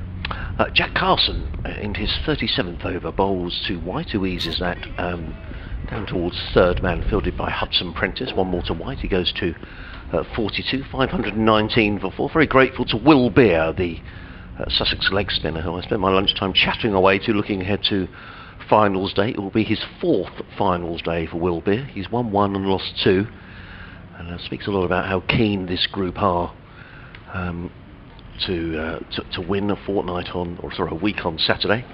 And many congratulations to Will and his wife Taylor, and to the Beer family for the arrival of their baby daughter a couple of weeks ago. Many congratulations as Carson bowls, clipped by Anderson to square leg, and there is no run. And Will looked a very happy dad, so just to reiterate, many congratulations from everybody here on BBC Radio Sussex. Jack Carson around the wicket in and bowls, and Anderson works that to mid-wicket. There's a very rare misfield by Delray Rawlins, which is actually just going to cost the 1 run. They thought about coming back for the second, but Anderson goes to 14, the total 520 for 4, and we'll play snippets of that Will Beer interview throughout the week and leading up to the big day a week on Saturday at Edgbaston. Carson around the wicket, bowls and forward is White and plays straight down the track, and fielded by Ben Brown, who's fielding at mid-on, and he says to keeper Carter, don't worry, I'll field that. Ben Brown had picked up a catch earlier on today, but not with the wicket-keeping gloves. He was fielding at slinging off when he caught Max Holden, as in comes Carson again, short and pulled, or attempted pull by White, and there was a cry of catch it, and I think that did get an edge, and it sort of went over keeper Carter, but not as far as Hudson Prentice at first slip, so it wasn't a drop or a chance, but a miscued pull shot from Robbie White. Carson again in and bowls, and this time whipped around the corner to backward square leg, fielded by Henry Crocombe. There is no run. End of the over, 520 for 4. Anderson on 14, White on 42. Beautiful day here at Hove, not a cloud in the sky. What's going on there? Someone sounded very unhappy, but Middlesex piling on the runs, and we'll just have to see how many they think they need. Yeah, want. Time comes into it a little bit. We all fancy about half an hour, 20 minutes before tea today. So what can they score in an hour and a half, basically? You'd have thought they go on any longer than that. Again, with White there, he'll be a wonderful anchor for this innings. As Crocombe will bowl now to Anderson, 14 from 29. Crocombe's in bowls, and Anderson works off the hip to mid-wicket, and there's no run. Between Anderson, Simpson, Holman, Wallaluita, Cullen managed to get a couple of lusty blows away in the 100, and I'm sure he'll look forward to batting on this. He'll very much look forward to bowling on it, I think, despite the 520 for 4. That little bit of inconsistent bounce that we've seen on occasions, that he of all of the bowlers, I think, in this match will be the one that might be able to extract the most out of it. As here's a full of length ball, which is driven away nicely by Anderson. Again, put into the Anderson slot and driving anywhere through point around to mid-on. It's a meat or drink for Anderson, really. And he's on to 18 from 31. A second sumptuous cover drive from him. That one was effortless, it really was, just leaned into it. And a big 6 down the ground as well over mid-on. 524 for 4 Middlesex, so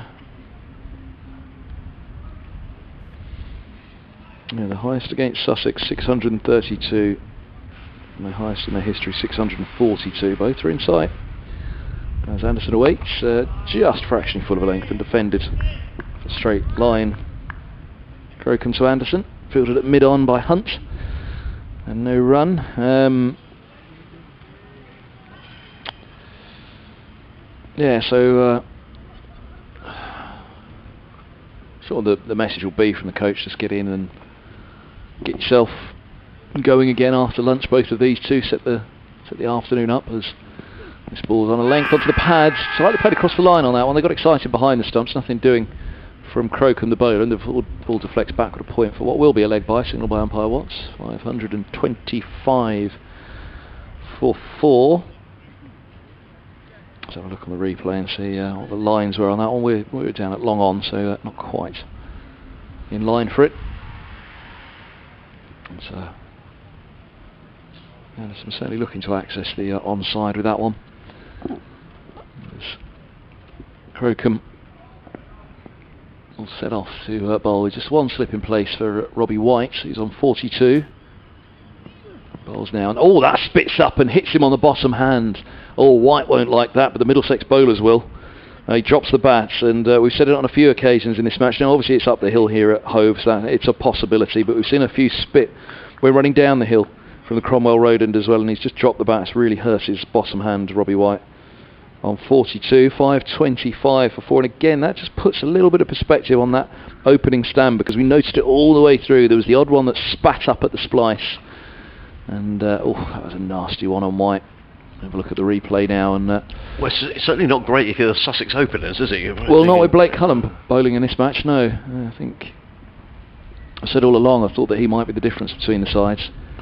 That Anderson LBW was going a long way down the leg side, but they appealed behind the stumps as Crocombe is in and doesn't release. Oh no, gee, it released. It went straight up in the air and it landed by the stumps at the non-striker's end. It was a little bit like the throwdowns that or the practices that they do when a bowler's at the top of his mark and practices to mid-on, and they go fully through the action, but they release it at probably about at about 10 p.m. and it goes flying up in the air, and it's taken by mid-on. So it was one of those. He released it very early. And it went very high as well. Well, it did. It flew up in the air. He released it about 9-10 o'clock rather than midnight, didn't he? As he's in now, bowls, and this ball's eased away into the offside, or noon for that matter. This is eased away to cover. 525 for 4, and that was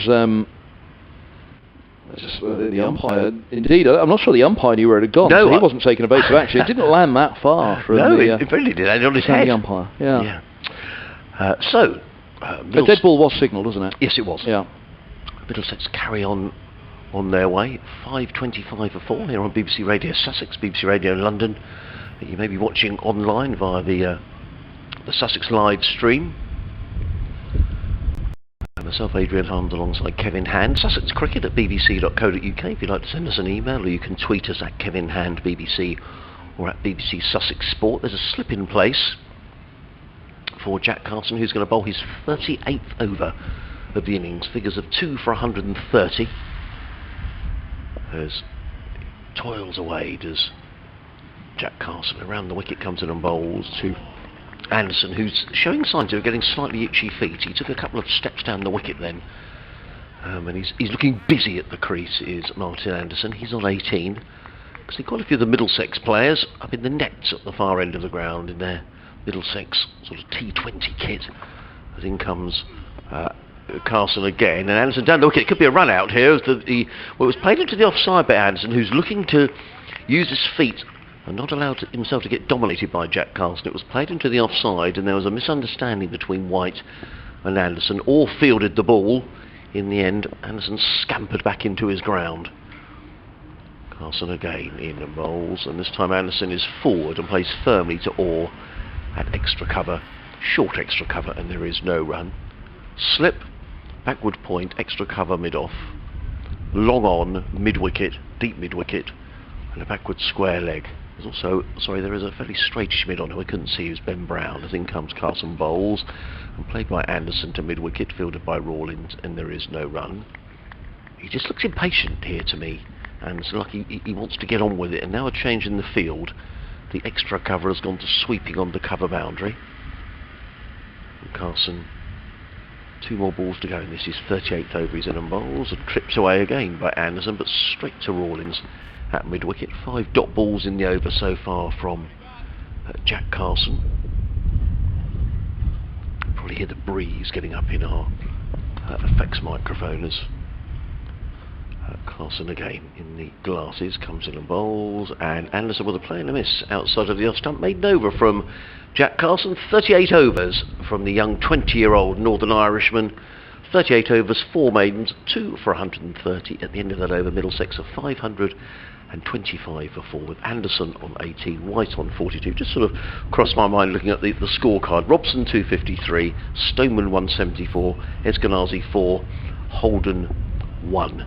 So those two rather feel they missed out. But Sam Robson, that 253, wonderful effort from him.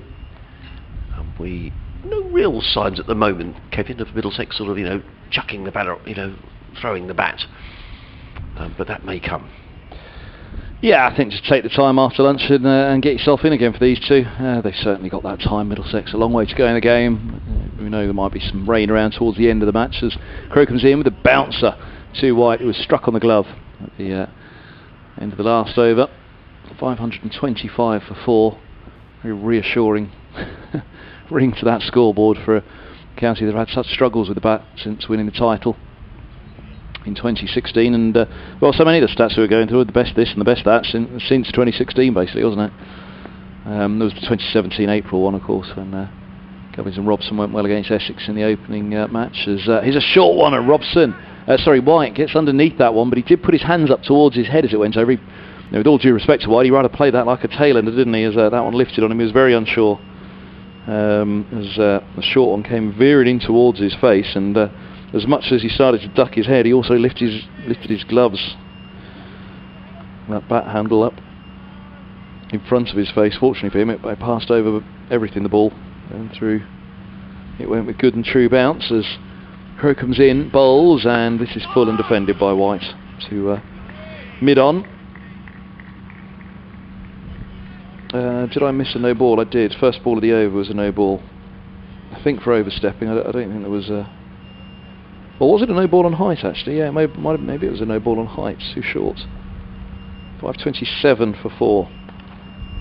It is then. 35 extras. We were keeping count on that at one point when Robson and Stoneman were going well, and thinking the extras aren't too bad as it's onto the pads of White and trickles away down the leg side. Keepers want to come around and collect. We're in the 132nd over of the innings, tiring this for Sussex on a warm day. What is the temperature hit now? 27, so it might just make the 28 of yesterday as well.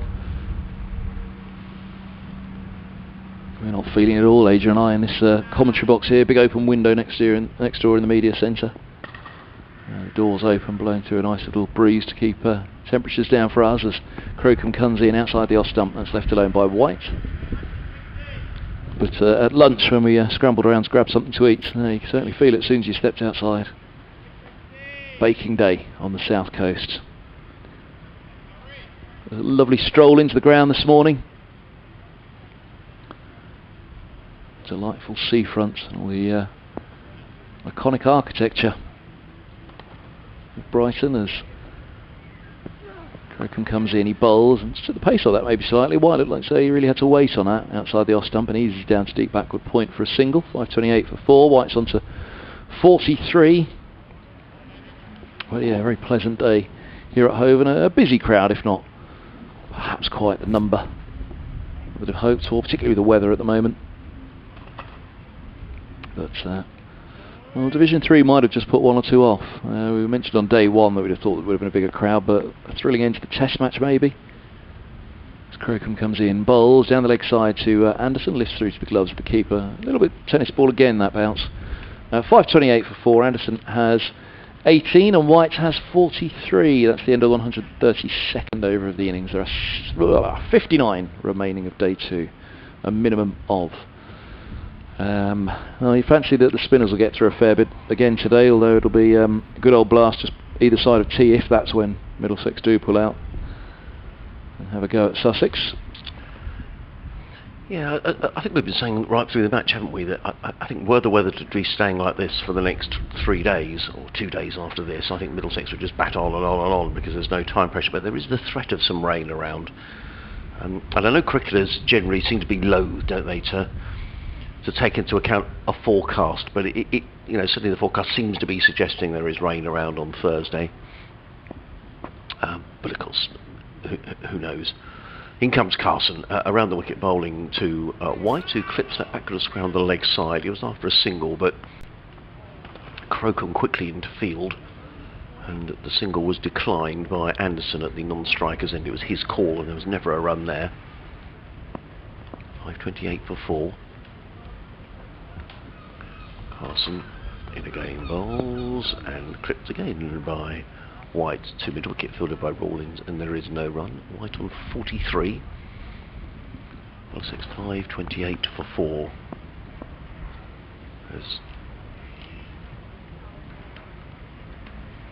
in again comes Carson, around the wicket, bowls, and driven by White. This time he will pick up a single just through the extra cover gap because the sweeper was on the extra cover boundary.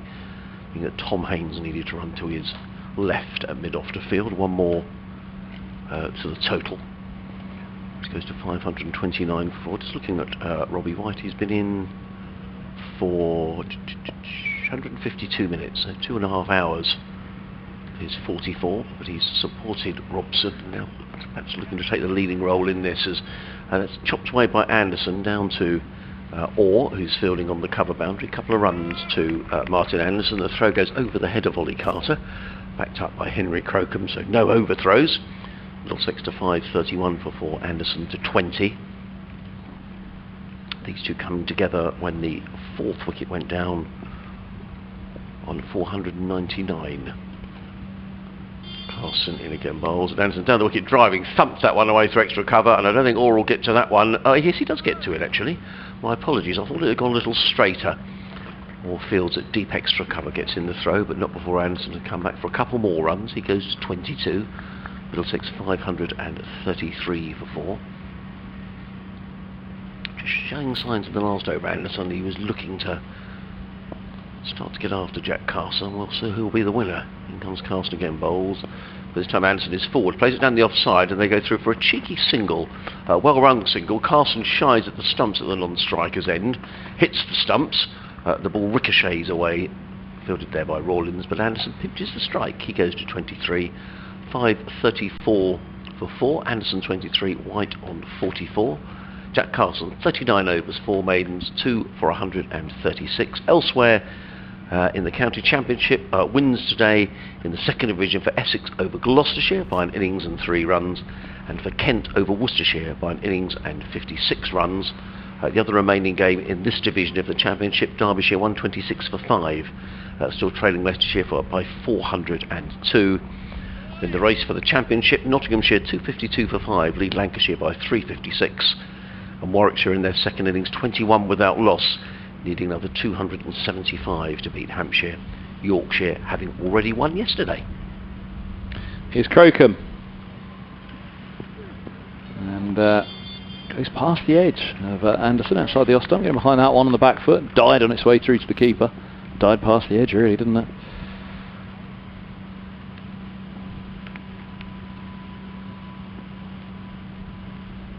If you want to get in contact with us, it's at Kevin Hand BBC, at BBC Sussex Sports. Get through to Adrian Harms. Commentary here for BBC Sports from the 2 local radio stations, BBC Radio London, BBC Radio Sussex. Anderson awaits on 23. And Crocombe's in, bowls, and Anderson swishes at that one. Has he gone? Crocombe goes up, Anderson inquires as to whether it carried. He waits. Not out is the call. It did not carry. It was an edge and it did not carry. And again, I think for Middlesex, this is going to be... Well, that makes the point. That illustrates the point we've been making, Adrian, that the bounce has been a little bit up and down on this one, hasn't it? Anderson, he looked at the square leg umpire. I think the decision was reached pretty quickly that didn't carry. Crocombe had gone through with one hand in the air celebrating. 5:34 for 4 it remains. Just looking at he was convinced the Crocombe, replay now. Well, I think he edged it, but yeah, it clearly didn't carry. You see it bounce through to the gloves as Anderson defends on the back foot. 5:34 for 4, and he'd beaten him the ball before with the one that didn't carry. This was a back foot slash, wasn't it? Means a punch through the offside. Mentioned strengths and weaknesses liking the drive, including off the back foot. Anderson, that one going on that wasn't particularly there. I'm just going to look at the ball, second ball of the over that died past the edge of the bat on beating him through to the keeper. We do know that was the third ball. This ball's driven away through the covers by Anderson. There is a sweeper set back now, so it'll just be 2. Anderson moves to 25 from 47. 536 for 4.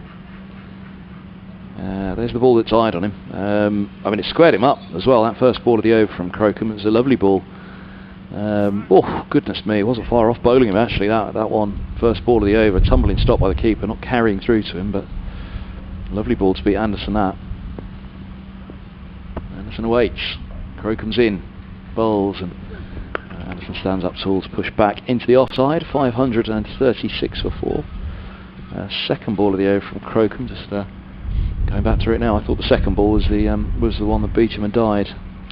Long email in from Andy Thwaites. Andy, thanks for getting in touch. Sussex Cricket at bbc.co.uk, which I'll read sort of during the next over. I'll come to it. No, what I hadn't realised was it was the second ball that actually was the edge that didn't carry us. Here's Crocombe bowls, and Anderson drives only as far as mid-off. That lovely big face of the bat that he gets through on the drive. That is the end of the over. Hand sanitizer break coming up, so we've had 20 minutes already after lunch. Well, indeed more, 25 minutes. So 536 for 4 is the score. Anderson has 25. White will have strike on 44. So Andy says, hi, thanks for the continued coverage of Sussex's 4-day efforts. As a Sussex fan of some years, I've not known a Sussex Championship side that has known this little success over an extended period of time since I was very young. I accept there's a non-test venue we're likely to struggle to compete, and perhaps the glory days of the early noughties are long since gone. But is there a reason that we're seemingly now not able to compete with counties of a similar size? Since finishing 3rd in Division 2 of the Championship in 2018, we have finished 6th in Division 2 in 2019 and have only won 2 4-day matches since then by my reckoning. An average of 1 4-day win a season is worrying, I would say. I'm all for blooding young players and have been encouraged by the performances of most of the young lads coming through, but I don't feel they are being helped with the complete lack of experience around them. There must come a point when their confidence will be knocked by constantly losing. Is this the best way for them to learn the game? I can think of several experienced campaigners that have been allowed to leave in the last few seasons, along with those that are just not considered for Championship cricket. Would a more considered approach to giving younger players a chance be to play them alongside experienced pros? Let's face it, we look more likely to lose this game by an innings already and seem destined for another wooden spoon this summer. How many more seasons of this do we have to endure? Question mark. For an increasingly frustrated Sussex member. He says thanks for the coverage. That's Andy. As in comes Carson and bowls and played by White into the offside, fielded by Hudson Prentice in it round from slip to field. Thank you for your email, Andy. Lots of points in there. Sussex supporters, what do you think? Do you agree with what Andy is saying? Does Sussex need a bit more experience around this group? Carson in and bowls and clipped away by White to mid-wicket, and there is no run, but a very well-reasoned email, Andy, whether you agree with it or not. Sussex supporters, thank you very much, and thank you for getting in touch. Much appreciated. Jack Carson, figures of 2 for 136, is in on bowls, and forward comes White. He's going to get runs in. No, he's not. A good bit of fielding by Hunt at backward point. Prevents a single, and there is no run. If I may, from an external, because it's always a bit easier, isn't it, to look from the other side. We kind of looked at what the Middlesex side would look like next year. We half touched on the Sussex side, didn't we, of what you think the 11 might look like. Carson in the bowls and cut away by White through the covers. Now this is going to be more than a single. Orr's got a race around the boundary. Gets the ball very quickly, does Alistair Orr, and gets in the throw, but not before White comes back for his 46th run, and Middlesex to 538 for 4. All Haynes, Brown and Rawlings. Yes, I mean, just break off as Carson's going to come around the wicket to the right-handed White. He's in at Moles and played by White onto the onside, and there is no run. One of the questions I asked yesterday of Ian Salisbury as to why Ben Brown wasn't wicket-keeping in this game. And Ian's said that because Ben's batting at 3, they feel sort of you're batting 3, keeping wicket. And here comes Carson again, bowls, and that's shorter, pulled away, and that's going to be 4 runs. No point chasing that from Henry Crocombe.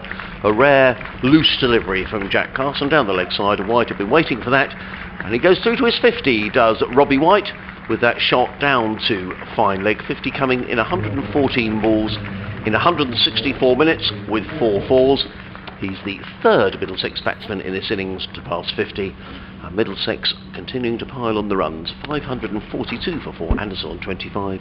White on 50. Jack Carson 40 overs, 4 maidens, 2 for 142. And off the back of his maiden first-class ton last week, that's also now his 5th 50 of the summer. For Robbie White, well batted him.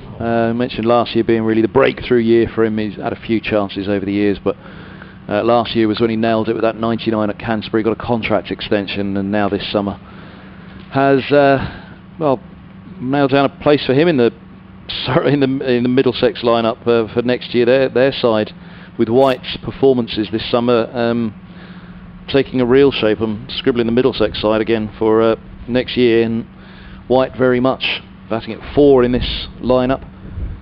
He will really have nailed down a place for himself at number 5 if Hanscom comes back at 4 with Stoneman, Robson and Eskenazi the top 3. Here's Hunt around the wicket from the C end. He bowls, and forward goes Anderson defending. No run, so Hunt 1 for 91 from 20, replacing Crocombe. I think the question mark for Middlesex at next year will be who will go at, yes.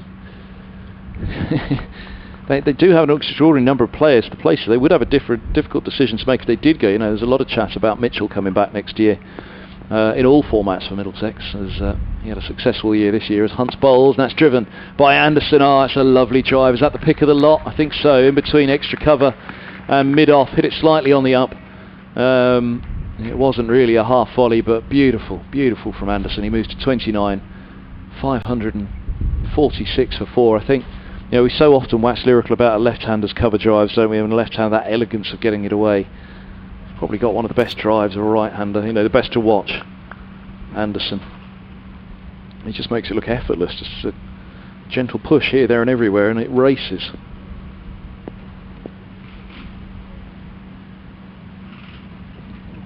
Hunts in, bowls, and there it goes again. Is mid-off going to get a hand to it? No. He's not, and it's gone for 4 more. Well, I think the one before was more attractive. This one was a little bit more forced, wasn't it? But nonetheless, it was a lovely shot. Didn't take away from the shot at all, just in terms of the aesthetics of it. Yeah. Anderson moves to 33. 550 up for Middlesex, 550 for 4. And Adrian, that's the 31st time in the history of Middlesex County Cricket Club, unless I'm very much mistaken, that they've reached 550. Well done. It's a bit sorry for Henry Crocombe there, because he put in a good dive, and wasn't his fault. He did well to get anywhere near the ball, I think. But another bout, I think he's hurt his elbow or something. He's bending down. It's Henry. And the wicket comes Hunt, and a solid forward defence from Anderson, and there's no run. I think, Andy, in terms of the younger Sussex players who have impressed me in this season, despite the results not being what Sussex would have hoped to, I think will start next season. You have to be impressed with Alistair Orr at the top of the season. I've seen at the top of the order. I've seen him bat quite a bit this season. He looks to have good temperament, and for an opening batsman, he leads the ball well as well. So I think Alistair Orr is definitely a find for Sussex. Hunt to White, stands up to this one and pushes to cover. No run. To Anderson. No run. So I think he's a young player, and if you think of Sussex for next season, if you've got an opening partnership of Haynes and Orr, I think that's a solid opening partnership. The other young players who have come through this season, who we hadn't seen before, Daniel Ibrahim, I think, looks an outstanding prospect. Hunt to White. He works off the back foot through square leg, and working with the angle from left arm around of Hunt, he picks up a single. Sorry, I said White again, my apologies, it's Anderson. He moves to 34, 551 for 4. Keeps the strikes at the end of the over. Well, I think we tend to forget as well that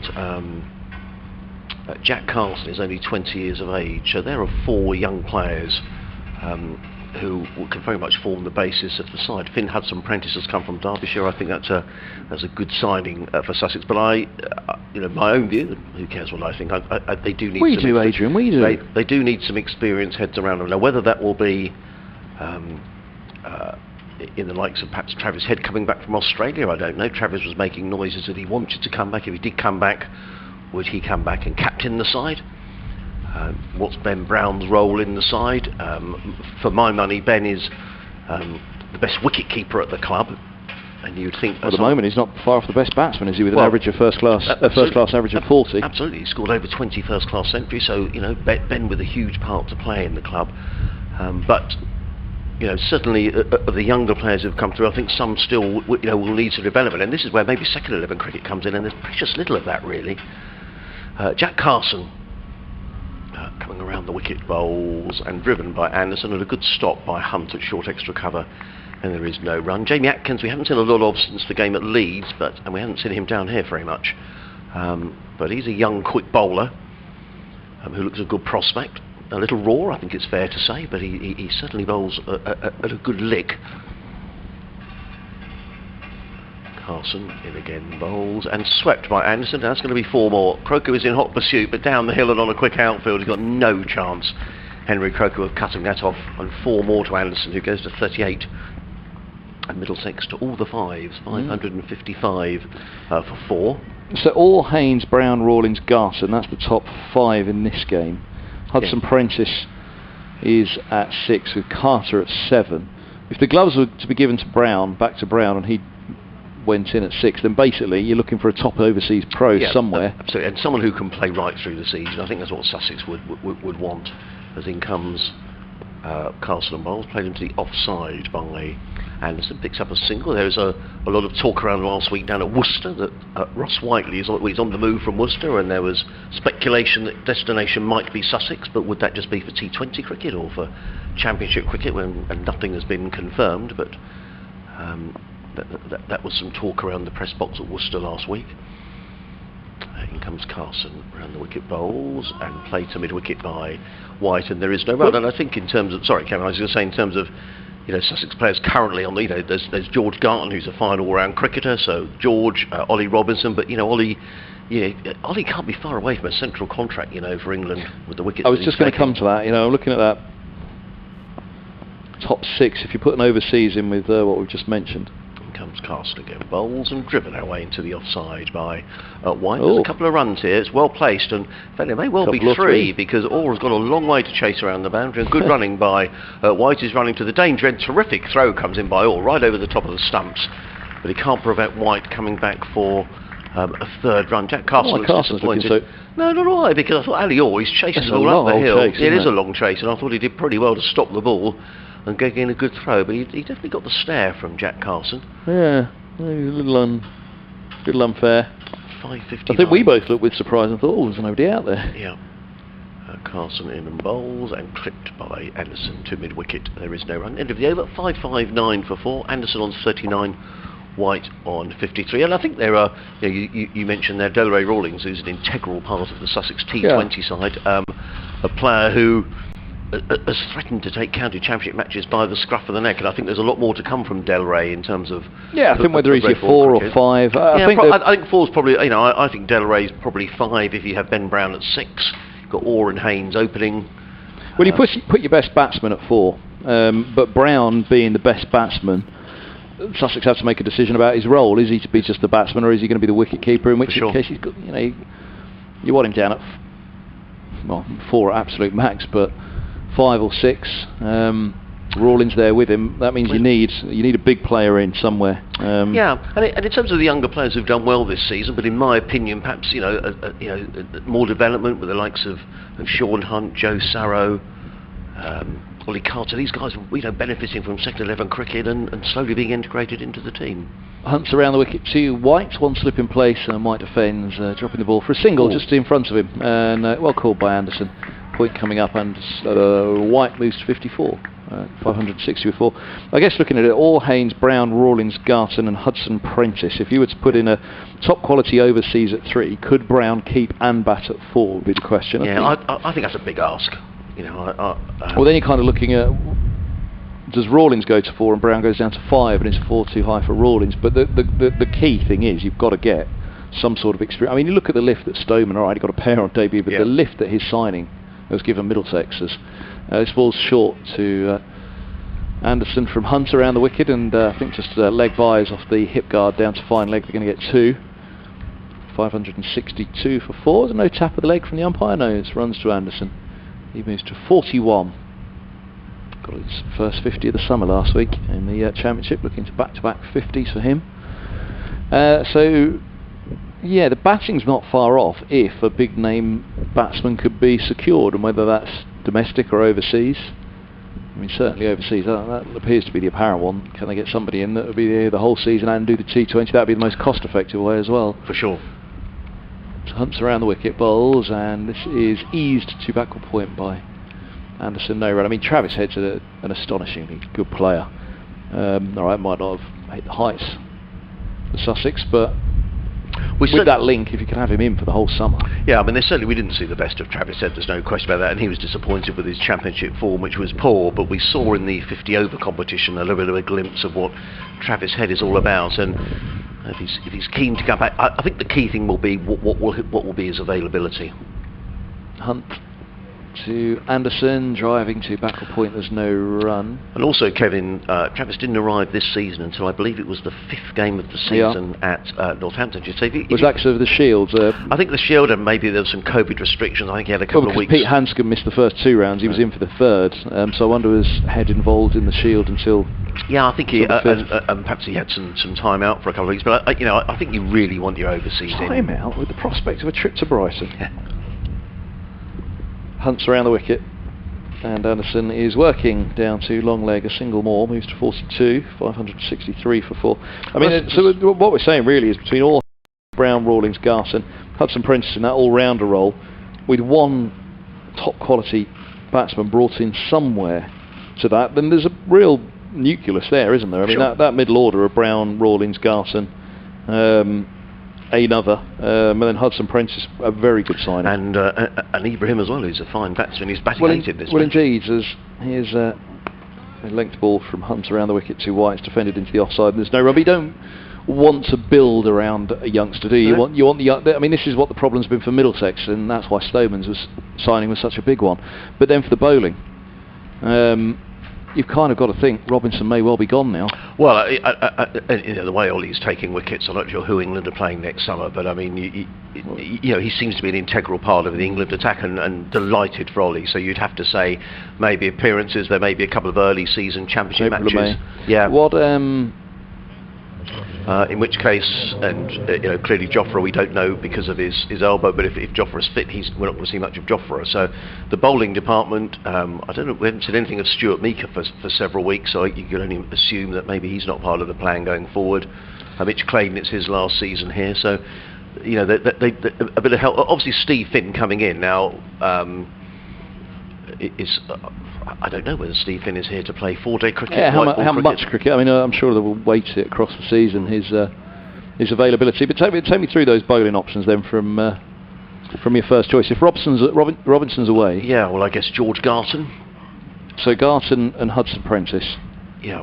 To break off as in comes Delray Rawlings, over the wicket comes in and bowls, and clipped away by Anderson to. In fact, they never run on a misfield, and that's what Hudson Prentice did. And Anderson deciding not to run. He's on 42, Middlesex 463 for 4. So Garton, Hudson Prentice, I guess. If you're talking about the younger bowlers, it's a case of you want to look to the senior ones first, because like this example here, Rawlings in, bowls and swept by Anderson. I don't think he made contact with that. These could well be buys. Chase. Look at Jack Carlson really chasing down towards the boundary edge and does well and prevents a couple of runs. Let's wait for the umpire long signal, and they'll signal as leg buys. Well fielded. Who's going to be the spearhead in the absence of Robinson? Who's... Well, you're probably looking at Garton stroke Finn. If Steve Finn is going to bowl red ball cricket, he's going to play red ball. Yeah. So Garton, Hudson Prentice, Finn, spinner. Carson. That's nailed on. Helped by Rawlins. Yeah. Who is in again and bowls and taking down the leg side. It was taken initially, but then dropped by. In fact, his signals are wide. So we haven't seen any wides in this game so far. Well, that was a wide. It had to go a long way down the leg side, did Ollie Carter. But if you were to include an overseas, that's 9 players. Orr, Haynes, Brown, Rawlins, Garton, Finn Hudson Prentice, Finn, Carson and an overseas. So bowling-wise, that's Garton, Hudson Prentice, Finn, Carson. You want one more there, don't you? Yeah, so they might go for a... In comes Rawlins again, bowls and play by Anderson straight back down the track. Rawlins fields up his own bowling as well, so you perhaps... But then you could say any one of these. That's where then, if you've got Finn alongside Garton and Hudson Prentice in the attack. Rawlins in again, bowls and down the leg side again, and they are going to be, not sure if they're going to be byes or Hudson Prentice in hot pursuit. The batsman come back for a second run. Let's wait for umpire long signal, and again he signals leg byes 2 more, 566 for 4. You've got Crocombe, Ibrahim and Hunt alongside, pick one of those. Atkins as well, who's the young bowler. Yes, so you could certainly rotate those quicker bowlers, and you do want to be bowling young bowlers hugely mammoth long spells. Well, that was what I was going to say. You can't. It looks like you just need another senior bowler in there to make sure that between Finn, Hudson Prentice and Garton, they've got enough senior heads to help the youngsters. Rawlins in and bowls, and forward comes Anderson, plays him to the onside. A dot goes in the scorer's notebook. And batting wise, a top quality batsman's going to that top order. Yes, I think that'll be key to the winter recruitment here. Hove as Rawlins in again, bowls and swept. Is that in the air? No, it isn't. It's to Ibrahim, who's at deep square leg, gets in the throw. One more to Anderson, who's moves to 43, and Middlesex to 569 for 4. Rawlins 17 overs, 2 maidens, 0 for 69. Middlesex 569 for 4. We've got another 53 overs remaining in the day. I think, to succinctly wrap it up from my perspective in response to your emailer, that's not a desperate state of affairs what we've gone through there, but crucially, as again with the comparison for Middlesex, look at the Stoneman signing, look at the Rogers signing in 2011, Vogis in the middle of last decade. You've got to get in that top quality player that just lifts the rest of the side to a little bit slightly higher level. Which Stoneman's doing at the top of the order with Robson. Those two, look like for a few years now Middlesex will be able to say, right, opener slots are done, and the youngsters are going to have to battle Eskenazi, Hanscom, possibly if Mitchell comes back. We mentioned White in this one. To the Middlesex side, you're already down to a 6 or 7 there. Anderson, you've got to get Simpson in there. And what about a name that it doesn't seem to have settled since he left Kent is Sam North East. He seems to be doing the rounds of counties. Yeah, up at Yorkshire now, isn't he? Hunts around the wicket, and this is hooked away by Anderson for a single. Well, Steve Square moves to 44. I think I saw. Sorry, Kevin. I think I saw he's playing for Nottinghamshire. North East. Yeah. I thought he went to Yorkshire from Hampshire. Yeah, he did. But I'm sure he's playing for Nottinghamshire in this round of matches. Yeah. You're making it up. No, I'm not. Batted at 3, made 13 in the second innings and 65. Am I going mad? Innings. Maybe he went to not to Yorkshire. I'm sure he went to Yorkshire for a game. Was it just a loan then? He's a foolish ball driven away out to deep cover by White. Moves to 55, 571 for 4. That has been completely lost on me. That North East news. Sam North East leaves Hampshire. North East to join Yorkshire on short-term deal after leaving Hampshire, and then he was signed on loan by Nottinghamshire, a red ball loan, the 23rd of August. Hunts around the wicket, and that's driven to mid-off by Anderson, no run. The former Kent captain who joined Hampshire on a 2-year deal, in 2018 he joined Hampshire, signed a new 2-year deal in March. But he then signed for Yorkshire on a short-term loan on the 3rd of July after announcing that he'd agreed to leave Hampshire by mutual consent. And he signed on a red ball loan from rivals Hampshire until the end of the season. Right, okay, so it was a kind of a loan merry-go-round in the meantime until a permanent deal signed. As Hunt's in, bowls, and he stabs it to the onside by Anderson, no run. In fact, there was a discussion about Sam North East on TMS the other day. They were talking about players who'd perhaps missed the boat internationally. And, certainly a very stylish batsman in Sam North East. Yeah, he was looked upon for a while, wasn't he? Wants to go up. Yeah, perhaps his... Well, when Gubbins went from Middlesex to Hampshire, that's when North East departed Hampshire for Yorkshire. Yeah. The immediate effect, but only that short-term loan, and now not, as you say. Hunt has 2 balls to go of his over from the Andy Bowles, and eased away by Anderson. There's no run. 571 for 4. I mean, that's all for... and an overthrow. The throw goes to the non-striker's end, and you're looking to throw down the stumps. They're going to get 2. So Anderson will move to 46, 573 for. Well, a little unlucky when you throw down the stumps and it ricochets away for runs. Haynes, the man who had to retreat to collect from the ends down below us. Tom Haynes looks whacked, doesn't he? He's going to have to open the batting shortly. Well, you see, this is the thing about going on until just before tea. Really run Sussex down, mentally and physically, as we said. Anderson, that one score of 53 last week against Derbyshire, only the 316 runs at an average of 16 this summer from only batted at 5 a couple of years ago. As White's on... No, it's Anderson again. Sorry, it's Anderson who drives down to mid-on. I think there's a height thing here with the slope as well for me. I keep thinking that he's a little bit shorter than he is, Anderson, on strike, and White looks a little bit taller at this end, closer to us. 573 for 4. I think there was a father's head sketch in that, wasn't there, about perspective. We've got a sanitised break. So very quickly around the other games. Derbyshire 149 for 5 now, still trailing Leicestershire by 379 as Will Beer comes round the boundary. Again? With an ice cream. Oh! With a flake in the top, and I think he's accompanied there by Tom Clark. Is that Tom? I think it is. He can't have that, he's a professional athlete. Yeah. Well, they are. They're going to sit down. I sat in there and spoke to Adrian Harms. Yeah, he's going to sit down in the dugout. That's unfair, isn't it? That's a very nice looking ice cream. And Tom, who's been out with a knee injury, if that is Tom, I think it is, comes and sits down below us. So they're enjoying their ice cream. I think they're probably showing it to Ben Brown. They are. They're probably saying, yeah, look, Ben Brown's shaking his head. Great mates Will Beer and Ben Brown, and I'm sure that they're just shaking great delight in eating that ice cream. Other games. Glamorgan look like they're going to go down to defeat against Durham. They're 172 for 6. This is in the 2nd division. Still trailing Durham by 234. Essex have beaten Gloucestershire today. Kent have beaten Worcestershire. Surrey 180 for 9, leading Northants by 261. Nottinghamshire 292 for 6, leading Lancs by 396. That could be Nottinghamshire. You think they might wrap that up? They've got a day to bowl Lancashire out. They've already won 1 game in this second round of matches. Warwickshire 29 without loss, needing another 267 to beat Hampshire, as in comes Rawlins bowls and clips away by White down towards fine leg. They picked up 1, they'll come back for the second. There's a slight misfield anyway by Ibrahim, but it didn't matter because the batsmen were coming back for a second, and Crocombe gets in the throw, rather tired looking throw from Henry.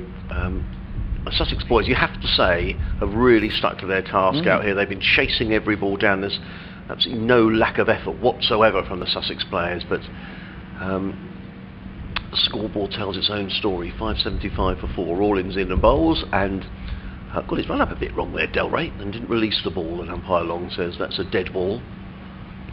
51 overs left in the day after this one, and Rawlins in again, bowls and cut away by White through the offside, picks up a single to the cover field. In fact, they're going to come back for 2 because Orr's covering a lot of ground out there. Is Ali Orr. He's having to run up the hill, and 2 more to White, who goes to 59. 577 for 4.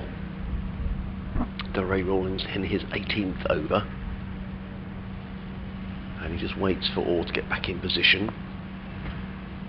And Rawlins in again, bowls and clipped by White into the onside. They're going to look for 2 here again, but I don't think they'll risk it against the very good arm of George Garton, who's around very quickly, gets in the throw, but not before White has gone through for his 60th run. And this partnership between these 2 is now worth 79. But at the minute, Sussex are doing a decent enough containing job, as in comes Rawlins bowls, swept by Anderson. Loud appeal from keeper Carter for presumably an LBW, but there is no run. And when I say containing Middlesex, I only mean that Middlesex aren't sort of running down the wicket and smashing the ball all round the ground, not at the moment at least. Rawlins in again, bowls, and Anderson to a short ball, flicks that with a flourish through mid-wicket out to the fielder on the deep mid-wicket boundary, who is Dan Ibrahim. One more to Anderson, he goes to 47. Middlesex to 579 for 4. And Robbie White just surveys that leg side boundary. Rawlins in again, and White is forward and just plays with soft hands into the offside. Carter is round from behind the stumps very quickly and picks up the ball in a sort of a backward point position. And it's the end of another over. Middlesex 579 for 4, so we're probably starting to hone in on other various records. Kevin's been keeping us up to date with Middlesex records. 632. 632 is the big one, really, isn't it? 632 is the highest highest by Middlesex against Sussex. Right, okay. And then 642 is the highest by Middlesex against anybody. So, right, wow. I mean, you know, that I reckon that's on. Oh, definitely. I mean, definitely. if they weren't looking for a declaration, they would almost certainly reach that. But even if they are, I mean, time-wise, the batting they've got to come, there's some really explosive batting in Holman and Simpson. And Wallaluita. Holman will probably come in ahead of Wallaluita, but you know, this ball is old now, isn't it? What is it? Well, I suppose there's a second new ball available in 19 overs. Yeah. A third new ball, indeed. Oh, Sam! What a man! I can't believe what that a man! Sam Look at that. scored. That is your We've got to get a picture of that. I think we should get a picture of Sam bringing them. Look. Coveting Will Beard. There we go. Make sure the flakes in shot it is. Ooh. Oh, good man, Sam. Thank you so much. that is terrific, isn't it? Oh, bless you, Sam. Isn't that lovely? That's a beaut. Thank you, Sam. Hudson Prentice is in. Bowls outside of the off stump, carved away by Anderson, down to the fielder on the cover boundary, who's Dan Ibrahim, who gets in the throw. Now, we've now got to commentate and eat. But it'll be a pleasure. We shouldn't eat really when we're on air, but I don't know whether the... Well, it's easy. It's only the ice cream. But how lovely. Oh, really? How kind of Sam. I haven't had one of these in years, actually. It really feels like, honestly, years since I had one of these. They're Mr. Whippy ones, aren't they? That's lovely. Hudson Prentice runs away. It's a day for ice cream, not a cloud in the skies. Hudson Prentice in and bowls outside of the off stump. A play and a miss by White, taken by a tumbling Carter behind the stumps. Must be pretty tiring being a wicket keeper, you know, when you're out in the field for that long, because you've got the gloves on and the pads. You've got to get up and down for every ball. 141 overs, 141 sixes. What's that? 14 sixes, 28, 56. Oh, I don't know. A lot of times he's got up and down, hasn't he? There's Ollie Carter. Hudson Prentice runs away from us. And bowls down the leg side this time. Another good tumbling save by Carter, who is keeping without any slips. So the field, there's a backward point, a cover, a mid-off, a sweeper on the cover boundary, a mid-on. Tom Haynes is looking towards us now, and I think he's wondering, well, how come you've got an ice cream? Oh, he's seen the boys down below us. He's seen the boys down below Yeah. us, yeah, and he hasn't realised that we've got one as well. As in comes Hudson Prentice again, over the wicket, bowls, and it's nicked behind, and it's a wicket for Hudson Prentice. And no, it isn't a wicket for Hudson Prentice. Well, I thought I heard a little nick. Pad maybe. Maybe it was. There was certainly a noise, and Hudson Prentice was off down the wicket celebrating. It wasn't, the telltale sign was, it wasn't really supported by Carter behind the stumps. He went up momentarily after Finn Hudson Prentice. And White remains on 60, 580 for 4. We've got 2 more balls remaining in the over, and then Kevin can natter, and I can eat this rather nice looking ice cream that's in front of us. The leg side field, mid-on, mid-wicket, a deep mid-wicket and a fine leg as Hudson Prentice in again. Ben Brown in there at short mid-off, bowls to White, who plays that through the covers only as far as the sweeper. Ibrahim on the cover boundary gets in the throw. 1 more to the total. White goes to 61, Middlesex to 581 for 4, honing in on this record total of 633, which would be Middlesex's high. And when you think about the amounts of county championship matches that, or first class matches that Middlesex have played in their history, it's going to be quite something if Middlesex do reach that total. I wonder whether Stuart Law is aware, or whether he's bothered, I don't know. Hudson Prentice in and bowls and played into the offside. This is a risky single because Rawlins onto it in a flash, but in the end it's a well-judged single, and in fact there's an overthrow. Rawlins' throw is not collected by keeper Carter, and it's a 50 to Martin Anderson, the fourth Middlesex player to reach that milestone. 50 in 78 balls in 80 minutes, just giving the exhilaration that I'm sure Middlesex were looking for. Middlesex 583 for 4 at the end of the over. Anderson on 50, White on 61, and Delray Rawlins is going to hold the next over from the Cromwell Road end. Hudson Prentice 28 overs, 1 maiden, no wicket for 86.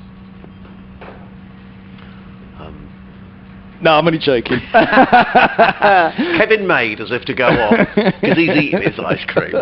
I couldn't do that to you, Adrian. He was just about to say... Too many years of tomfoolery in the Lord's pot. I should have realised. He was just about to take a huge slurp of his Mr. Whippy ice cream. I couldn't do that to you, Adrian. Here's Rawlins bowls, and he's supposed to push back up the track. 583 for 4. White on strike. Just gave him that little radio signal. 1 minute, Adrian. We'll be back. Dropped the headset and looked to run. Rawlins is in from the Cromwell Road end, and onto the pads. No run again. Keeper comes around to collect. So what have we got? 49 overs remaining today, so 17 more until tea. As Rawlins bowls, and White clips away through mid-wicket. Nice shot. Moves to 62. 584 for 4. Maybe they're looking to pull out before the close, not before tea. Maybe give themselves an hour and a half, an hour before close tonight, maybe. I'll just keep going with an hour till tea itself. As Anderson looks to sweep hard at this one. I think it might just hit the pads of the keeper and fallen away into the onside, or maybe the pad of Anderson. As he went down on one knee, he looked to go hard at that one. Good for him, back-to-back 50s. Saw that wonderful 38 off 11 at New Road in the list day, which is a wonder to watch as Rawlins gives this a bit of flight. Anderson waits and it dabs into the onside. No run. Oh, a little slip from White. He had to turn and get back there. Wasn't quite the full Samit Patel as he went down, but one of his feet skidded forward. The back one, fortunately, didn't do so as well. Just managed to stabilise himself so he could turn and get back. But yeah, 50 from 80 now for Anderson. 62 from 130 from White, and Rawlins into Anderson, who again looks to sweep hard through to the keeper down the leg side. Again, it just hit the pad of Anderson and trickled through, or whether it hit the pads of the keeper and bounced back. He's had his back turned to us, so we couldn't quite tell. But 584 for 4. Anderson 50, White 62, and 143 overs complete. They have 17 until the third new ball becomes available, and we have 17 overs until tea. So how do Middlesex go about this next hour, and indeed the remainder of this innings? What do they have in mind? They're closing on their highest score against Sussex. They're closing on their highest score in Championship history. Hudson Prentice into his 29th over. Runs away from us up the hill, still steaming in, comes in a bowls out. That kept a little low to White, who played a backward point, fielded there by Garton.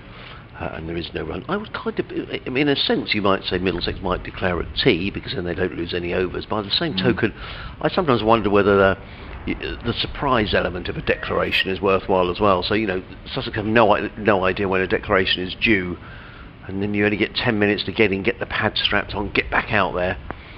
That might be worth Middlesex losing a couple of overs for. There's Hudson Prentice in again, bowls, and played by White into the offside. Now that's dangerous. The Garton fields.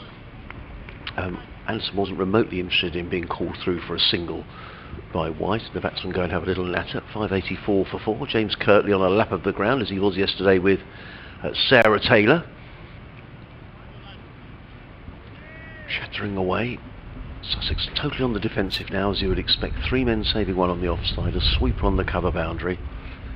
Ben Brown in there at sort of a short, not quite silly mid-off, but not far off, as Hudson Prentice in again, bowls, and played by White to the onside, fielded by a rather tired looking Jack Carson, who fields, and there is no run. The onside field is a mid-on, a mid-wicket, a deep mid-wicket underneath the clock tower scoreboard. a fine leg all the way down in the distance. We were extolling the virtues of the Worcester scoreboard last week, which has all the information you need, and I have to say the Sussex one is similar. Everything you want is there, as in comes Hudson Prentice bowls. That's short, and just underneath that does White. And Sussex are on, Sussex are under the pump here, make no question about it. But I think credit to the bowlers, particularly Hudson Prentice, who was really sprinted in. I mean, he must be a fit guy, because he's in his 29th over on a very hot day, or a hot couple of days, and he's figures of 0 for 86. So he's going at pretty much 3 and over, which in a total of 584 for 4 is pretty good going by Hudson Prentice in his second game back for Sussex bowls. That's another short delivery, and he's working up a fair pace as well, considering we're into the 5th session of the match. Good for him. He has been the spearhead of the attack, hasn't he? Yeah. But he's been wicketless, and he's been very unlucky. He's had a number of appeals. But he's done well. They've all done well to keep at it. They really have. It's not been a pathetic display at all from Sussex, and at no point has it got away from them. Hudson Prentice in again. Bowls clipped away by White down to deep backward square. Orr is very quickly in, and he'll prevent anything more than a single. White gets his 63rd run, 585 for 4, and it remains to be seen how good this track is. You can never get if Sussex go. If they do bat tonight, and you'd have thought they probably will, if they can go in without losing any wickets, and we'll think, well, it's a really good track, and it's very difficult to bowl sides out on. We'll have to see, but you'd have thought fatigue will almost inevitably play some sort of role. And of course, the Middlesex bowlers have had a couple of days with their feet up, and they'll be chomping at the bit, you can rest assured of that. 585 for 4. Thanks again for the ice cream to Sam Keir, the Sussex press officer, very kind of him. We've managed to chomp through successfully without making too much of a noise on air. Rawlings bowls and clipped away by White for a single wide of mid-on. Thank you to Ian, who was also saying North East in that Notts team versus Lancashire. Do drop us a tweet at Kevin Hand BBC, at BBC Sussex Sports. Get through to Adrian Harms. Here's Rawlings to Anderson. He punches away out to deep point for a single, moves to 51, 587 for 4. The hard part for Sussex in all of this, as difficult as these 145 overs have been, and they have been difficult, but they've stuck at it, and they've done a good job. They've kept a fair air of respectability through it all. As Rawlings bowls, and it's turned by White to mid-wicket, no run, the caller's square leg comes around. The difficulty is going to be if Murtagh does what Murtagh usually does and picks up a couple of early wickets with a new ball on any given round at any time of year. As here's Rawlings bowls, and White on the back foot turns to square leg, and there's no run. And I fancy that the big difference between the two sides here, well, actually two big differences. One is going to be the experience of Murtagh, hugely experienced bowler, and if there's any little bit of movement, which Hudson Prentice has managed to find as well, but then the pace of Cullen. As Rawlings bowls and forward goes White, defending back at a point, there's no run. If Cullen gets it in the right spot regularly on this track, and there is a little bit of up and down bounce as we've seen, his pace is going to be quite the handful for Sussex, and replying to a total like this, it'll be tough. As this ball's punched away by White out to deep cover for a single. White moves to 65, 588 for 4, and not want to be some merchant of doom here for Sussex, but as tough as it's been in the field, my fear is actually for them with the bat in reply to this. It was a game that got away from them in the first hour, really, when Robson and Stoneman set about them at 6 and over for that first hour, and then it was just about reining Middlesex back and trying to keep them in sight then, as they've gone on and on and on, as two former test openers for England have dominated the display, and now Anderson and White, so with the real up-and-comers for Middlesex with the bat, have taken things on again. But yeah, that's why my concern actually is more actually for them, that beleaguered, not so much beleaguered, but certainly mentally and physically drained after their efforts in the field when they come out to bat against a pretty decent Middlesex bowling lineup with a couple of very useful spinners as well. 588 for 4. Well, it's going to be Hudson Prentice, who I don't know what he had for breakfast. He must have had more than a couple of Weetabix. I've got to tell you, Dave Bradley says he's watching the stream and listening to us too while having new tyres fitted. Cost 4 days commentary fee, he says. Hudson Prentice in bowls to White, who gets that one away down towards third man. Ibrahim is quickly around the boundary, takes a good diving save. That's really good fielding by Daniel Ibrahim, and he gets a well-deserved round of applause from those in the main grandstand. He might have only prevented a single, but it shows again that these Sussex fielders are chasing away after everything. You can't fault their effort, even though they're under pressure here. 591 for 4. Well, hello, Bradders. Saw him last week. Lovely to see him. You always seem to wait ages to get. You know, if ever I go to get a tyre change, I'm always sort of last in the queue, and you sit around and waiting, don't you, for it to be your turn. As in comes Hudson Prentice, bowls and struck firmly through the side by Anderson.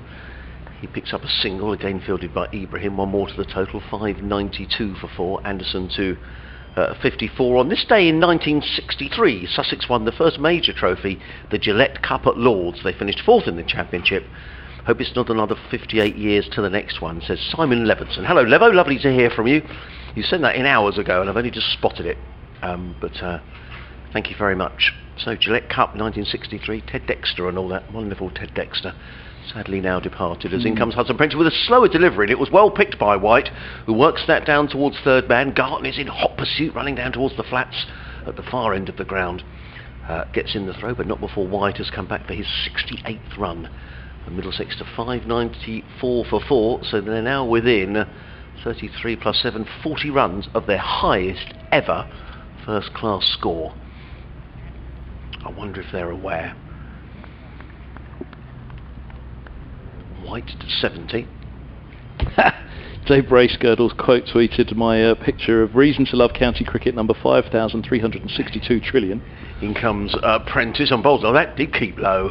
Played out into the offside, fielded by Garton, who threw at the non-striker's end, but White was a little surprised by that, and the ball went to backward point. Garton fields no run. That being the ice cream delivered by Sam. Fabulous. And he puts at Trent Bridge ? To which I've replied, it'll melt by the time it gets there.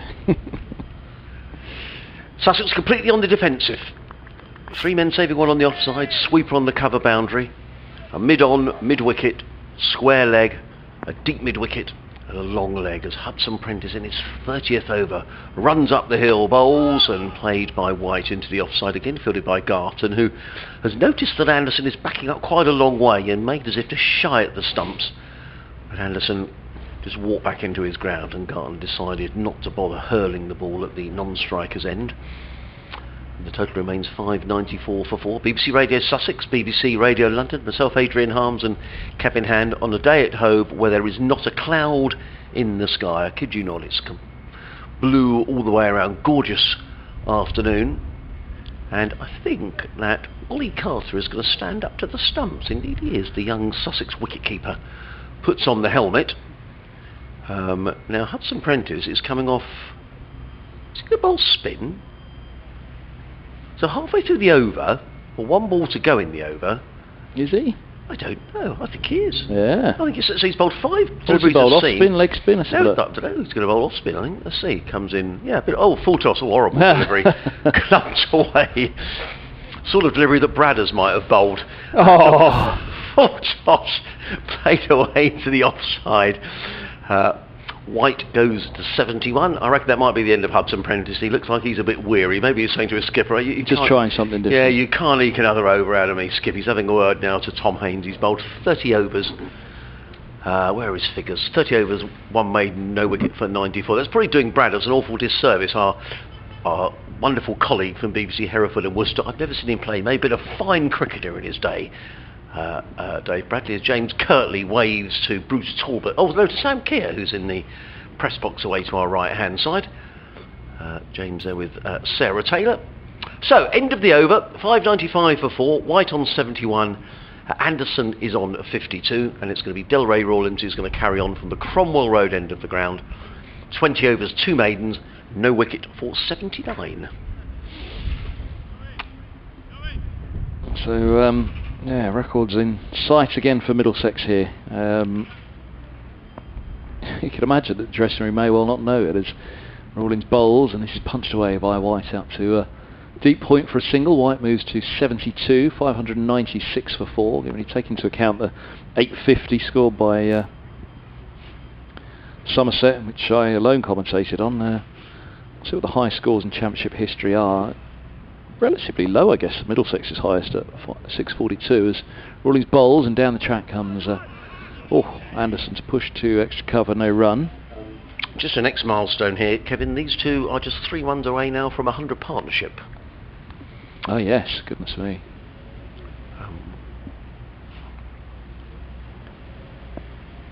Here comes Rawlings, bowls to Anderson. Gets a bit of a leading edge of that one into the onside. Well, if there was a little bit of slow turn, there for Delray Rawlings, and he's been playing very cautiously.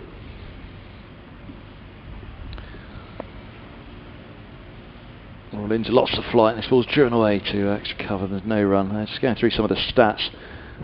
800 or more has been achieved in the county championship on 7 occasions. Again, I commentated on one of them. And it wasn't fun. Rawlings bowls. This is pushed back by Anderson. There's no run. Let's have a look. Let's see what the highest total was. I mean, Middlesex won't be going for anything like that here as in comes Rawlings bowls. It's punched away by Anderson. That's deep back on points. He moves to 53, 297 for 4 into the over, and 44 remain today, so 12 to tee. The highest was 887 by Yorkshire against Warwickshire at Edgbaston in 1896. In 1990, Lancashire managed 863 against Surrey at the Oval. Then there was, I just don't even like reading it, 850 for 7 declared, Somerset versus Middlesex at Taunton in 2007.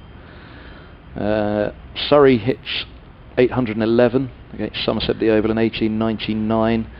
And a couple of more recent ones. 1994, 810 for 4 declared, Warwickshire versus Durham Edgbaston. Back in the 1930s, 803 for 4 declared, Kent versus Essex. And 801 for 8 declared, Derbyshire versus Somerset at Taunton in 2007. That same year when 850 was struck by Somerset against Middlesex. So I've as well got I've just noticed the text that Dave Bradley sent to you. He sent to me as well about watching the stream and listening to you two are having new tyres fitted. He says cost 4 days commentary fee, and I'm just saying that's outrageous. You must be getting paid more than me. You can afford to get the tyres done on his car. Actually, there's a game that I had the fortune not to commentate on. Was it a game at Edgbaston? I'm thinking it's 6 or 7 years ago, when I think from memory Sussex and Middlesex both scored about 600 on a horribly flat pitch at Edgbaston. I'll look that game up. I think Ben Brown got a big score in that game. So I'll check those figures in a moment. So, but I guess what I was trying to say was, when you really consider that of the 18 counties, Yorkshire, Lancashire, Somerset, Surrey, Warwickshire, Kent and Derbyshire, so 7 of the 18 have all hit over 800, Yorkshire going all the way to 887, then 642 seems relatively low in the grand history of it all, doesn't it? But Jack Carson back into the attack. I think it's me. He's going to bowl to the right-handed Martin Anderson. He's on 53, 597 for 4. And Carson in over the wicket bowls. Anderson down the wicket, drives, stumps that away, and that's going to go for 6 runs. Hammered away by Hudson Prentice. The umpire is just waiting for Hudson Prentice to signal whether it was a 6. Yeah, and Hudson Prentice says it was a 6. So Anderson takes Middlesex beyond 600. 602 for 4. Applause around the ground here at Hove. Hudson Prentice retrieves the ball, and I just wonder whether partnership 104, so 6 to bring up the 100 partnership, and 160 balls in just 99 minutes. So they're going, just putting the foot to the accelerator a bit here are Middlesex. In comes Carsford again, bowls, and this guides that nicely down towards third man. Gartner's in hot pursuit, but he won't prevent a second run. There won't be any more than that, because Gartner is very athletic and very quick across the ground and prevents anything more than 2. Anderson to 61.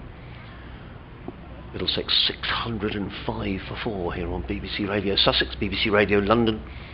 Adrian Harms and Kevin Hand. You may be watching via the live stream provided by Sussex County Cricket Club, as in comes Carson over the wicket bowls. Anderson down the wicket again, high and wide. Oh, that's gone miles. Cool. Miles and miles and miles. That's a T20. That's gone over the top of the corporate entertaining. Oh, it's caught in the gully. Away to it. Has it got caught in the? Yeah, it's got caught in the gutter. I can see it. Yeah, the ball has hit the roof of the corporate entertaining. Yeah. And it's He'll have to landed get up on a in chair. the gutter. So Hudson Prentice. Go on, Hudson Prentice. Yeah, he'll need to get a ladder. Shall I go and get a photo of this for the BBC Sport? He'll have to get up to it, won't he? Yeah, he will. Is he going to try even? Well, He's not. Well, we need a ladder. If anyone's listening. So you reckon they could get up on a chair on that? Maybe well, not. Might be a bit too high. Yeah, I think he might need to get on someone's shoulders. Yeah, they're going to get a replacement ball. They are. They'll have a ladder in that corporate box there somewhere, won't they? So Anderson has decided now's the time. So this over. Probably the rate the match is going, they just think, oh, go and get another ball. So Anderson in this over has gone 6-2-6. And Middlesex are 611 for 4. So the highest ever Middlesex total is now within 22 runs. In all the years Middlesex have played county against championship Sussex. cricket. Against Sussex. Oh, yeah. sorry, I thought that was their highest ever. No, 642, their highest ever. 642. I'm sorry. That's all right. I'm losing track of all the records that have been broken here by Middlesex. Now the umpire saying here's a new ball, giving it to Tom Haynes. But that was a big 6 by Anderson. You know, that was a beautifully struck over mid-on. And Hudson Prentice would have needed a big ladder to get anywhere near that. Well said, Alex, very quickly. On the scores you just read out, I believe the Warwickshire-Durham match 1994 was the Brian Lara 501 not out innings, still the first-class record, I think. Right. Yes, absolutely, Alex. Well pointed out. So, change in the field, and Tom Haynes is now putting everyone around the boundary. I think maybe Tom thinks that a declaration may be imminent. So, fireworks here from Anderson. What can Jack Carson do? Can he get his revenge? Around the wicket comes in and bowls, and Anderson looks to cut and plays and misses outside the off stump, twiddles his bat as Carson bowls a dot ball in his 42nd over. Jack Carson, 4 maidens, 2 for 164, so he's going to get about 4 and over is Jack. In again bowls. Anderson reaches that outside the off stump. They've taken 1. They're going to come back for a second. It may even go for 4. Ibrahim is chasing around the cover boundary, but gets there before the ball can cross the rope and restricts Anderson to a couple of runs. He goes to 69, and Middlesex to 613 for 4. 1 more ball to go in this over from Carson. 14 have come off of it so far. There are 4 men on the leg side boundary. There's a single everywhere on the onside, maybe even 2 if they're going to move on, as Carson's in and bowls, and Anderson just plays forward defensively to short extra cover. A rather weary looking Jack Carson finishes his over, but he's played his part for Sussex, 42 overs. No sign of a declaration from Middlesex. The Middlesex lads are all sitting over there in their shorts and vests. No sign of anybody has all changed into whites. 6-1-3 for 4. White on 72. Anderson is on 69. I was just going to try and look up that Sussex match against Warwickshire, where I think it might have been 2015 or 2014, which is a very high scoring game. I think it was something like about 600 aside, which let's see if I can find the scorecard for you. No, it wasn't that game. A bit of a delay here because the 12th man, Jamie Atkins, is bringing out some extra equipment for Ollie Carter. I wonder what that is. Perhaps he's just taken his cap off, or he's taken another helmet off. Either way, it is going to be Rawlins who's going to carry on from the Cromwell Road end of the ground. Just seeing if I've got all these stats written up right for the 14th time in their history. As Rawlins is left arm around, bowls to White, he punches off the back foot through mid-wicket. There'll be a couple here maybe, long on coming around, no, they settle on 1. So for the 14th time in their history, Middlesex reached 600 with a 6. 632 at Hove in 1937 is their highest versus Sussex. Their highest for anyone is 642 for 3 declared at Southampton in 1923. This is swept big by Anderson, and that goes for 6, does it, or is it 4? No, it's 4. Deep square is where it passes. Long leg and deep mid-wicket going around. In the time of typing, Anderson has hit another 6, and this is now in their top 10 totals, which is extraordinary stuff. 618 for 4. Yep, so they're closing on that total against Sussex. Again, you know, are they aware of it? 650 maybe be a target for them here. Anderson clips into the onside, just a single to deep square. Field starting to rock back now. Anderson's on 74. Who awaits his maiden first-class ton, actually, Anderson. Well, a couple more sixes and he'll be in.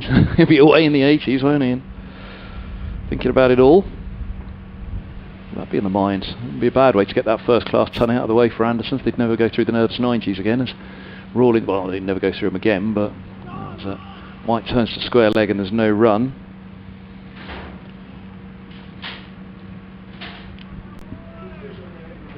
Here comes Sam. Sam, how are you? Rawlins bowls, and this is cut away to backward point. It gets past the fielder, and White takes a single. 620 for 4. So yeah, just trying to keep up with all these stats now. I think I've got that tweet right. Wish me luck. There it goes. Here's Rawlins. Bowls wide outside of the off stump. That's signalled as well. 621 for 4, trying to keep it away from Anderson, really.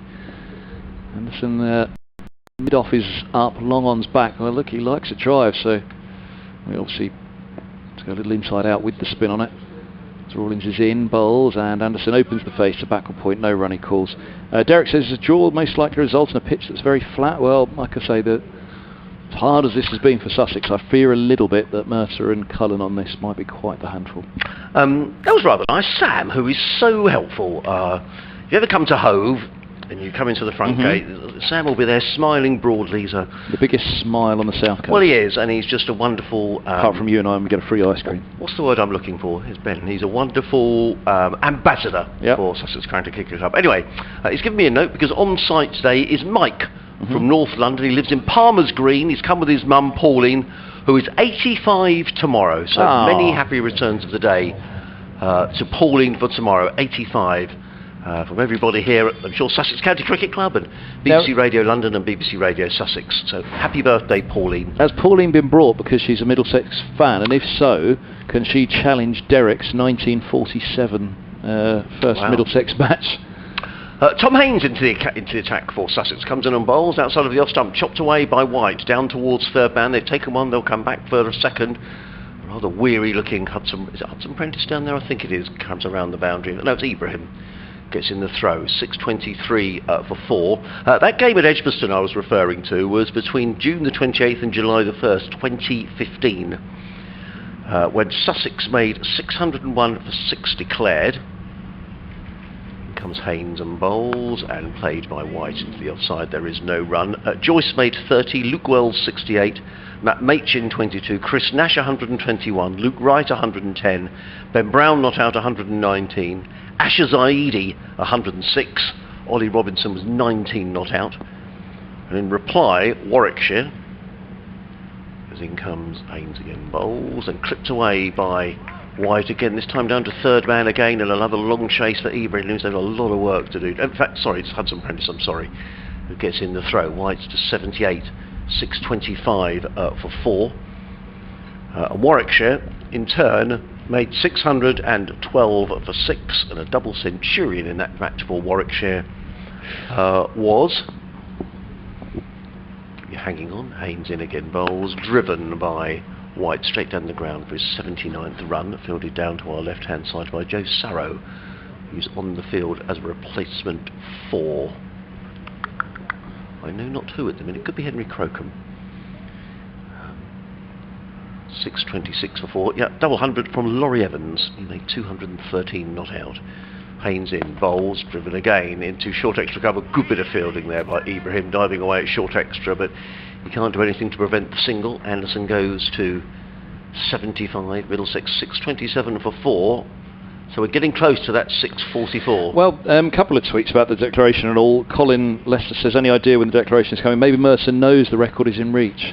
In comes Haynes, bowls, played to the onside. They were looking for a single there, was White, wasn't there? You'd rather hope that somebody has put the message through that Middlesex are 5 away from their highest against Sussex, 15 away from their highest against anyone, and just having reached the 650 for the first time in the club's history, it's something that's worth doing, isn't it? For the sake of, 23 runs? They're not going to lose the 23 runs, Anderson will get them a couple of overs if he really sets about it. So interesting. Yeah, I mean, look, if Anderson had strike, he needs 25 for his maiden ton, and 23 for the record. So who has strike? It's Anderson. Yeah. Email in from Big Roy, who lives in Sanderstead, just up the A23. Says, "Hi Adrian, I'd be interested in your opinion." Oh dear. "A lot of supporters are quick to blame Rob Andrew, Keith Greenfield and the current management for our lack of winning games." He goes on to say, "I don't agree. It can't be easily juggling the limited financial resource and fielding competitive teams. It is quite brave to field a lot of young talent. We need to support the talent. Sussex need to invest in a top quality batting coach. It would help the youngsters, e.g. Mark Ramprakash. Do you agree?" Comes Carson and bowls and played into the offside by Anderson. Can I quickly say we're currently at the 6th highest total ever for Middlesex now. Of course. But go on, you keep going. No. We'll have to knock them off each one as they go through the highest totals. Well, as we get near, I think you need to take over because it could be history in the making as Carson in and bowls and Anderson plays straight back down the track. Carson fields of his own bowling and there is no run. In his 43rd over is Jack Carson. Anderson twiddles his bat.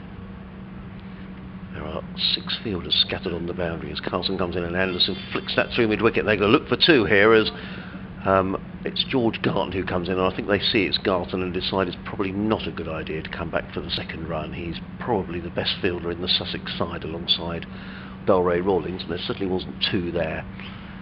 Anderson to 76, 628 for 4. Carson in and bowls and pulled away, and is he going to be caught? No, he isn't. It just falls short of the Railings. A miscue from Robbie White picks up his 80th run, the total to 629 for 4. Just fell short of Rawlings, who was coming in from deep mid-wicket, so just a single. 2 runs off the over so far. Here comes Carson again, bowls, and is that a caught and bowled? No, it isn't. It was a good stop, actually, and Carson was frustrated and he threw the ball at the stumps and they've got an overthrow. I don't know whether that was a missed chance or not. No, I don't Jack think Carson. so. It looked like he got across very quickly to I think field. Anderson just about checked it, didn't he? So Anderson to 77, Middlesex 630 for 4. Bump ball back to him. One more ball to go in the over.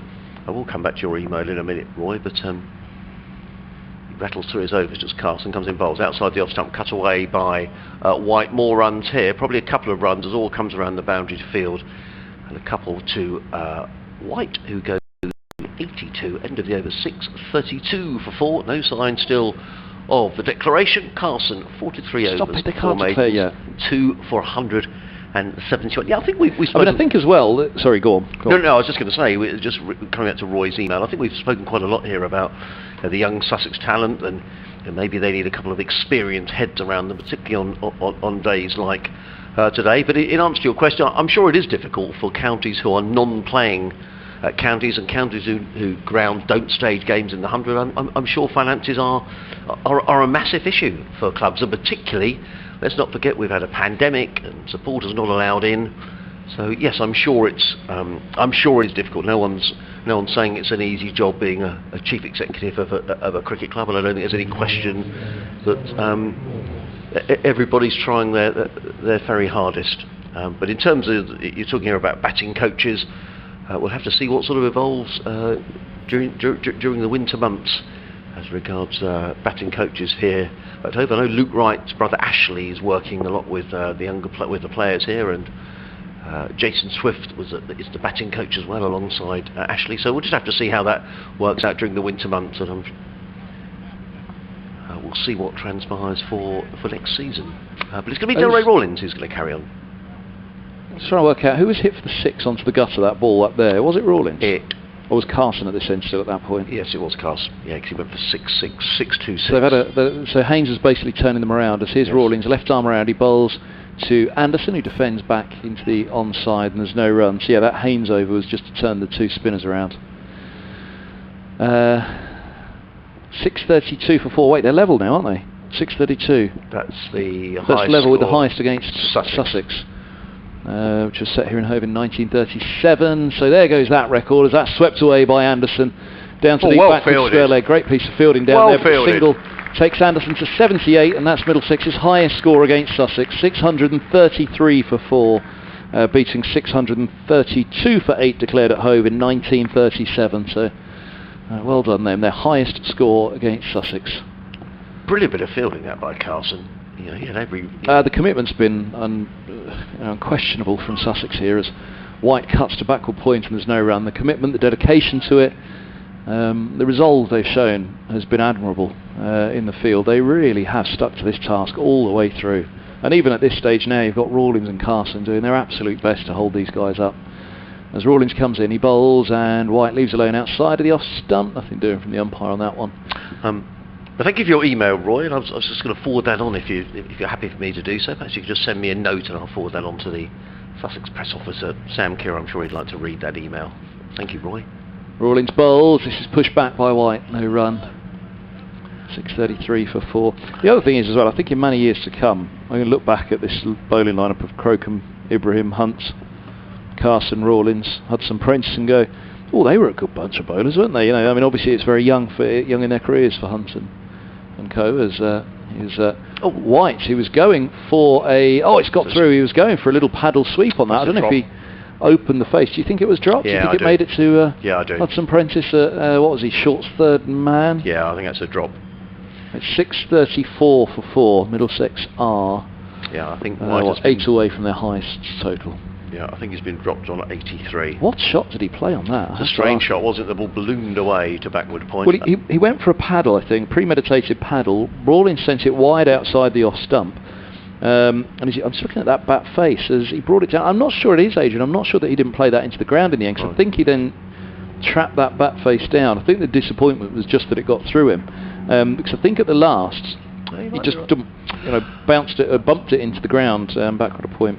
Email from Chris Hall in Burgess Hill. Chris, thanks for getting in touch. He says, I'm watching the live stream in the garden while planning my maths tuition for later this afternoon. It's good to see the young Sussex team sticking to their task, despite Middlesex's massive score. He goes on to say, one of my pupils, Toby Munt, has just been awarded the Young Cricketer of the Year award by Burgess Hill Cricket Club. In comes Carson bowls, forward comes White, plays down the offside, there is no run. I'm very proud of them, although I teach him maths, not cricket, says Chris. How lovely. So well done, Toby, on your award, Young Cricketer of the Year from Burgess Hill Cricket Club. Many congratulations. As in comes Carson and bowls, and cut away by White to the fielder on the cover boundary, who is Alistair Orr. One more to the total, 635 for 4. I don't know whether you're a batsman or a bowler, Toby, but as I say, many congratulations. It's that time of the year, isn't it, for awards at cricket clubs. In comes Carson again, round the wicket bowls. Anderson plays this firmly out into the offside. Picks up a single. Again, it's Orr, who's very busy out on that cover boundary. One more to the total, 636 for 4. And Middlesex now just 8 runs away from their all-time record. So we'll just... I'll keep going until Middlesex are within sight, striking distance. In comes Carson, bowls to White, who leans back and crunches that through the covers. They've taken one, they're looking for 2. The second isn't there again. It's Orr who's in action. 637 for 4. So a 6 here will get Middlesex to within 1 run of that record. So what was it, 1923 we said? Crumbs. At Southampton, so what's that, 98 years, 98 year record. Carson in again, bowls to Anderson, who plays this to Ben Brown at backward point, or as the shortish third man. And there is no run. 5 balls gone in the over, 3 singles coming off the over so far. Maths tuition. Were you any good at maths, Kev? Regular listeners don't need me to answer that. In comes Carson, bowls, and right up in the block hole, and well played, well bowled, well played by Anderson. It's a dot ball, good over by Jack Carson. 44 overs, 4 maidens, 2 for 174 for young Jack, as Will Beer and Tom Clark make their way out of the dugout just down below us. They're going to have a natter away to Ben Brown as they make their way around the boundary. Yeah, I wasn't the best at maths, I have to agree, but Pythagoras and all that sort of thing, quadratic equations. What was your specialist subject, Adrian? Well, the highest grade I got at O-level, because it wasn't O-levels back in those days, was in geography. Oh. I quite like geography. But I wasn't the best, to be honest. Now, what's going to happen here? I think Delray Rawlins is coming back into the attack. 637 for 4, 79 Anderson, 85 to White. We've got another 39 overs remaining in the day, and you just wonder how much longer Middlesex are going to go on here, really. Maybe the 650, nudging, go past the highest that they managed, and maybe just hit that 650 mark. Here's Rawlins, his left arm around, bowls to White. He chops away hard. That goes out to deep points. It moves Middlesex to 638 for 4. And Anderson on to strike on 79. He's been the big hitter of these two. 79 from 107.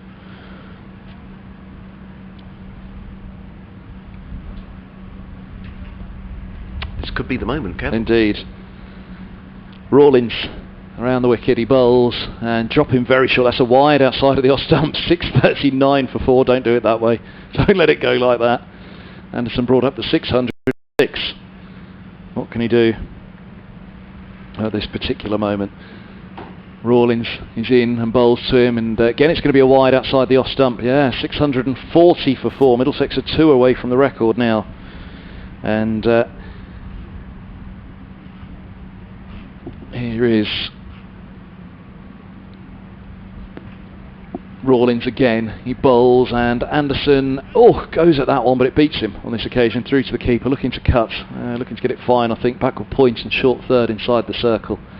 And yeah, history in the making in front of us here. What a week this has been.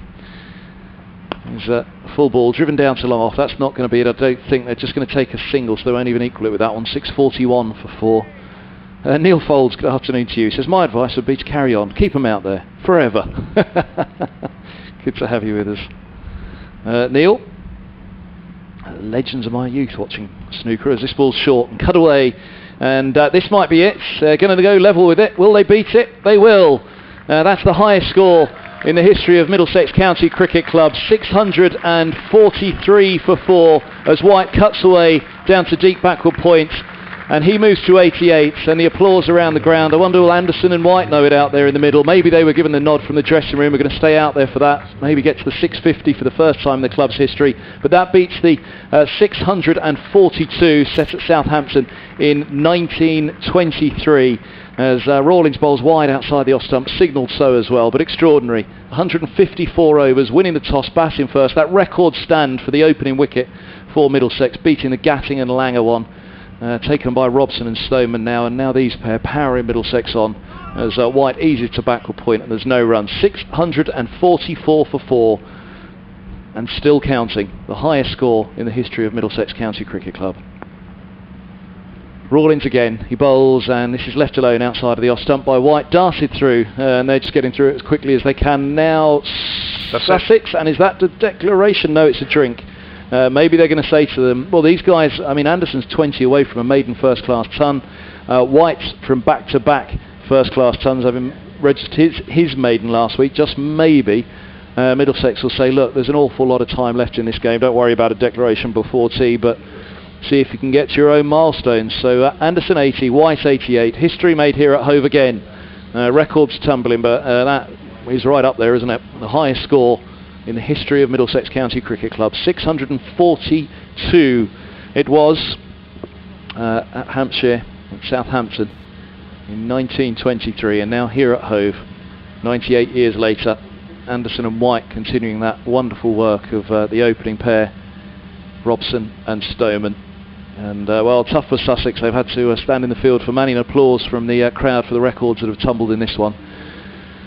And generous applause it's been as well, because I wouldn't say for a moment that was just the Middlesex fans clapping. I think Sussex have appreciated what an incredible effort this has been with the bat.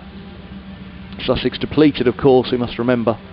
Missing Robinson away at the Test, Archer's injured, Jordan. Number missing as here's Carson around the wicket bowls, and Anderson works down to fine leg a single. He moves to 81 for 110 deliveries, 645 for 4. White has 88 and on to strike. And well, whatever message was sent out to these two, it has now been delivered. And Carson's in again, bowls, and forward goes White, pushing away into the offside. Feels it at cover. 645 for 4 it is. The cloudless skies here at Hove. It's been the most perfect couple of days for Middlesexers. Carson comes in, lots of flight outside of the off stump. It's left alone by White on 88. And again, just have to give mention for Sussex that they've made it count, this one. They are depleted, but boy oh boy, they've stuck at it and they've bowled as best they can, really. Bowled their hearts out, and never have they let it become a farce at any moment. As this ball's down the leg side, a quick one darted through by Carson, and White tries to sweep it through. It goes to the gloves of the keeper, and difficult as it may be, it's something that they'll have to take heart from, that they've been able to stand up in such adversity and keep their heads held high. Just that piece of fielding a couple of overs ago, as you mentioned, Adrian, epitomising that. As this is a fraction short, White rocks back, and an upright sweep really down to deep backward square leg. Moves to 89. Anderson on to strike on 81. He's the man, I think, most importantly, if he was given any sort of idea about the declaration, as Carson bowls him down the track. He comes, he might be stumped, the keeper's missed it down the leg side. Yes, no is then the call of whether they run. Would he have got back? 'Cause it was darted a long way down the leg side, so even though Carter didn't gather it cleanly, the chance, whether he'd have been able to execute it, given that it was so far down the leg side, we'll never know. But end of the over, 646 for 4. White has 89, Anderson has 81. I mean, in terms of maximum impact, in terms of Sussex being absolutely exhausted, you know, T would give Sussex at least 20 minutes to compose their thoughts, and I'd have just thought that maybe Middlesex will want to do that. Maybe they'd think, what, well, take T? Well, what have we got? 5 overs to T, so if they were to declare now, well, would it be T in fact? Would you get, yeah, it'd be T, wouldn't it? They wouldn't get the 2 overs now, would they? So maybe the declaration's to come at T, or I mean, they don't particularly need to save overs by declaring through the interval, do they? So, you know, these two could go on after tea, and actually it'd almost be a little bit worse for Sussex, wouldn't it? Have to come out for another half an hour after tea and have the ball thumped around here, there and everywhere.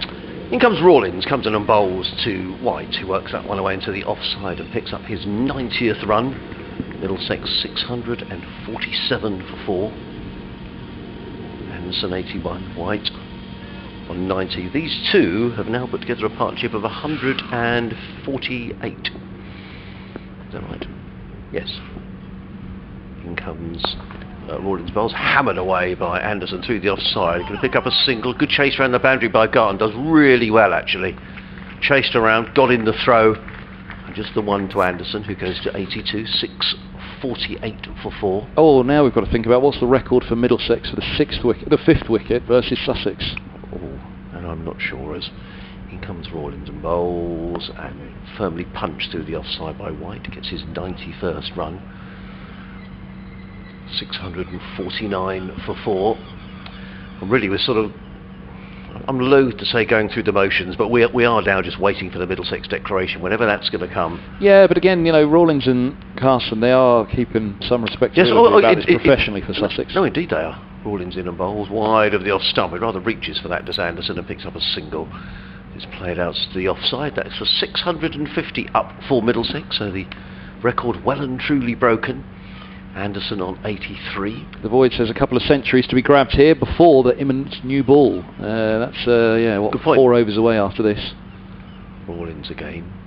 In and bowls. White forward plays a track, and there is no run. I wonder who's going to have the energy to bowl with the new ball. Well, again, I kind of, it starts to occur to me, do you actually bring them back out after tea? The last thing Sussex will want to do is come back out again after tea today. Rawlins in again, bowls. Cut away by White, who picks up another single. To the sweeper on the cover boundary. He goes to 92, 651 for 4 at the end of the over. Sorry, Kevin. Rawlins, 25 overs, 2 maidens, no wicket for 103. No, my apologies to you interrupting. Given that T is 4 overs away, Anderson yet to hit a maiden first class ton, there hasn't been a huge sign of, right, we're really going to go for it now and smash this. No, there hasn't. Another 17 for Anderson, another 8 for White. They'll be up to what, 680. Actually, won't be far away from hitting 700. If they really opened up in these 4 overs. But I wonder, was the message, look, you're going to get the time after tea to get your centuries. Carson's around the wicket, he bowls to White, who drives out to deep cover. He moves to 93.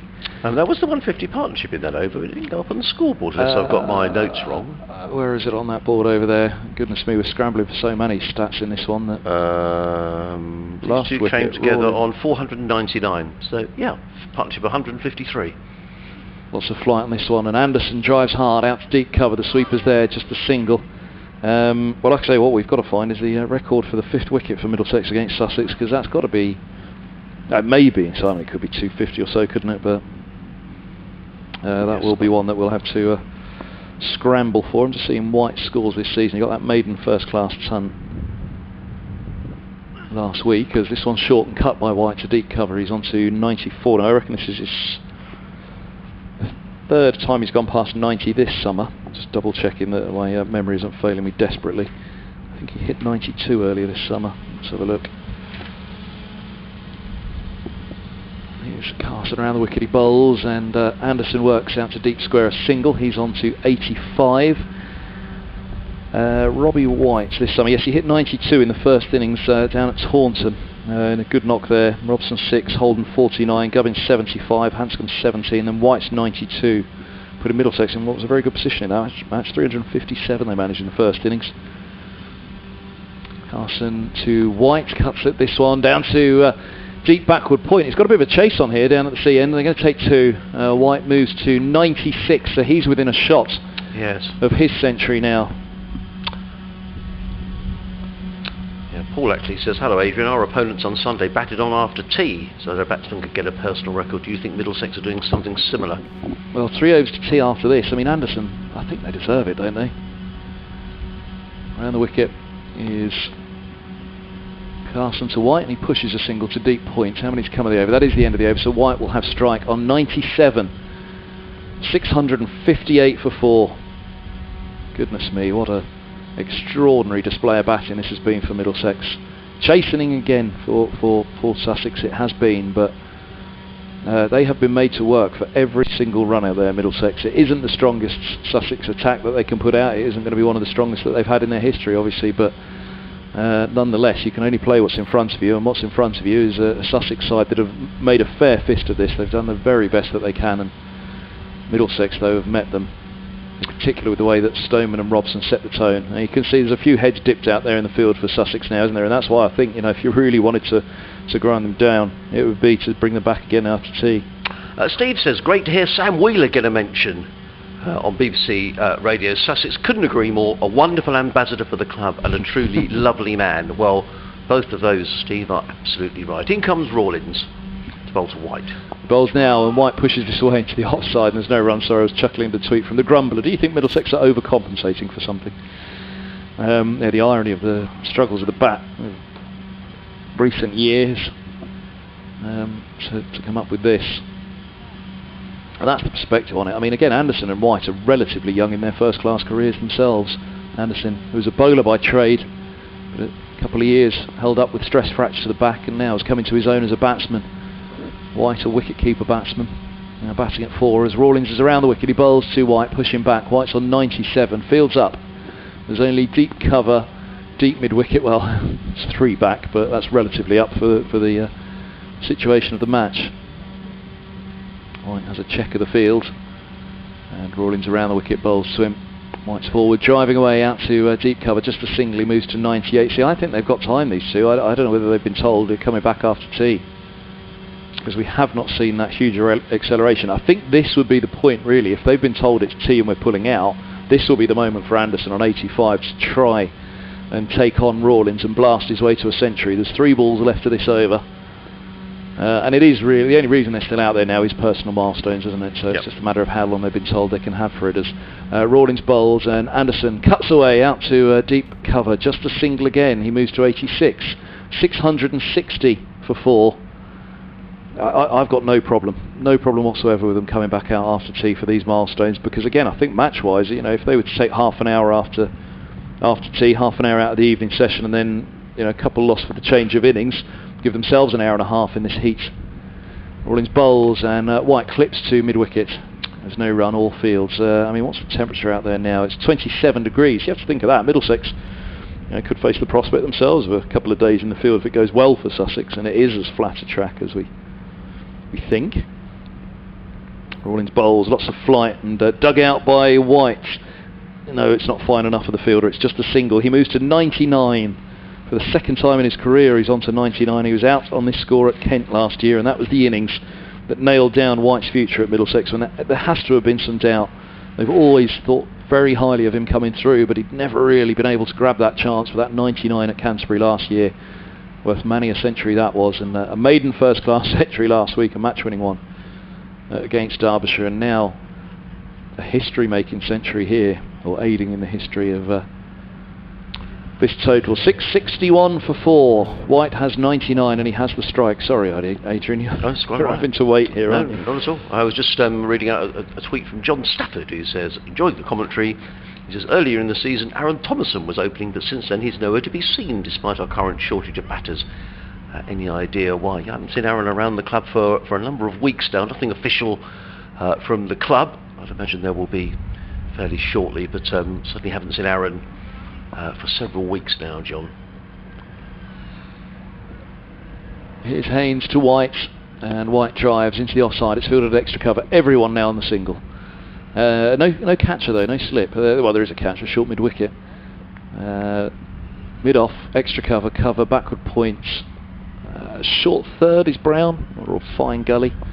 Backward square, mid-wicket, short mid-wicket and mid-on. And Haynes to White.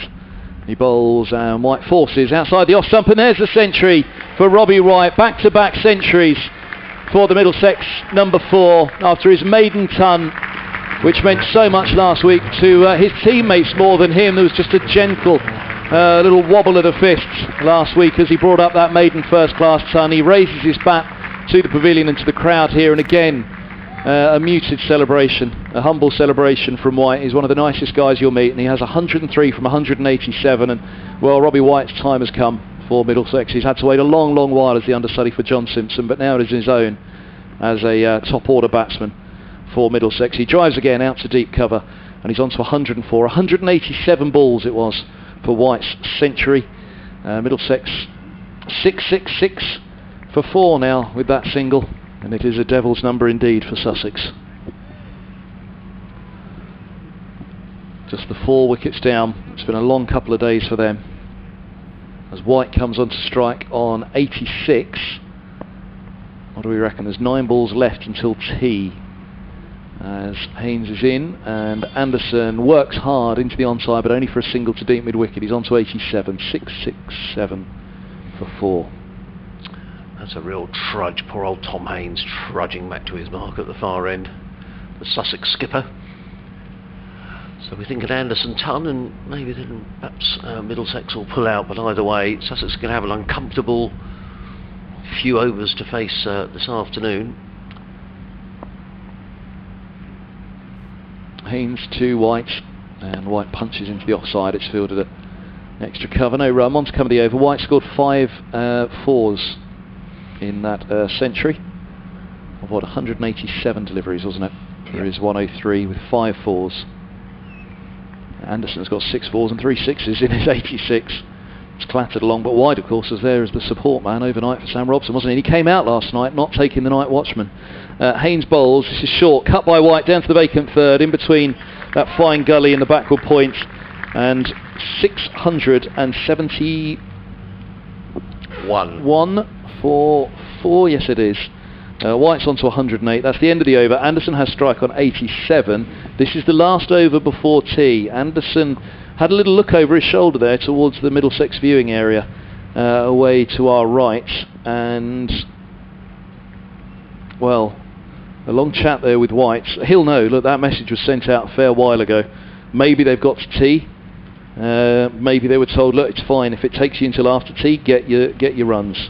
You'd like to think that would be the case, because I really don't think a couple of overs after tea, even half an hour after tea, will really be decisive in this match for Middlesex. And well, again, 90 minutes for them tonight might be a little bit better than the full 2 hours in this heat. 671 for 4. So Anderson faces Delray Rawlins. Last over before tea. Had an email from Winston, which I'll rattle through during the day. In comes Rawlins, bowls wide of the off stump, cut away by Anderson. He's going to get runs here out to the sweeper on the cover boundary, who is George Garn just a single though. Anderson to 88. Winston says, this is by way of a reminder to Kevin of the last time I saw Middlesex score 600 runs against Somerset in what was without doubt the most boring match I've ever had the misfortune to witness.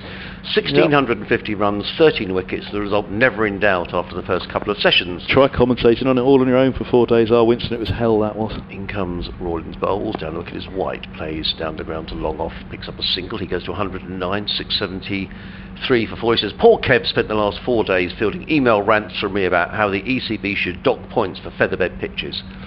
Sadly, the only way this match is likely to be any different is if Middlesex mash us to a pulp by an innings and plenty. Well, we'll see. Rawlins in, comes to Anderson. Anderson down the green, he's going to be caught. He is going to be caught by the safe hands of Ben Brown. Leap tree just down below us. And Anderson is on his way in the last over before tea. He's caught at long on by Ben Brown off of the bowling of Delray Rawlins. As the declaration. He's gone for 88, and we think... Do you think this is the declaration? Yeah, White's walking off. That's tea in the declaration. Mind you, would he have gone off anyway? You. Well, yeah, that's true. That's true. Of course, they would have had to go off anyway because it's the last over before tea, isn't it? So I'd imagine it's the declaration, but we'll see. You can't really imagine now there would be a particular reason to go on. And poor Martin Anderson. Well, you kind of think that it has to be the declaration because that's why Anderson went for the shot. Because I don't think he'd have done that just before tea if he'd have been given the assurance that you'll be given a little while after tea to get your century. Shame for Anderson. He'd have deserved that century, wouldn't he? Because we have to remember when Anderson and White came together, actually, there'd been a couple of those scores, hadn't there, for Eskenazi and for Holden. And there he goes. Applause for Anderson as he walks off, and then White's the Centurion will walk off behind him. So Anderson, given the applause by his teammates, they're all on their feet for him. Unlucky for him. I mean, look, Anderson's put to bed his horrible season with the bat that he had in the first half of this campaign. He's had some wonderful knocks with the bat, that 50 last week and now a big 50 here. Not to be the ton for him, and a little bit of a consolation effort from a couple of those out there at the moment, just saying well batted. Not to be the ton, but goodness me, the records have been shattered really here, haven't they? That's Middlesex's highest score in their history, 673 for 5. We fancy that's it, don't we, Adrian? But we'll see. And it's also the 5th highest ever score against Sussex. The highest was against Trentbridge, 726, and 718, 703, 698, 691, 674. 673, so it's the 7th highest ever score against Sussex, the record coming at Trentbridge in 1895. So there we go. We'll wait to see whether that is a declaration. We rather think that it might be for Middlesex. So Kevin and I are going to have a little breather for 20 minutes or so, and we'll speak to you again after tea at about 3:30.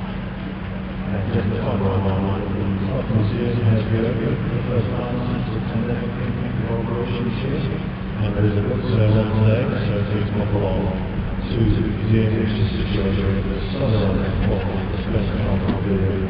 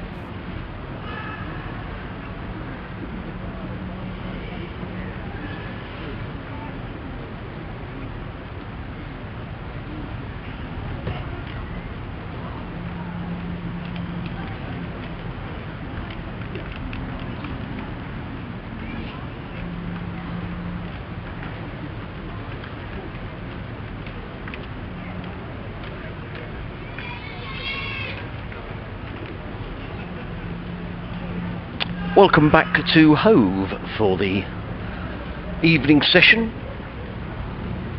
of this game between Middlesex and Sussex. Middlesex have not declared. 6.73 for 5.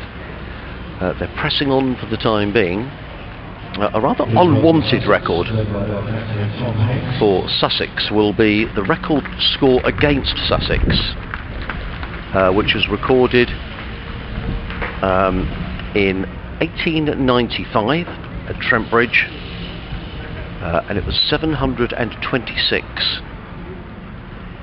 in 1895 at Trent Bridge, and that's the record score against Sussex.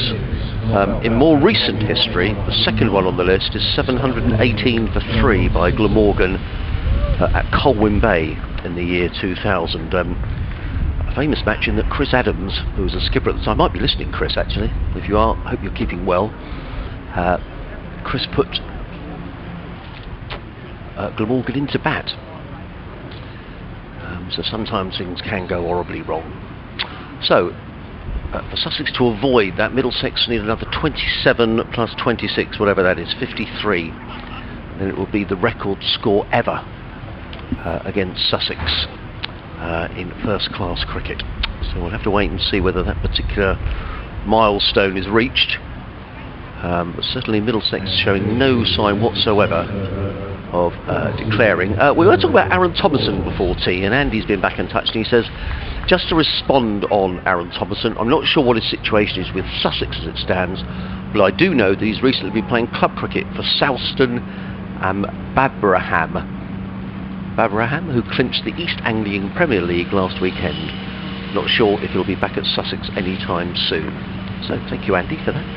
Rawlins is going to get things underway after tea. Comes in and bowls, and played by White through the offside and picks up a single to the sweeper on the cover boundary, who is George Garton. And one more to the total, 674 for 5, and brings the John Simpson on strike, who thoroughly enjoyed himself in the 100. There was one innings that he played where he scored a very big score very quickly.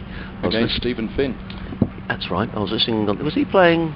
I'm not sure what team he was playing for, but I know it was a very impressive innings, and he does hit a big ball, does John Simpson. He doesn't hang around. In comes Rawlins, comes in and bowls, and Simpson plays straight to mid-wicket. And there is no run. So, Sussex have rattled through their overs today. It's only 3:30, 32 overs left in the day. Or 32.1 overs now, because that wicket fell in the tea over. Rawlins in bowls, and Simpson is on the way with a single to the sweeper on the cover boundary. One more to the total, 675 for 5. A very good afternoon. My name is Adrian Harms from BBC Radio Sussex. Kevin Hand is from BBC Radio London. You may be watching via the Sussex Cricket Club live stream. And if you are, you'll see that it is just the most perfect day, really. There's not a cloud in the sky. There's a nice breeze just blowing across the ground, which I'm sure is keeping people a little cooler. A lot of people sitting in the southwest corner of the ground with shirts off and shorts on, suntan cream and hats very much in evidence, I'm sure. Tom Haynes is going to bowl the next over from the Cromwell Road end. He's bowled 5 overs, no wicket for 24. And the new ball is available to Sussex now, but it doesn't look as if they've taken it. Here's Haynes around the wicket then. He bowls to Simpson, who taps it into the onside at field at mid-wicket. I guess the other one, had Anderson reached his century, have Middlesex ever had 4 centurions in an innings before? There are all sorts of stats. Well, unless Simpson does something spectacular, it's not too much to worry about. Cause I was just trying to think back, the 650 that I did, not the 650, the 600 that I did, just turned into the onside by Simpson, and there's no run. I think it was Shah, Godalming and Nash centurions. I don't think there was a 4th centurion in that first inning. Smith got a century in the second innings for Middlesex. But, yeah, going back through those other big scores, if there were 4 centurions in an innings for Middlesex before. Round the wicket comes Haynes, and a forward defence from Simpson. There's no run. It's a little odd that they're back out there, given the way that Anderson holed out before. Yes, I would agree. Before a tee, unless he, I don't know, did he want to do it himself? He didn't want to go over the tee interval, being short of the ton. He was in and he fancied doing it, but it does seem a little odd how that played out. as this ball is driven away to cover by Simpson. As our many thanks to David Kendix, Executive Board Member at Middlesex. Yes, the top 4 got hundreds in the 6:42 for 3. So there we go.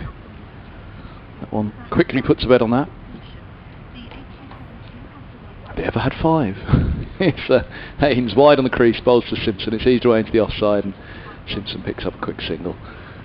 676 for 5. White's on strike on 110. Yeah. The reason for batting on, I don't know. Like I say, I was quite happy with them batting on after tea, but mainly so that Anderson could go on. But I don't know. I guess they really want to hurt Sussex. Maybe they're saying, look, we'll take the last half an hour tonight. It's a hot day out there. As his Haynes bowls, and wide over the top of this one, rides it into the onside, and there's no run. Yeah, hello Sean. It's been a couple of long, hot days for Sussex in the field. In fact, we look like we've at long last got a declaration from Middlesex. They are 676 for 5. A big 100 from Sam Robson. He made 253. 174 from Mark Stoneman. 109 for Robbie White. A wonderful batting display, and Sussex got it all to do. But the declaration has just been made on 676 for 5. A couple of wickets for Jack Carson. Meanwhile, up at Northamptonshire, Surrey have just been bowled out for 238. Northamptonshire in their second innings will need 319 to win. Thanks, Sean. I'm a bit confused by that declaration. Why would you come out for 1 over? I can only believe that it was pure bedevilment. That they wanted Sussex's openers to go back out to the field and not have that tea interval to prepare themselves. Yes. So rather, right, back out you go, openers. Get back in the field, get yourself ready for that, and then you've got 10-minute turnaround for your innings, so rather than having the nice comfy tea interval to prepare themselves for the close tonight. Now again, I'm sure that message must have been relayed to Anderson. You'll have time after tea to get your century. I can't believe that he was hitting out believing the declaration would come at tea, and then Middlesex did then go back out afterwards. There's the declaration. So we go and make a cup of tea for 10 minutes, Adrian? Yeah, we will. I'll just quickly read out the bowling figures for Sussex. I've just got a cuppa actually, so don't worry. Hunt, 23 overs, 2 maidens, 1 for 108. Hudson Prentice, 30 overs, 1 maiden, 0 for 94. Don't do it to yourself. Crocombe, 22 overs, 1 maiden, 1 for 88. Ibrahim, 7 overs, no maidens, 0 for 51. Carson, 46 overs, 4 maidens, 2 for 183. Delray Rawlings, 27 overs, 2 maidens, 1 for 110. Tom Haynes, 6 overs, no maidens, 0 for 25. So Sussex will face 29 overs tonight, and we'll get some idea after those 29 overs of whether this is a very flat pitch or whether the Middlesex bowlers can get more out of it than Sussex did. But Kevin and I will have a little break for a couple of minutes, and we're back with you to guide you through the final 29 overs of the day.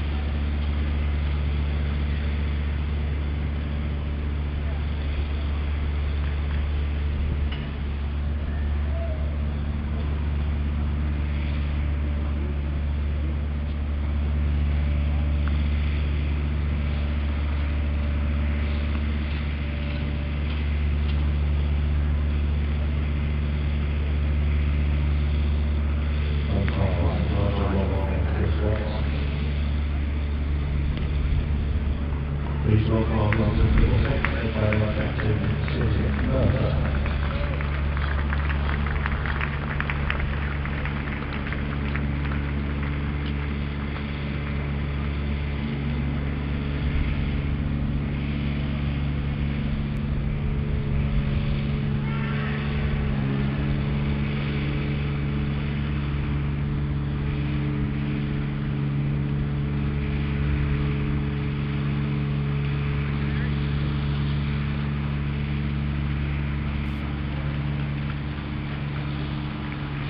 So welcome back to Hove. The sound you can hear in the background is of the roller, which has been out doing its job during the break. And kind of a moment of truth, really, because here come the Middlesex fielders, and here come the Sussex batsmen with a touch of the gloves on the boundary edge. It's Alistair Orr and Tom Haynes who are making their way out to the middle. They've got 29 overs to negotiate tonight of Sussex. That could be a fairly torrid 29 overs as well. You'd imagine that Middlesex are going to have men clustered around the bat. They've had their feet up for a couple of days, the Middlesex bowlers. The big question is this a feather bed of a pitch where Middlesex will struggle as Sussex did to take wickets, or is there a little bit there for these bowlers? Will fatigue come into it for Sussex? Tom Haynes, the captain, making his way out with Alistair Orr. Alistair Orr, 20 years of age. Already with a county championship 100 to his name. He's had a good season as Ali Orr. But this is going to be tough for these two. There are 3 slips and a gully in place. There's a short leg, a backward point, mid-off, mid-on, and a fine leg all the way down in the distance. So kind of the moment of truth, really. And let's see if Murtagh and co, what success they're going to have. 29 overs to be bowled tonight. To guide you through the first of those will be from BBC Radio London, Kevin Hand. And the captain, Tim Murtagh, with 4 slips, a short leg, and Orr on strike. Here he comes, right arm over the wicket, up the hill from the sea end. He bowls, and Orr is forward, defending into the onside. After a difficult 5 sessions of this match so far, you feared for that first ball, and you still fear overall, don't you, really, for Sussex in this. They will be exhausted, mentally and physically drained after those 5 sessions. It was tough for them, and they really gave it their everything. They gave it their best. They stuck at it and they made it as difficult as they could for Middlesex. They face a very difficult task now for what remains of this game, as Murtagh comes in, bowls, and Orr defends into the onside. Gentle pace about the first 2, and yeah, no run. If you're a Sussex supporter, Kevin, which threat are you worried from? I mean, outside of Murtagh, who we all know very well. Blake Cullen, all the way through this slow pitch with a little bit of up and down bounce. The pace of Cullen, the aggression of Cullen, all the way through, just made me think that could be the difference. As here's Murtagh in bowls, and Orr solidly behind this one, defending to mid-off. And no run. Tell us about Blake Cullen. So Cullen will hit up to 90 miles an hour. He's 19 years of age. He got that call up as a wild card to the 100. Big part of Middlesex's T20 campaign. Went really well in that. Impressive in that, Cullen. And yeah, given the nod for this one here at Hove, and I think it's a pretty good nod they've given him, because just maybe that extra little bit of pace. He's an aggressive, short of a length bowler with the up and down bounce that we've seen here on occasion, as Murtagh's in, bowls outside of the off stump, left by Orr through to Simpson. Then Cullen could well just be that little X factor, that little bit of difference. He's going to be coming down the hill. He's up at long on in front of the indoor school, warming up now. Anderson is the third seamer at mid off, throwing the ball now to Murtagh, and then Wallaloita and Holman, the 2 spinners. So no Roland Jones, no Bamber rested for this one, no Helm, he's in the squad, but perhaps next week at Lords will be his chance. As Murtagh's in, the captain, he bowls, and edges! Did it carry? I don't think so. The Cryer catch it, I think it went low off the edge to 4th slip, and Holden low to his left, managing to block it, I think, nothing more. I don't think there was a chance there. Once come the opening over, 0 for 0. Yeah, Alistair Orr, who heads the Sussex batting averages in the Championship. This is his 5th match. He's played 8 innings, scored 415 runs, a top score of 119. that came at Canterbury against Kent, and he's averaging 51.87. So he's had a good first season. Murtagh bowls, and this is turned towards mid-on. No run. And the first over safely negotiated by Sussex, so 28 overs to be bowled in the rest of the day. And we're assuming that it's going to be Cullen who's going to take the new ball from the Cromwell Road end of the ground. Very good afternoon wherever you're listening from. Hope the weather is as beautiful where you are as it is here on the south coast. We're just listening to the local forecast in our news bulletins that are suggesting thundery showers. Oh, when? On Thursday. Yes. Now, whether they say thundery showers could be hit or miss, but it would seem as if there may well be some interruptions to play on Thursday, but who knows? Sometimes on the coast it can be hit and miss, and we'll just have to wait and see. But it is going to be Cullen, number 19 on his back. He's going to be bowling with 3 slips and a gully, a point mid-off, mid-on a short leg and a long leg. And Tom Haynes, who scored 787 championship runs this season, an average of 41 with 200s, is going to be facing Cullen, who's down the hill bowls, and that was quick. Now, that's a level up. That was pretty sharp, and taken by Simpson high to his left-hand side, and there is no run. John Simpson. So would his place be under threat from Robbie White with the gloves, or no? I don't think so. I think because made his England debut for the. He did, yeah. That's the thing. He signed a new contract with Middlesex as well this summer. Cullen races in down the hill bowls. Haynes is forward and plays that confidently to mid-on. No run for Murtagh. When we mentioned the battle for the gloves, the battle for the bat next year, to actually have a battle for the gloves within the first 11 actually is a very nice problem to have, isn't it? Yes, indeed. Like Robson, lifted I think by Stoneman. Stoneman's arrival, having that solidity at the other end. He had it in 2016 with Gubbins, but it has been a troubled time with the bat for all since then for Middlesex. Cullen bowls, and Haynes is was that a chance? It went between third slip and gully, or did it go between the second and third slips? But it was involuntary edge from Tom Haynes. He gets 4 runs. But not a shot to. It's still an awful lot of confidence in the Sussex dressing room. Did we see that once in the Middlesex innings? I can't really think of it. One that flew through the slips.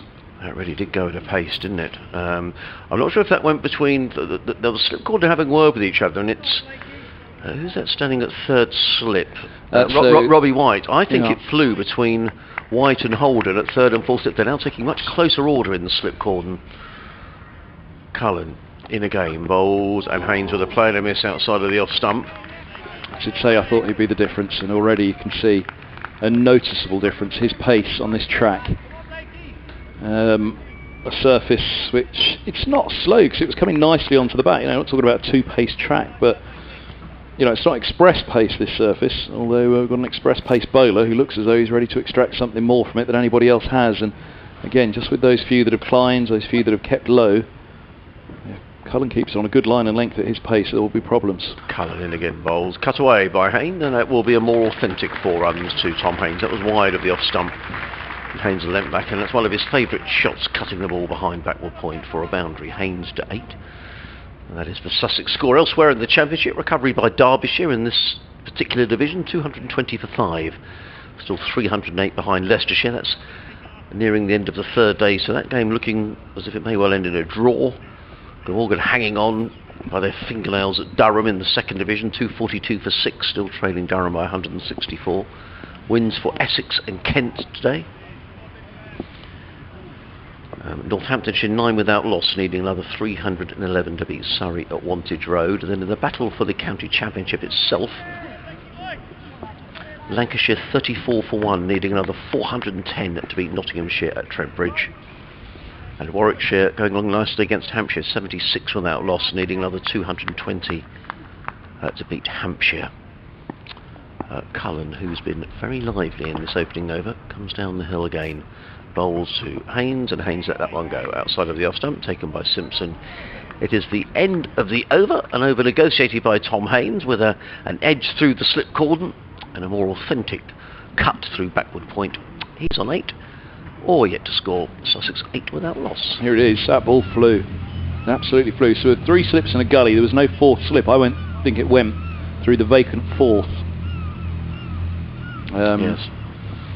We can't quite see exactly where it passed, but I don't think, by the way that White turned to go and retrieve it, he clearly hadn't dived for it. He jumped in the air or dived to his left. The fancy has to be that lifted and flew off very nearly well, not quite the shoulder, but high up the outside edge. Here's Mercer bowls, and a quick single taken by Orr wide of Chilan Wallaluita at mid-on. So already early excitement here for Middlesex in the Sussex innings. Okay, let's put a couple of early wickets on the board here, Middlesex, and 676 from Middlesex. It's so far away with 11 with all of them standing. 2 down early.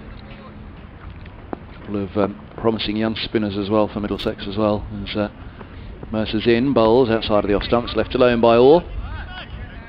26 overs to be bowled after this on day 2.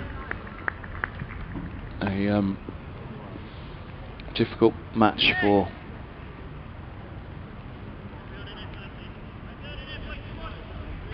Sussex so far. How difficult will this evening session be for them? Derek saying, I think Robertson, Brown, Edrich, Compton may have got tons in that same match. Yes, that was what David Kendricks was saying. Thank you, Derek. Mercer's in, bowls, and forward goes Haynes, pushing away into the offside. No run. Mark from Madrid, very young and inexperienced attack, learning the hard way. Sussex are using these games to invest in the future. Nice to hear Kev sounding cheerful, not so sure about Adrian. I'm always cheerful. Indeed. Andrew Wilmot, not been a pleasant day, I'm sure, but Sussex have stuck to their task admirably. They Well, they did. That is very true. Mercer bowls and Orr inside edge onto the pad as he looks to work in the onside. Just about got that inside edge onto it. Jamie Smith says, "Oh, miss the background noise at lunch and tea intervals and the summer finishes. The ones where you have a break but don't turn off the mic. Distant rumble of garden machinery, crockery, and the odd sneeze." Yeah, our effects microphone is just on the roof, just above where Kevin and I are sitting. So it's a really good mic, so you do get all sorts of sounds. The sounds of Hove. Can't see any seagulls actually today, but normally you'll get the seagulls crying. Mercer to Orr, defends. Fielded at point, no run. Shame about the missed ton, says Peter Mead, but what a display, amazing, he says. And yeah, Derek paid on no roller on the wicket in the interval. Tim Mercer wants to bat on and get his maiden ton.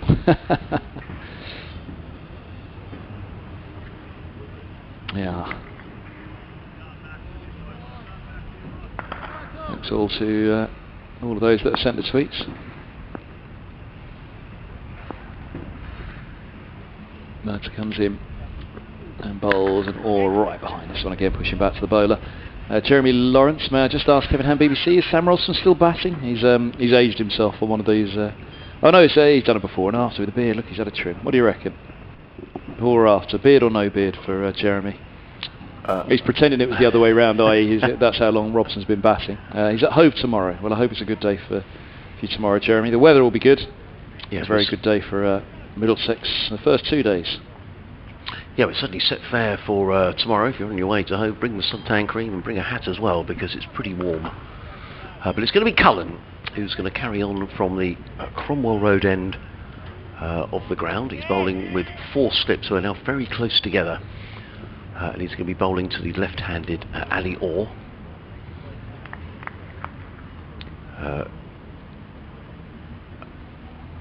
Blake Cullen, ball in Hounslow. He's on his way down the hill, bowls and Orr looking to play it on the onside, got rather squared up, played safely enough to mid-off, and there is no run. Went to Hampton School, made his debut for Middlesex in 2020, presumably in the Bob Willis Trophy, second 11 debut in 2017. He was aged just 15.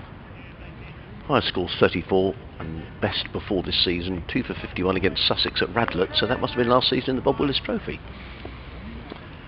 Again, that Kevin and I were at, as in comes Cullen down the hill, bowls and Orr right in behind that, plays to point. And again, there is no run. I haven't got a card in front of me that gives the Middlesex number, so who's 56 fielding a point, Kevin? 56 at point would be Luke Holman. Right, thank you. So Eskenazi slip, Robson second, third is White, fourth is Holden. Holman is points. Mid off Anderson, mid on Mercer. Under the lid. Comes Cullen racing in down the hill, bowls to Orr, who's forward confidently, punches to mid on, and there is no run. I think who's the youngster they got under the cap there? Have gone through Holden, gone through Holman. White's not there. Who's the other young'un in this side? Oh, it's Mark Stoneman. Mark Stoneman at short leg and long leg Tillan, one of the weaker. He's just down the way to our right hand side at fine leg. You'll think he'll have plenty of overs to bowl. The young spinner. Cullen wheels around at the far end of the ground. He's in, bowls, and Orr lets that one go outside of the off stump, taken low down by Simpson, down by his bootlaces. Alistair Orr wanders away to square leg. In terms of the young Sussex players, we were discussing this earlier, who have really made a case this season. Alistair Orr is right up there. I've seen too much of him at Hove. A lot of people may be seeing him for the first time in the Championship, but I don't want to big him up too much. As Cullen races in again, bowls, and Orr is solidly forward and plays down the onside of the track. There is no run. But he made a very fine 100 at Canterbury, has to be said, against a Kent side who were ravaged by COVID at that time. A lot of Kent players weren't available for that match, but 100 is 100, and it was a very fine 100 that he made. Perhaps the best innings that he played was at Leeds against a very strong Yorkshire side in early June, when he made 67 and batted for over 4 hours and very maybe saw Sussex through to what would have been a highly creditable draw. Cullen coming around the wicket now, bowls to Orr, and Orr up on his toes and plays that into the offside and takes a well-judged single into the covers. Another Cullen over is safely negotiated. 2 overs, no wicket for 9 for Blake Cullen, and Sussex are 10 without loss in this mammoth pursuit of 676. So to avoid the follow-on, I ought to know this, but I've had a brain freeze. Is it 150 or 200 in Championship? 150. Yeah. So 526 they will need to avoid the follow-on. Oh, what would it be? 527, because they need to be one past it, don't they? Yeah. No, 5... So that's a long, long way yeah, away. 527. They've negotiated the opening 4 overs, which will be a relief to all of those waiting on the balcony in the Sussex dressing room. Mercer's in. He bowls, and this is a very full delivery, driven back to him by Orr. There's no run. I don't think he's bowled to Haynes yet, has he, Mercer? I think it's all been to Orr. Did he get one? Yes, he did. They did pick up. Yes.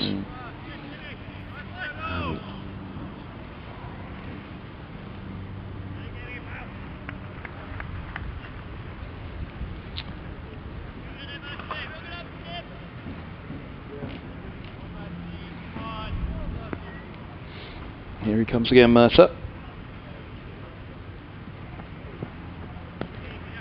Left alone by Orr.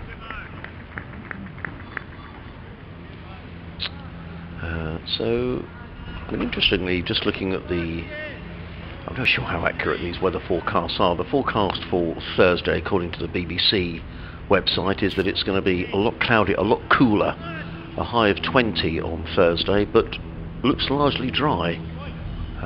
Chance of rain no higher than 22%. Who knows, Kevin? Comes Mercer, bowls, and forward goes, or pushing away into the offside, and there's no run. 10 without loss. Sussex reply. Yeah, it says light cloud and a moderate breeze. So maybe the showers are further in. We'll have to see. You could drive yourself nuts, can't you, looking at weather forecasts and what's going to happen. Adrian, I think if you and I were going to drive ourselves nuts, it would have happened by now. Yeah, probably. You're quite right. Listeners will probably attest to the same. Here's Mercer. Up he goes from the C end, bowls again and left alone outside of the off stump by Orr. David Kendricks. I better check that. Well, I was going to read a message from him. Let's see.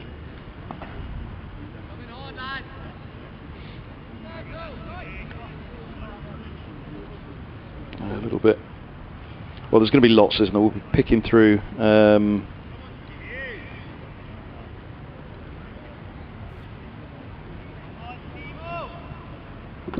Picking through this match for a while, I think. Again, one thing we never looked up was that fifth wicket partnership for Middlesex against Sussex. Yes.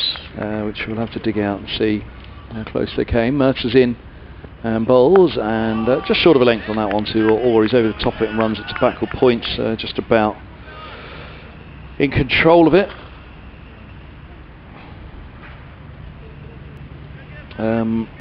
Right, so David Kendick says there have been 175 opening partnerships of 300 plus in the history of first class cricket.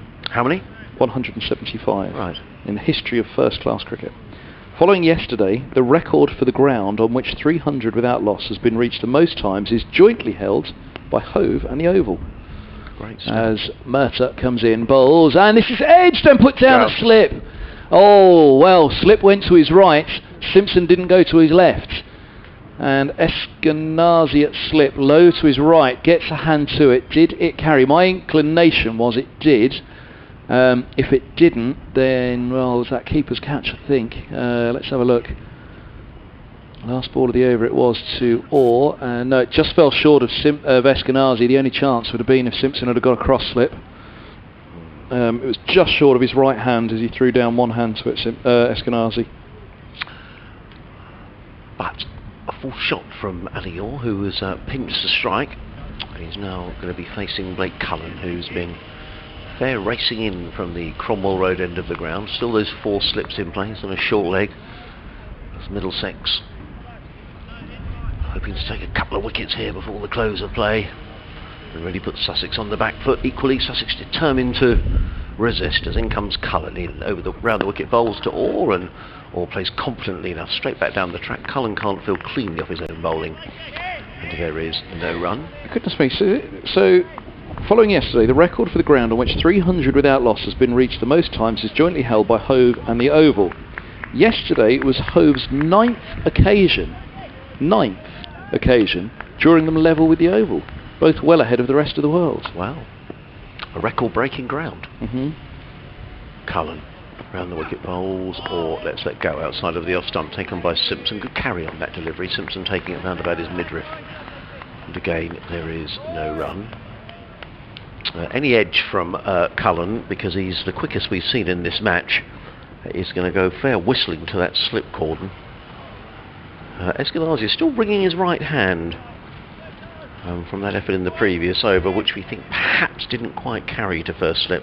No, it's just short of the right hand of slip. Cullen in again, bowls. That's a quick delivery that Orr is very happy just to let go. Sails over the top of stumps, taken by Simpson. And again, there is no run. Plenty of chatter going in, or going on I should say, between the Middlesex slip cordon. The ground bathed in sunshine again, just a bit of wispy cloud away to our right hand side, but other than that, in fact, there could always be aeroplane trails. We haven't seen many aeroplanes in the last 18 months, a few making their way in and out of Gatwick as Cullen is in again and bowls, and that's wide of the off stump, and Orr has absolutely nothing to do with it.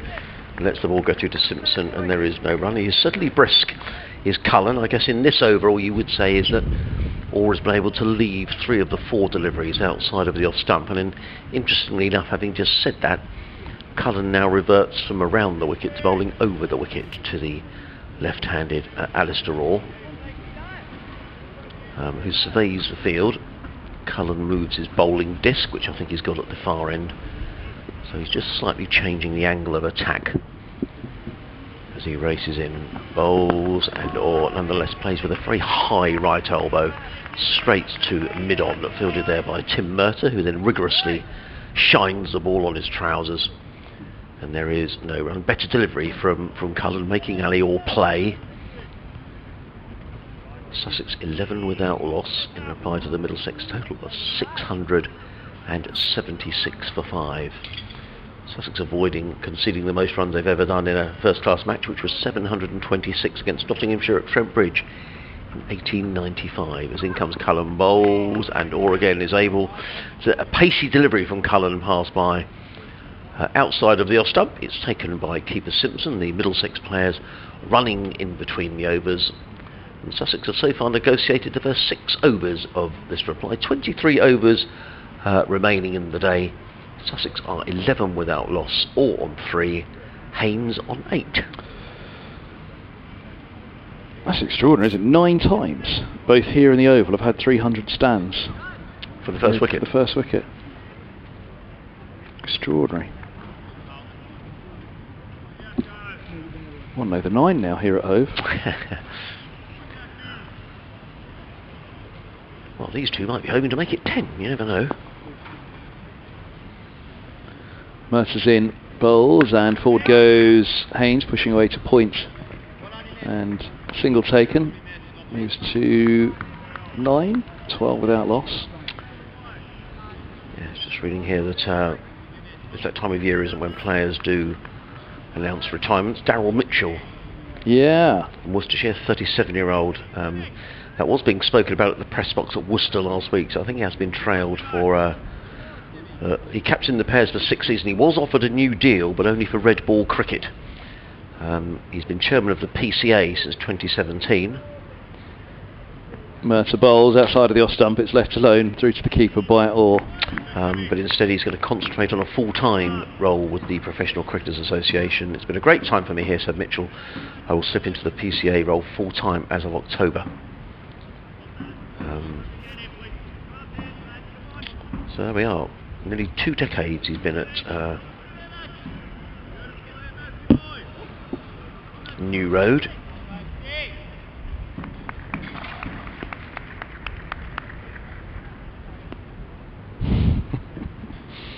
So brace girdle in a moment. As forward goes Orr, defending into the offside, and there is no run.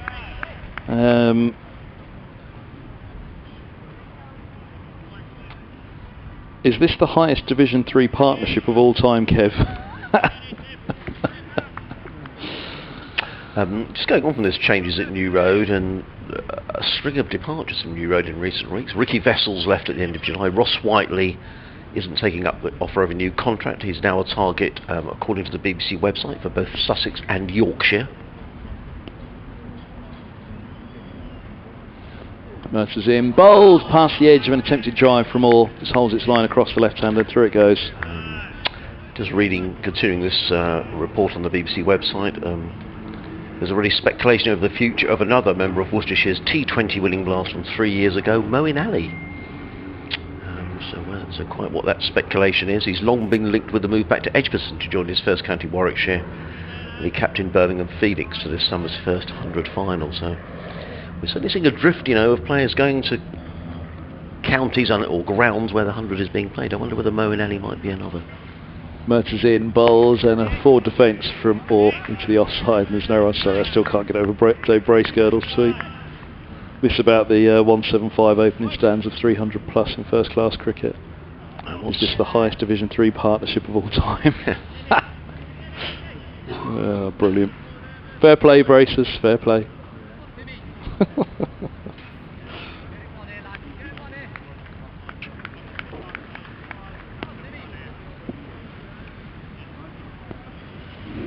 Off goes Mercer, bowls, and forward goes Orr, pushing back into the onside, and there's no run. 12 without loss. And you're listening to live cricket on the BBC, BBC Radio Sussex, BBC Radio London. Myself, Adrian Harms, alongside Kevin Hand on a beautiful, beautiful day at Hove. We've probably the best day of the summer so far, not a cloud in the sky.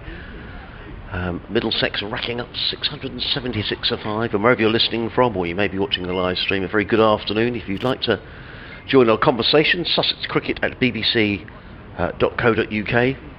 You can tweet at Kevin Hand BBC or at BBC Sussex Sport. And just a plug for the cricket show on BBC Sussex tonight from 8 o'clock.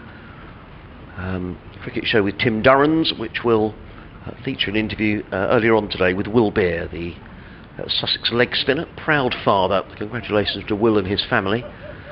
Looking ahead to what will be his 4th finals day for Sussex coming up a week on Saturday. And a chat to Will at lunchtime, and you can hear that interview this evening. As in comes Blake Cullen down the hill, bowls to Haynes, and Haynes drives to mid-off, runs here as a misfield at mid-off by Martin Anderson, who has to chase back towards the boundary, and I don't think he's going to get there, or is he? Yes, they're going to come back for 3 runs as the ball just pulls up inside at the boundary. Is your effects mic packing up, or is Seagull getting a bit amorous with the... It could be one of 2 things. Our fluffy device. I think something is standing on. I put a new standing on it. Yeah, I put a new battery in our effects microphone yesterday. There's a pigeon perched on our... Yeah, I do. Yeah. Or a seagull. Yeah, having a nibble maybe. Yeah, it's a big fluffy... Do you want to go up and have a look? A big fluff. I think he's gone now. Well, he was there a minute ago, wasn't he? Or she? A big fluffy microphone up on the roof of the media centre. You can probably see it if you're inside the ground. And sometimes seagulls do take a liking to it as Cullen is in and bowls or drives down the ground. Nice looking shot by Alior. I don't think that's going to go for 4. Anderson is in hot pursuit down the ground, or really running quickly. In fact, he's almost overtaken Tom Haynes and comes back for a 3rd run, does. Or a nice looking shot straight down the ground. He goes to 6 and Sussex to 18 without loss in the 8th over of this reply. Tom Helm is on the ground. Yeah, down here at fine leg. Mercer gone off momentarily. No, he's up at mid-on still. Anderson's at mid-off. Tillham one of the weeks just popped off. Okay.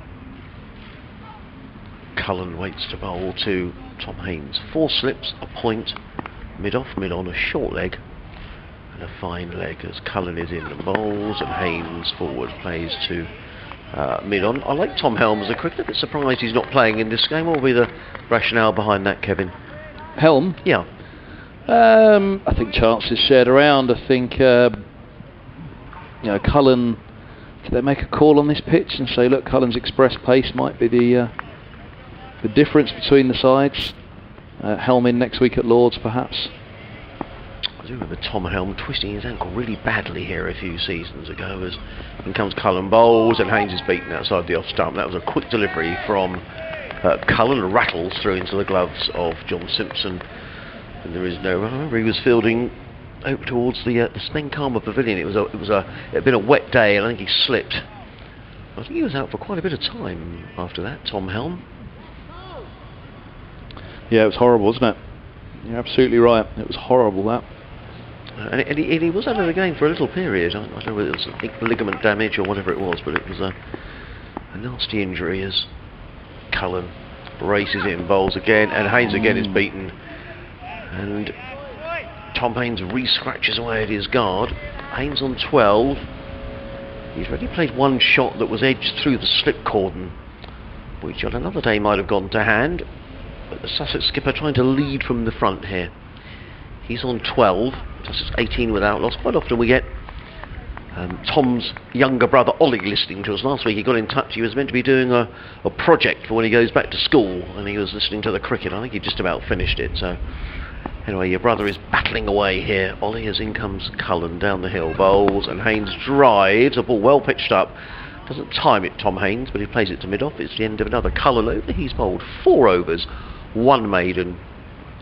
No wicket for 15, and Sussex are 18 without loss. Orr is on 6. He's faced the vast majority of deliveries. He's faced 31. Haynes is on 12. He's faced 17. 21 overs remaining in the day for Middlesex to bowl. The first of which will be bowled by Tim Murtagh, who's bowled a typically miserly spell. 4 overs, 1 maiden, no wicket for 3 from Tim Murtagh. As Middlesex striving for a breakthrough. Sussex equally defending for all their worth. And it's going to be Murtagh to Orr. 4 slips in place as Murtagh bowls, and Orr defends into the offside, and there's no run. Our amorous seagull is back upstairs, we think. It's an amorous seagull. You don't have the commentator cams now on these streams. You always need a little cam of your effects mic up there when we do get the seagull. The laughing seagull we had one time, didn't we? Yeah, we get all sorts. It's making another noise up there. So either my battery is going, which I doubt after 2 days, or more than not, we've got an intruder on the roof. Oh, it's all getting frisky on Twitter now with Brace Girdle and Martin Emerson joining in as well. Kevin Howes is up to no good at Trent Bridge by the looks of it as Murtagh bowls, and this is pushed for a quick single wide and mid-off throw to the keeper's end. Good running, good running. Yeah, there was on to 7. Yeah, there was a single there, but a bit of yes knowing. Steve from Littlehampton has been in touch. Hello, Steve. Steve Bentley. Great to read your email. He says, thank you for the commentary over this season. Well, it's a pleasure. He says, with the addition of live streams following the cricket this summer has been fantastic, with the streaming from Sedbergh offering brilliant coverage earlier in the season. I mean, that really was fabulous at Sedbergh School. I don't know if you've been there, Kevin. It was a 50-over game against Lancashire, and the production put together by Lancashire Cricket Club was... No, Middlesex were meant to go last year, but COVID put pay to that, and great shame. I watched you guys there, remember? I was taking pictures of the screen, and as forward goes Haynes pushing away to point. There's no run, 19 without loss, mainly to pester Kevin Howells. Steve goes on to say, I've dipped in and out of your discussions with Kevin today, so I've not picked up all of the comments. However, I have to say I'm really encouraged with the way the young team has acquitted itself this year. Whilst the results have not always gone the way we would wish, there's certainly been enough to whet the appetite for seasons to come, should the players continue to develop. With the arrival of Steve Finn next season, and hopefully the re-signing of Travis Head for a full season, then we'll have some good foundations to build upon, blending youth with experience. My other point was, I wonder whether you know why George Garton didn't bowl in the first innings. Murta bowls. Oh, slashes at that. Oh, that was a naughty shot. Poor shot. Not naughty, poor. Didn't move his feet. He's probably feeling tired, is Tom. He's had a lot of minutes played over the last couple of days, but he will know that wasn't a good shot. Didn't move his feet. It could so easily have got a nick. And the persevering Murta. Now, Wadaluita is warming up. We might be going to see a bit of spin sooner rather than later. Yes, George Garton, Ian Salisbury did say in his pre-match briefing, Steve, that George Garton might bowl a few overs, but he's in the side primarily to bat. Come on, Howells, we're sending you up on the roof in a minute. That Seagull's having a great time. Here's Murta bowls, and this ball's pushed into the onside by Haynes, and there's no run. You've got to take a video of it. Never mind video of me in the record. If this is a Seagull having a go at the mic, you've got to capture it. Do your best, David Attenborough up there. Adrian Harms. We'll turn it down a little bit now for the interference it's getting, whatever it is. Up on the roof with Adrian Harms. Could be a weekly feature here at Hove, couldn't it? Here's Murta. 4 slips go down, and Haynes awaits. Murta bowls, and Haynes bumps this one away into the offside. It's fielded at mid-off. 19 without loss. End of the over. So 20 remain on day 2. Again, it feels strange. Day 2, 20 overs remain. It feels like we've been here for an awful long time. Oh, there he goes. Harmsy's talking to the Seagull now, is he? Let's have a listen. The football of Adrian Harms. Oh, and there we go. Well, let's hope he's okay. He's gone, folks. I'm still here, I think, but Harmsy's gone for a moment. The thud of the Harms footsteps over to the effects mics. It'll rattle back into effect. Either that or the Seagull's flown off with it. But here goes Cullen from the Cromwell Road end, remaining right arm over to Orr. It's been a good line of attack so far. He's got a few past the edge, and indeed took the edge through the vacant 4th slip. As he comes in now, Cullen bowls, and that's edged and not carried to 3rd, where White's behind it. It's a low outside edge, toe into the bat. Orr's head snaps around to see where that was going. Let's have a look at it on the replay. But Cullen, he's working up some pace and working up some excitement here with the ball, more than we've seen really in the match so far. Cullen's in on the replay, that is, and well, actually, did that ball pitch before he edged it? Off the edge, it did go straight to ground by the looks of it. So maybe it was a Yorker attempted in a low full toss. Let's see one more time. No, I think it did pitch, hit the outside edge and then low into the ground. Through it went. This one's pushed back by Orr, and there's an overthrow, which Eskenazi's retreating to get. The throw went back to the keeper over his head, and Simpson had to get around to it. Eskenazi throws in, and that goes over Simpson's head as well. All a bit messy out there from Middlesex, that one. But where did that end up? Let's see on the replay now how that got around from Simpson. After that, or around over Simpson's head. After that, I'm going back on the replay because it did, as it zoomed out on Cullen, catch Adrian Harms up on the roof. Actually, he's still stood up there. He's given up on the effects right for a moment. He's got a double teapot on. As here's a full ball from Haynes, pushed away into the offside off Orr, and there is off Cullen. There's no run. Let's have a look. The throw went from Anderson. Oh, went flying over the keeper's head, and Eskenazi did realise that there was a bit of a problem, tried to back it up, couldn't do so, and then had to retreat down to the sea end, and his throw then went over the keeper's head as well, where it was backed up by Stoneman, so a bit of a comedy of errors out there from Middlesex. Right, let's go back on Adrian Harm's watch up on the roof, so just rewind. There he is, hurtling over on the far side. Oh, this one's short from Cullen, outside of the off stump, left alone by Haynes through to the keeper. He's picked up the effects mic. He's hurdled back. Oh dear. Are we going to be effects micless for the rest of the day? I do have a spare one for him if he comes down and asks. But yeah, he was up there with a double teapot on, so he's obviously pondering how he's going to fix that effects mic. 20 without loss here, Sussex. I just want the camera to go back to the roof now to see what Harmsy's up to. Come on, wide shot before Cullen runs in. There we go.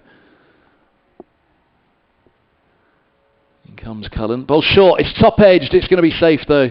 Into the onside.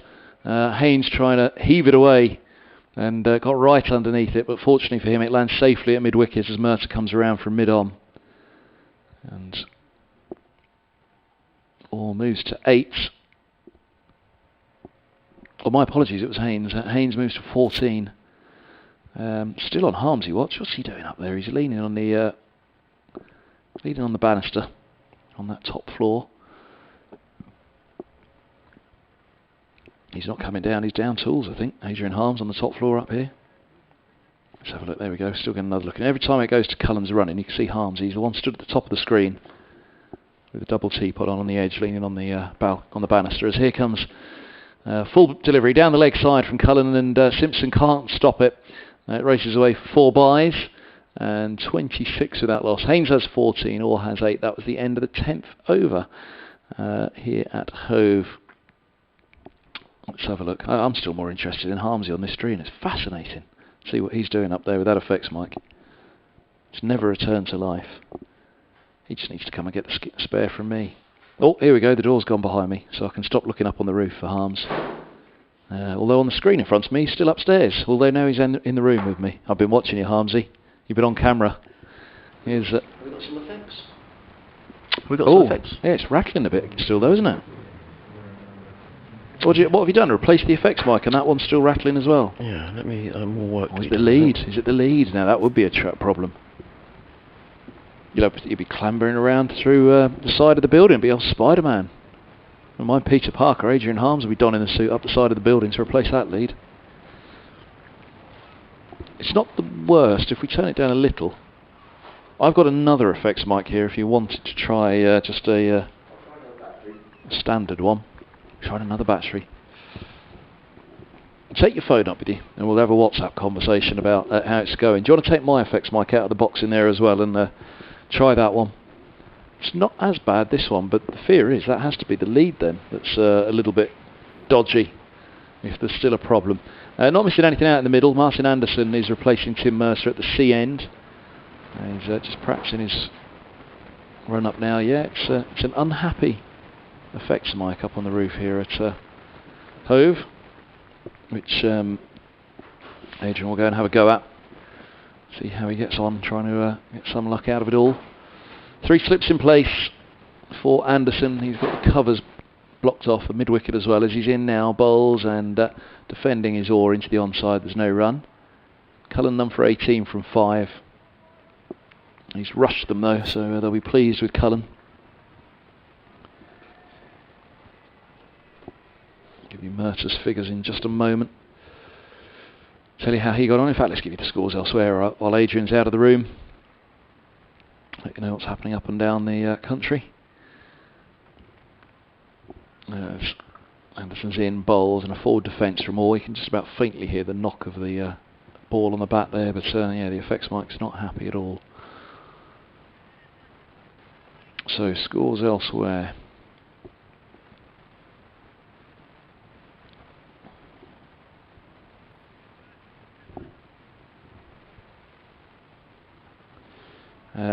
Derbyshire are 237 for 5 in reply to Leicester's 528 as this ball's full and into the block hole, toe edge of the bat, deflects to backward point. All survives, no run. So Derbyshire trailing by 291 runs. at home to Leicestershire with 5 wickets standing in their first innings. Glamorgan are 268 for 6, still trailing by Durham by 138 in their second innings after being skittled for 97 in their first innings. Amazing, all the talk that was about those low scores on day one of the rounds as this is run to backward point by Orr and there's no run. We've seen 2 500 scores and a 600. Essex won by an innings and 3 runs against Gloucester, all out for 197 in their second innings. Kent winning by an innings and 56 runs. Worcester all out for 204 in their second. And Northampton 29 for 1, needing 291 more to beat Surrey at the Oval. At Wantage Road indeed, as in comes Anderson. It's defended to the offside by Orr and no run. Lancashire 69 for 1, needing 375 to beat Notts at Trent Bridge. Davis out, Wells there with 37, Balderson 27. Warwickshire, well, now this could be an interesting one. Warwickshire 92 without loss, needing 204 more to beat Hampshire. In comes Anderson, forward defence from Orr, blocking it off into the offside and no run. End of the 11th over, 26 without loss here. Orr has 8 and Haynes has 14. So very good start from Warwickshire. And yeah, those were scores elsewhere in the championship. Oh, there's the footsteps of Harms again. Now oh dear, oh, I hope he's alright. Come in, Adrian Harms. Oh, that was a fair old groan at the end there from Harmsy, wasn't it? Let's have a listen. This is perilous stuff up on the roof from Adrian Harms. Oh, the gravelly footsteps away. That's better. Well, hoping it's my headset and you're not hearing it at home. It feels like there's a little bit of a ringing sound on it now. He'll ring the neck of that seagull if it goes near the effects mic again, Adrian Harms. Better than nothing. Better than nothing. Sounds like there's a slight ringing. I don't think they're going to have to change the leads. But the leads run from this commentary box all the way up the side of the building, up onto the roof. 26 without loss. Poor old Harmsy. It's better, but put your headset on. Is there a ringing on that now? Can you hear the ringing? Yeah, a little bit. I think it's better than it was. It's better than it was, and I think probably when we're talking over it, the ringing is not so apparent, but it's a lot better than it was. Good. Here's Cullen. I'll let you grab your breath as this ball's driven away through the covers, over pitched outside of the off stump, and Haynes is able to lean into that one and didn't quite time it in the end, but he does pick up 4. 30 without loss.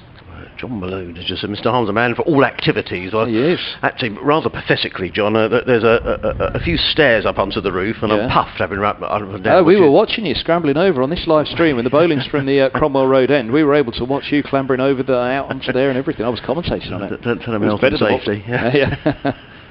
But the listeners were a nervous wreck listening to it all. Your footsteps across the roof, boom, boom, boom, boom, boom. And then an almighty screech and everything went quiet. Cullen's in, bowls, and this is pushed away to the offside. Haynes on 19. Fortunately, we could see you up on the roof, so we were happy that things were okay. Do you think a bit of spin before the close tonight? Yeah, I mean Cullen's rushed them, but this is his 6th over. I mean, Murtagh might have a go from the Cromwell Road end, mightn't he? Yes.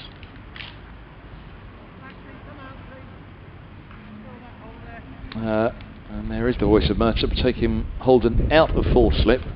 Well, that ball flew through the vacant 4th earlier, didn't it? Well, where's this one going to go?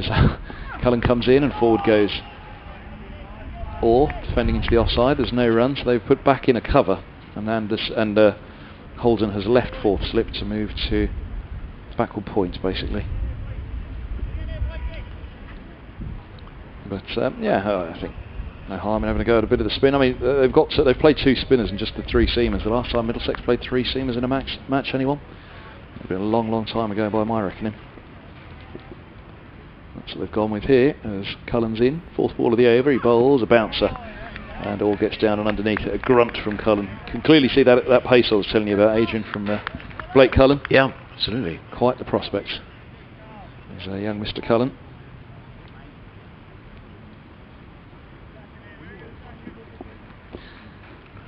so far so good for Sussex. You know, they'll be delighted to have got through these Well, again, over. Mercer to begin with. You can see off Mercer's first spell wicketless. You've always done well, haven't you? The wily old Mercer to try and get yourself in as Cullen bowls full straight and a forward defence from Orne. There's no run. Who's that down at long leg now? Another fielder's come on. Is that Anderson? I think it is Anderson, yeah. Oh, it is. He's just got very short hair around back and sides. I didn't recognise him. I thought he was blonde actually, but it's just that it's almost a skinhead around back and side, isn't it? Actually, we're very lucky inside our commentary box here, where we're out of the sun and just standing up Is on it the hot? It's really hot. Yeah. Yeah. I mean, if I was a spectator, there's no way I could sit in that sun all day. Well, that's what I was wondering if Middlesex would go on a bit after. Oh, it's really hot. Leave Sussex out there for another hour tonight. Cullen's in, bowls, and this is left alone outside the off stump by Orr. Through it goes to the keeper.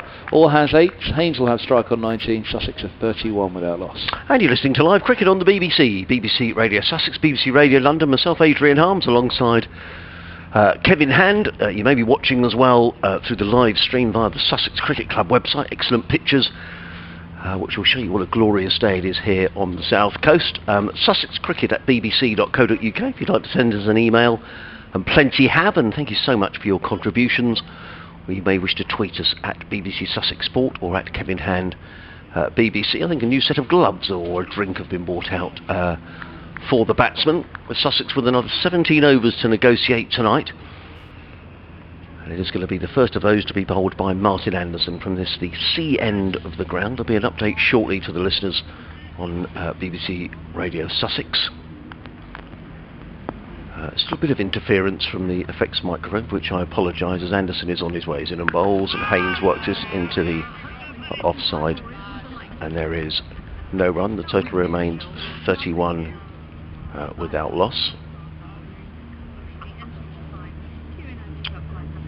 Elsewhere in the first division of the Championship, Warwickshire 94 without loss, needing another 202 to beat Hampshire.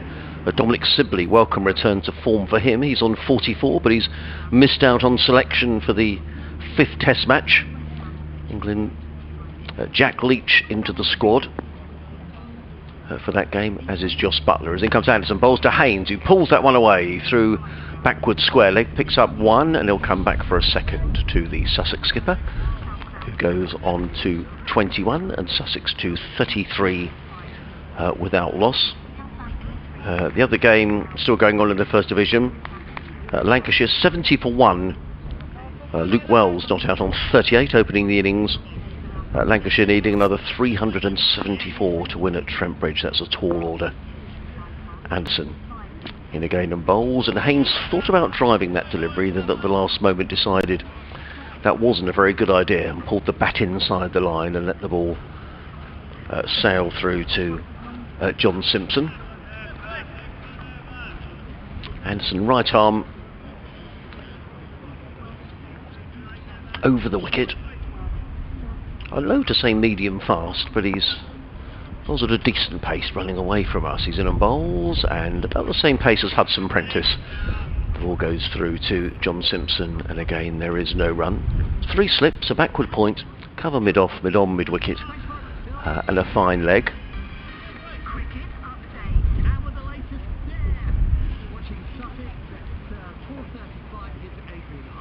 Yes, hello Sean. Well, Sussex have had a long, hard day in the field, but it's now their time to bat. They're 33 without loss in their first innings. Captain Tom Haynes is on 21. Make that 25 as he smashes that one through mid-wicket for 4 runs. Alistair Orr, his opening partner, is on 8. But Sussex with a lot of work to do, because Middlesex declared on 676 for 5 with a double 100 for Sam Robson. Jack Carson picking up a couple of wickets for Sussex. So the hosts with it all to do, but now 37 without loss and 16 overs left to be bowled tonight. Meanwhile at Northampton, Surrey bowled out for 238 in their second innings. Northamptonshire are 30 for 1 in their second innings, still needing another 290 to win. Thank you, Sean, as in comes Anderson bowls, and that one rather grubs along the floor to Simpson, the wicket-keeper, who does well to take. And there is no run, so end of another Martin Anderson over.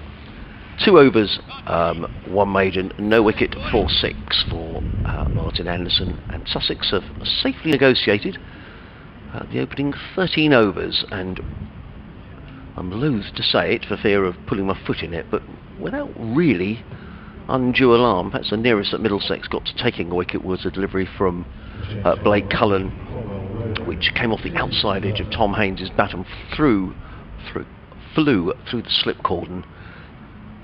No one got a hand to it, and Haynes escaped. But apart from that, these two have looked largely untroubled. But Tim Murtagh is a wily campaigner for Middlesex, and he's now changed end, replacing Blake Cullen, and he's going to be bowling down the hill from the Cromwell Road end. And Sussex will know you can't let your concentration dip for a second when you're facing Tim Murtagh, who's bowling with those 3 slips, backward point, cover mid-off, mid-on, mid-wicket, and a fine leg as Murtagh is in and bowls, and Orr is forward and plays to backward point, and there is no run. I'll just give you Cullen's bowling figures in a couple of moments' time. I can get them up on my screen. There we go. Cullen's 6 overs, 1 maiden, 0 for 23. The miserly Murtagh in his 6th over. No wickets for 4, and in fact Middlesex are querying the state of the ball, I think. Umpire Long is in deep conversation with not Tim Murtagh, but he's giving it due consideration, and I think I think he might be going to change it. No, he's not. There was quite a lengthy conversation. Who's had an extra cover, Kevin? There was a bit of a debate. Holman. Right, Luke Holman again.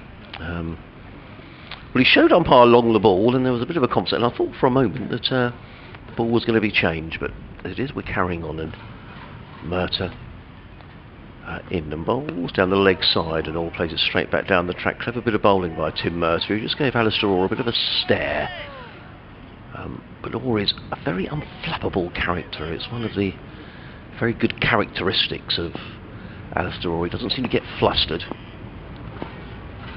And as I was saying earlier, of the young Sussex players who have come through this season, which in many ways has been a difficult season, he has certainly staked his claim.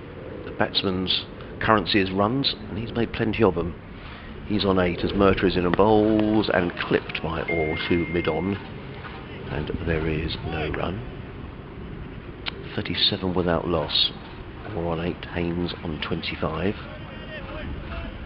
Tops the Sussex batting averages, does Ali Orr. Having just over 50. Probably hear the breeze in our effects microphone now, which is probably helping keep people a little cooler. So are we convinced it wasn't an amorous seagull that caused the problem? I think we were, yeah. There are a couple of guys sitting up above on the... Oh, it was a couple of amorous guys up above. And in comes Murtagh bowls, let go outside the off stump by Orr, who certainly said they didn't see a seagull sitting on the effects microphone, so I think maybe the battery had gone. It sounds okay now, Kevin. I liked our version better. So hopefully the glitches in the system have gone. Sussex 37 without loss for those just joining us. Middlesex making 676. Sam Robson, a wonderful effort, 253, a career best for him. Mark Stoneman 174 yesterday. Robbie White chipping in, I say chipping in, he made 109 not out. And Martin Atkinson falling 12 runs, Anderson rather, falling 12 runs short of a maiden century. As in comes Murtagh, bowls right up in the block hole, and Orr plays on the bounce to Max Holden, who fields at point, and there is no run. Holden, who missed out, he only made a single today. Eskenazi making 4. Other than that, all the Middlesex top 7 in the runs. Looks like a very, very good batting surface, with very little in it for the bowlers, it has to be said. Sussex toiled away, but on a baking hot day, in 2 days nearly, we've only had the 5 wickets. Murtagh in over the wicket bowls, and Orr is struck around about the 5 pad, I think. We'll wait for the umpire's signal. Indeed it is, as umpire Long signals that as a leg by. Orr has pinched the strike. A maiden over from Tim Murtagh, 6 overs, 2 maidens, no wicket for 4. And Sussex are 38 without loss. Alistair Orr is on 8. Tom Haynes is on 25. We've got another 15 overs remaining to be bowled this evening. A bit of a discussion going on between Tim Murtagh. Who's he nattering away to there? I think he's nattering away to Martin. No, not Martin Anderson. Robbie White, I think.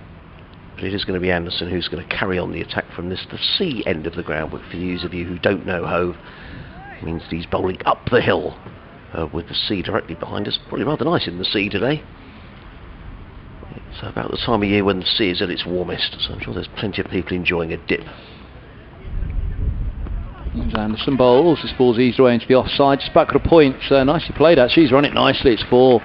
And all moves to 12. 42 without loss. Appreciated by the home support here.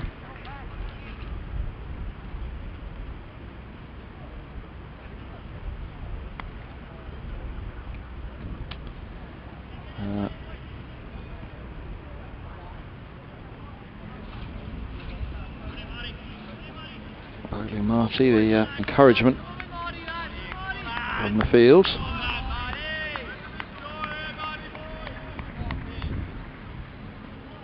Anderson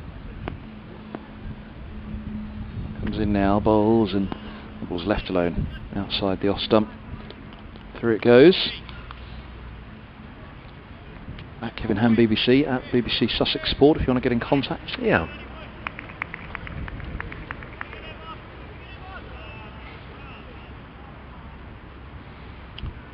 Sussex will feel it's a sort of a minor victory, a minor milestone if they could get through these 14 remaining overs after this one without losing a wicket this evening. Anderson bowls. This ball's clipped to mid-on by Orr, and there's no run. Just a plug for the cricket show on BBC Sussex tonight. If you're living in the area and you want to week the fix of cricket, I think it's our last cricket show of the season tonight. We feature very much club cricket, and so there'll be a roundup of what's been going on in club cricket around Sussex, starting at 8 o'clock, and then Albion Unlimited, our review of the Albion with Johnny Cantor from 9. Anderson bowls and forward goes Orr, pushing to mid-off, defending again. Many Sussex cricket supporters, I know Albion fans as well. On the programme tonight, Tommy Elphick, the former Albion defender, talking to Johnny about prospects for the season. So plenty of sport on BBC Radio Sussex for you this evening. The cricket show at 8, and then Albion Unlimited with Johnny Cantor and Warren Aspinall from 9. Anderson bowls outside off stump. Through it goes again.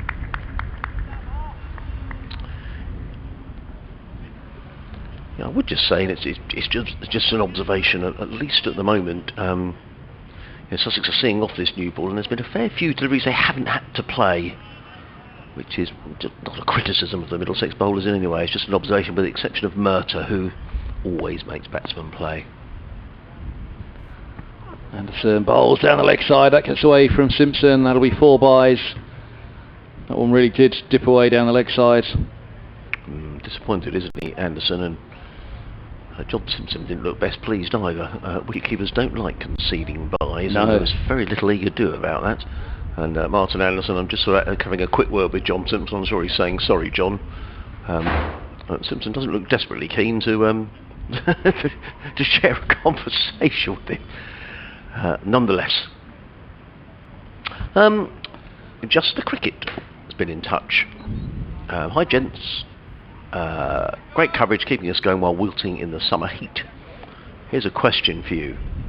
Middlesex's first wicket stand of 376 as in comes Murtagh running in down the hill, bowling to Haynes, who gets this one through the slip cord. He's at 4 runs. I'm loath to say it's exactly where Tom Haynes wanted to play that shot. I think he was more looking to play it through extra cover, but nonetheless he gets 4 wide of the gully fieldsman, and the applause around the ground. Not so much for the shot, although it does take Tom Haynes to 29, but the fact that the Sussex 50 is up 50 without loss in the 14th over. Here's a question for you. Middlesex's first wicket stand of 376 was the highest for any Middlesex wicket, but whose record did they beat? And we'd already spoken about that a bit earlier on today, which was Mike Gatton and Justin Langer against Essex at Southgate in 1998. Goes on to say, if you could just mention just the cricket, if you enjoyed this stat, we'd be very grateful. well, we've just done it. So thank you for getting in touch, and thank you for listening to our coverage as Murta in lovely sunshine over the wicket bowls, and Haynes is forward plays and the offside. Need to get a move on here, Will, Alistair Orr, but it's a well-judged signal. Walla Luita, fielding at mid-off, needed to move to his right to field, and being a left-arm thrower, you had to sort of run around the ball, so actually Orr was in very little danger of being run out, and in fact he gives a thumbs up to Tom Haynes. Already hear the breeze in our effects microphone. What a lovely evening it would be to have a barbecue down on the beach, and perhaps a quick dip in the sea as well, as Murta wheels around. 3 slips and almost 2. Sorry, in comes Murta bowls, and Orr is forward with his foot right to the pitch of the ball, plays it to mid-off. Wada Luita fields, and there's no run. So there are 2 slips, or almost 2 gullies for Tim Murta. A cover mid-off, mid-on, mid-wicket, and a fine leg.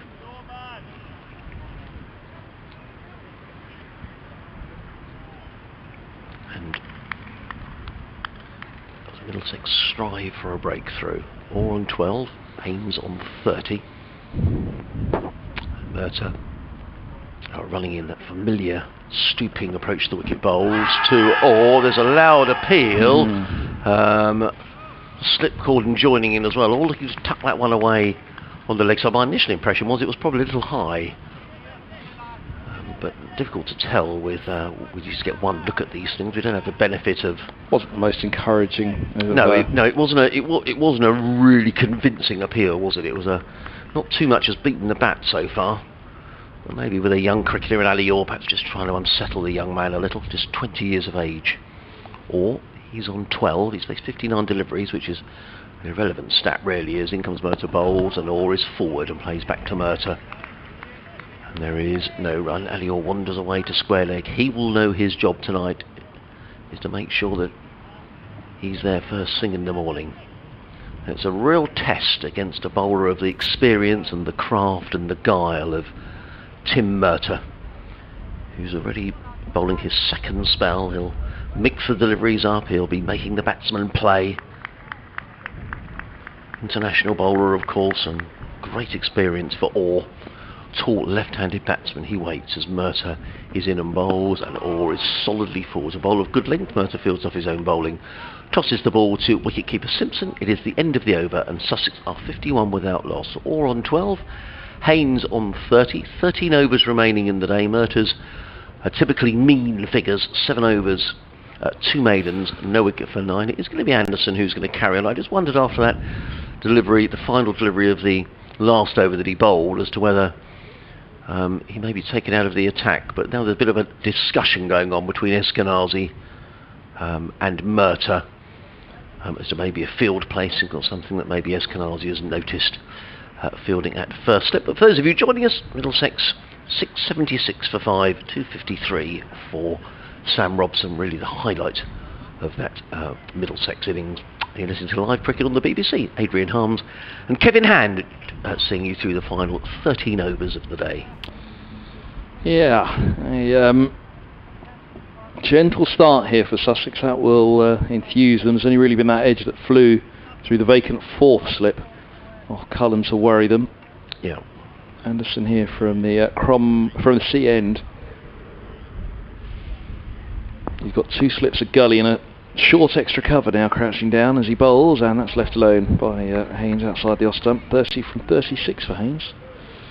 Yes, I can only imagine that that's a result of the discussion that Murta was having with Eskenazi, that they posted that sort of short extra. Is that Max Holden in there? Yep.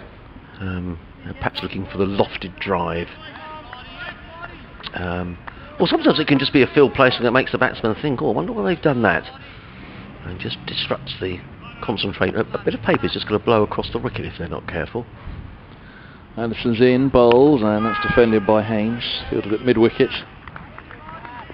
How long to go? 12.5 overs. 12.4 indeed.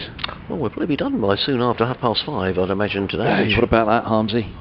Well, it's not too often. We've had so long, many times this season, where because of rain and delays and bad light and goodness knows what, that we've, not that, it's a privilege to do this, isn't it? But sometimes when it gets on to 7 o'clock, you're thinking, crumbs. So balls onto the legs, clipped to mid-wicket again by Haynes. Cry for catch it from somebody there, I think, but it was never really in the air. But generally speaking, by that time of day, a lot of people have sort of started to drift away to sort of get trains or buses or thinking about having their evening meal. But it's just so nice to be commentating on cricket on a lovely day with no interruptions and no threat of interruptions. Certainly for tomorrow as well. Here's Anderson bowls. This is cut hard. Back to a point for 4. Lovely shot by Haynes. Moves to 34, 55 without loss. But certainly there's no suggestion really here, Kevin. There's too much in this wicket for the Middlesex seamers either, which it may well be that it starts to spin and turn. Who knows? Going into day 3 tomorrow, but certainly the seamers have found it really hard work. Spin options for Middlesex, Wallalawita and Holman? Yes, that's it. Anderson bowls, and this is clipped into the onside. Quick single taker. Mercer throws at the wicket-keeper's end, hits the stumps. Goodness me, that would have been a way to get the wicket. Not out. Well, a good bit of fielding by Tim Mercer, who was down very quickly and he hit the stumps, and Oru was very quick across the ground. I think I was hearing he's quite an athlete, Alistair Orr, in terms of running ability, and he needed to get his skates on them. Big tall man devours the ground as he runs. That short extra cover is staying in place for the missed-time drive.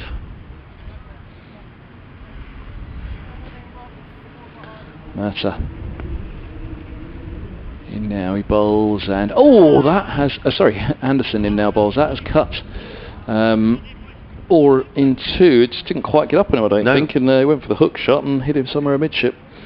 56 without loss after 17 here at Hove, with commentary from BBC Sports via BBC Radio Sussex, BBC Radio London. Orr has 12, Haynes has 36, 17 bowled in this innings, 12 remain today. Mercer none for 9 from 7 to continue at the sea end, is he? Let's have a look, or is it going to be a change? Yes, it is Mercer who will emerge from the pack. And, your commentary team for this on myself, Kevin Hand and Adrian Harms. Yeah, Sussex players just been brought out a drink and a bit of a towel just to mop themselves off. It's a very hot afternoon here for what are we today, the 7th of September? Yeah, it's a very hot day. I think this one and tomorrow, then things cool down quite considerably. But we'll make the most of it while we can. That, Adrian. Yeah, I'm sorry. There's a butterfly fluttering around on the outfield just down below us as Tim Mercer, who's probably not remotely bothered about a butterfly, is going to bowl his 8th over. Figures of 7 overs, 2 maidens, no wicket for 9. And he's going to be bowling to the left-handed Sussex skipper Tom Haynes. He's on 35. He's in bowls, and Haynes is forwards. A ball of good length and plays to mid-wicket. And there is no run, fielded there by Mark Stoneman, who made 174 in their opening partnership of 376 for Middlesex. Having made the move from Surrey and having made a pair in his previous match, so this goes to prove. That was his penance for going to Surrey in the first place. Just to repeat, a happy birthday today, Mike from North London up in Palmer's Green. His mum Pauline, 85 today, 85 tomorrow, sorry. In comes Mercer bowls, and Haynes plays an expansive drive but doesn't time and plays straight to Wallalawita at mid-off.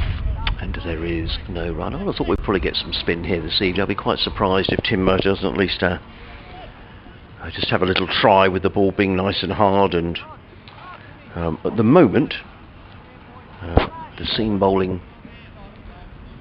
not causing too much discomfort for these Sussex openers. Famous last words. No, since Cullen's pace has come out of the attack, it's not quite been the same on the surface, has it? No.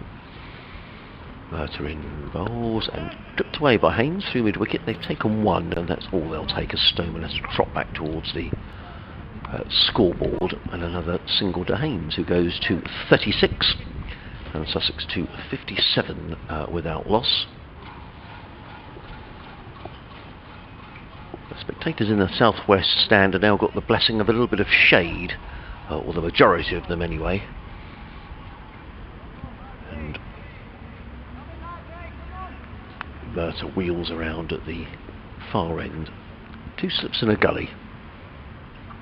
He's on his way and bowls and or plays that with a little bit of discomfort to backward point, then wanders away in typical fashion to square leg and then rehearses the shot that he intended to play, which I think was looking to play that towards extra cover.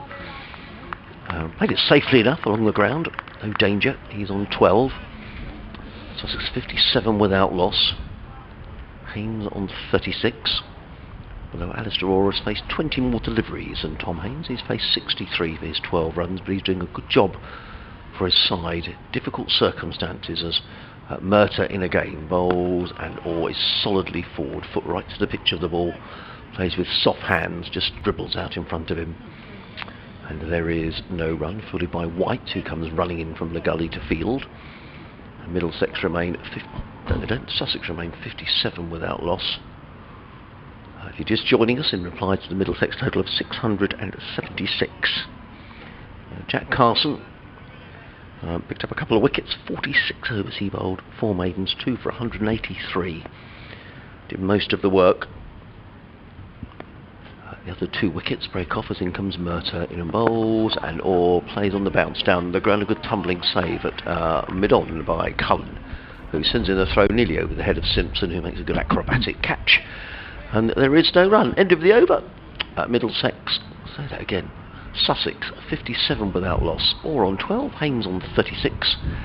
Murtagh 8 overs, 2 maidens, no wicket for 10. The other wicket takers for Sussex, Sean Hunt, 23 overs, 2 maidens, 1 for 108. Henry Crocombe, 22 overs, 1 maiden, 1 for 88.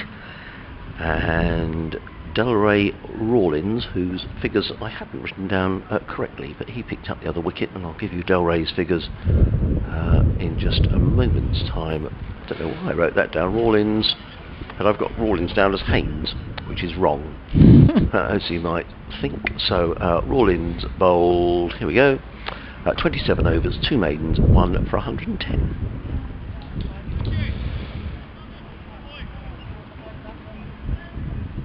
Here goes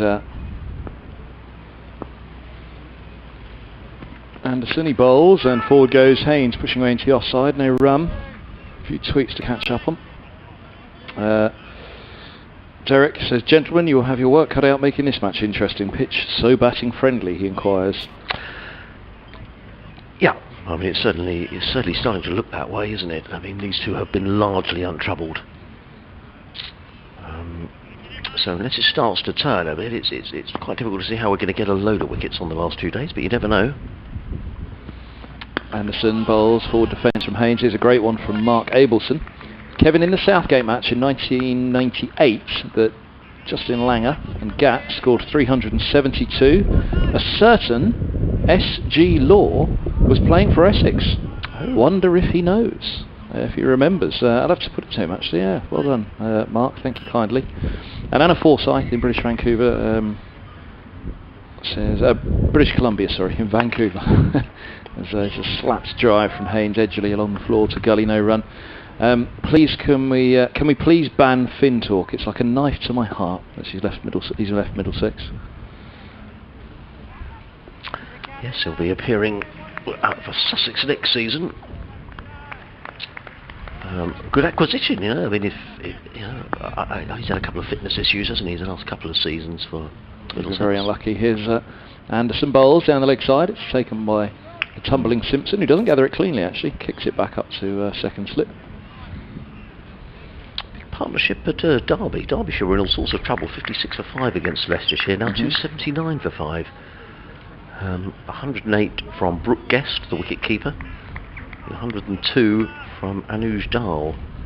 So that's a partnership of over 200 at Derby, rescuing that innings. Anderson bowls down the leg side again. He's tried to help it on its way, but again it's through to Simpson. Luke Wells seeing it's all going along nicely for Lancashire. He's 42 not out. Lancashire 89 for 1 in the first division of the Championship. Now the other 355 to beat Nottinghamshire at Trent Bridge. That game going into its final day tomorrow.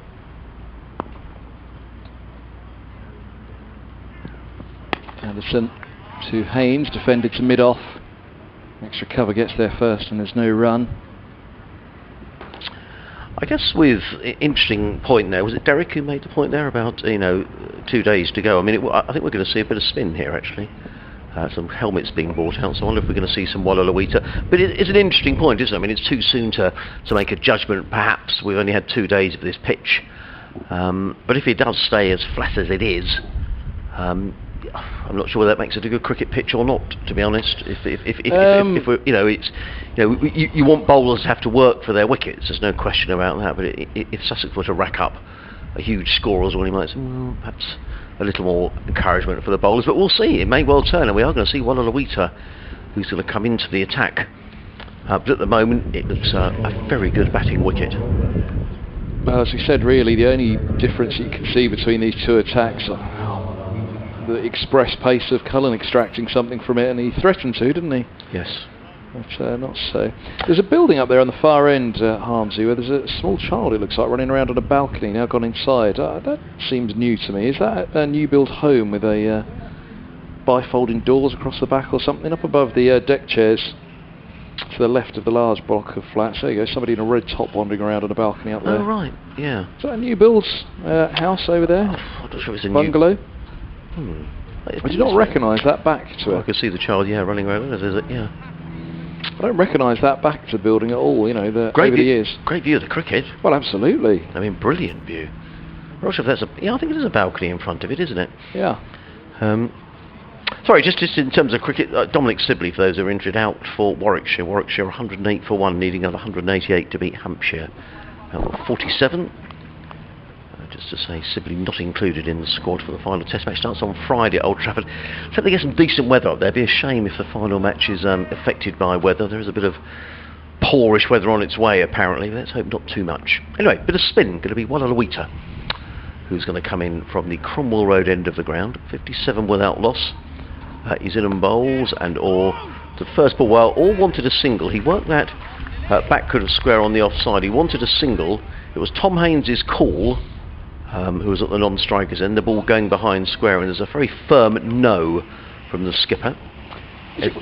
Sorry, God, I thought you'd done. I was going to say, is it within the ground, that house? I don't think it is, as in comes Walla bowls and turned away by Orr down to fine leg. Fielded just down to our right by Anderson. One more to Orr. He goes to 13, total 58 without loss. Someone may tell me differently. There may be someone listening in the club will say, no, that's within the club. It always looks like it's within the confines of the ground. Because that house behind it then, the rather large floor-storey building, that's the back of the house. Yes, the front of that house is onto the road, Cromwell Road. So maybe it is. In comes Walla bowls, and that was a chance. It's nudged by Tom Haynes past Eskenazi at first slip. He didn't get a hand to it. Between them, it went between the keeper and slip, didn't it? Between Simpson and the slip, and the fact that no one got a hand to it, you can't really call it a chance, I guess, or certainly not a drop. No.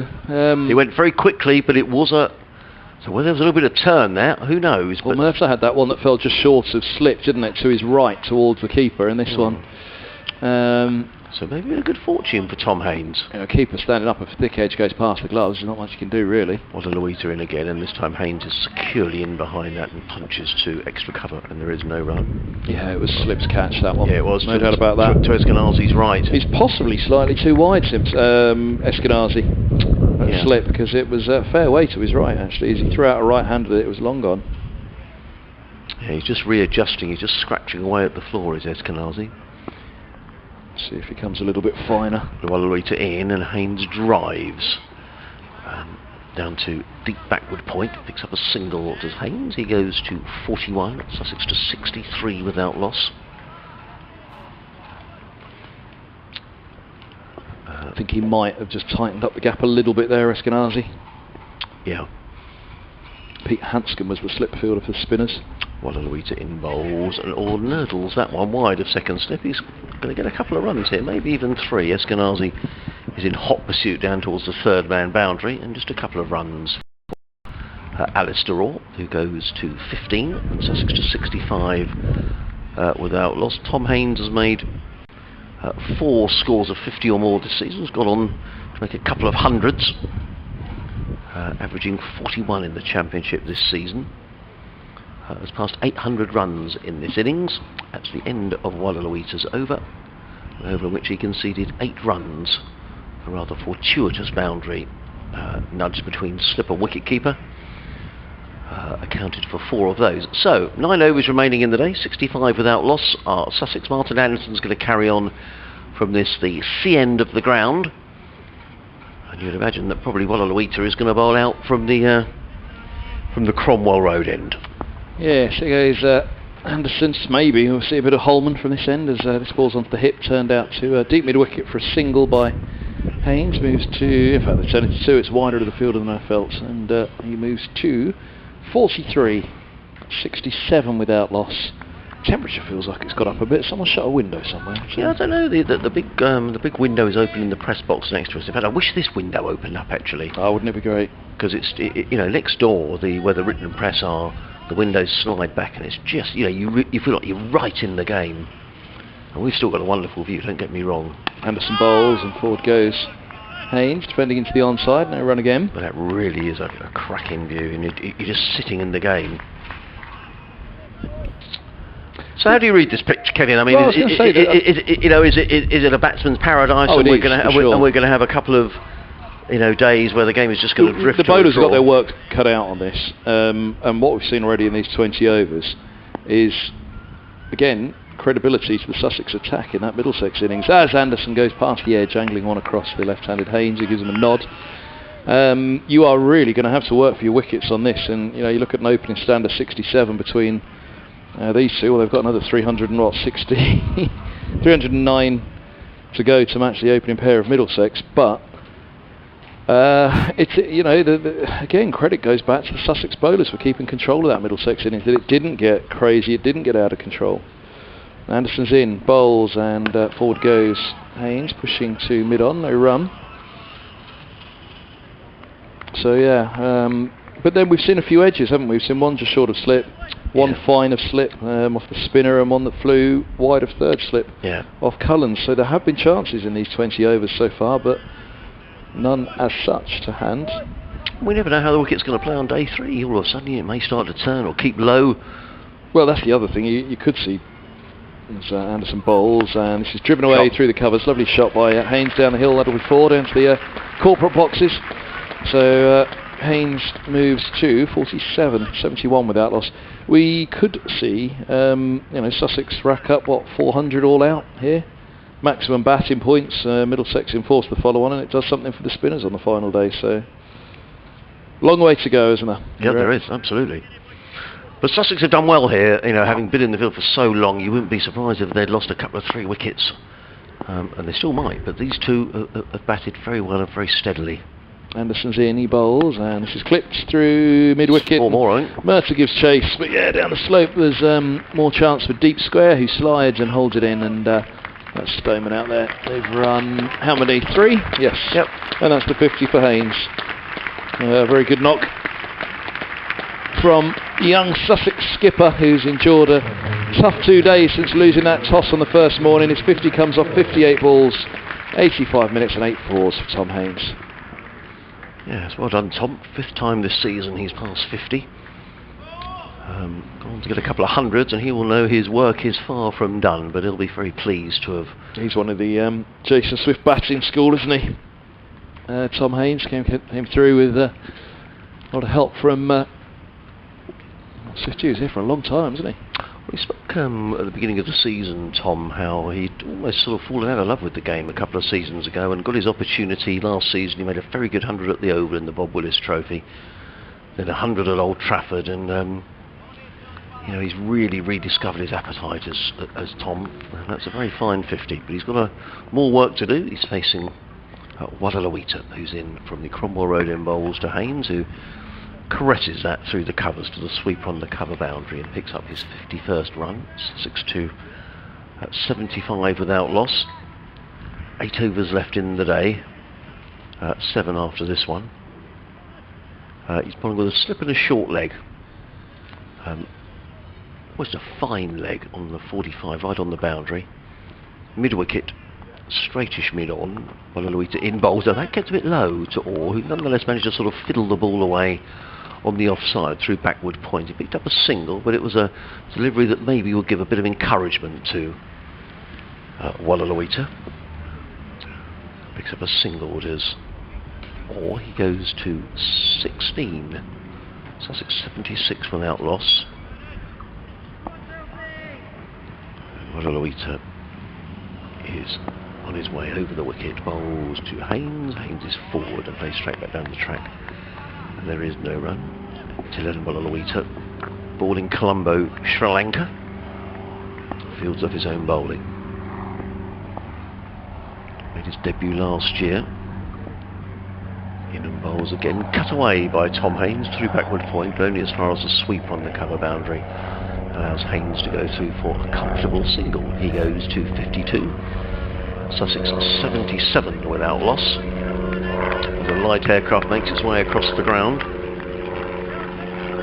Aloita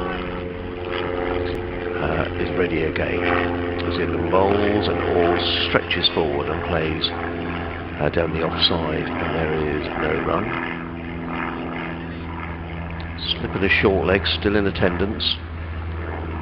Tilan Aloita, who does rattle through his overs, the final ball of his second over in a game, bowls and all attempting a bit of a paddle sweep. That was a strange shot by Alistair Orr. Prompted a bit of a howl from the bowler. Nonetheless, much ado about nothing. It is a dot ball in the scorer's scorebook, and Sussex with 7 overs remaining in the day are 77 without loss. Orr on 16, Haynes on 52. Aloita 2 overs for 11. I wonder if we're going to get a change of bowling at this sea end, and I think we are, and I think it's going to be Holman who's going to come into the attack. Let's just see.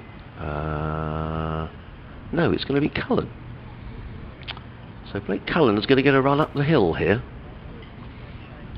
That's a final blast of the last 7 overs, and he's probably looked the most threatening of the Middlesex bowlers, to be honest. Yeah, he has. Good move to bring him back on. Let's see if the pavilion end, sorry, sea end, brings any luck for Cullen. We're multitasking here, aren't we? It's one of those matches. As Cullen will come right arm around the wicket.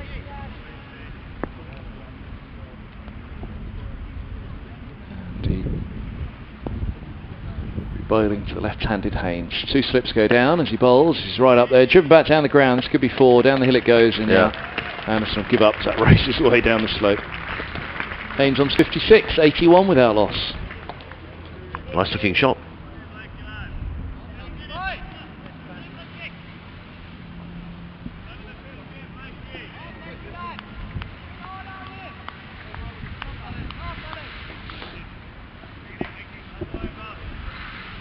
Cullen with the response.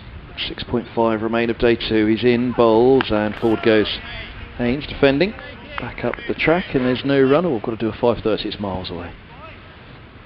We've got plenty of time. Lots of questions about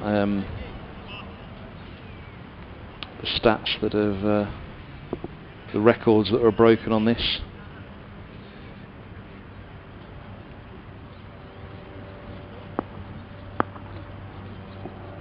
Here's Cullen down the wicket, he bowls, and a forward defence from Haynes, and there's no run.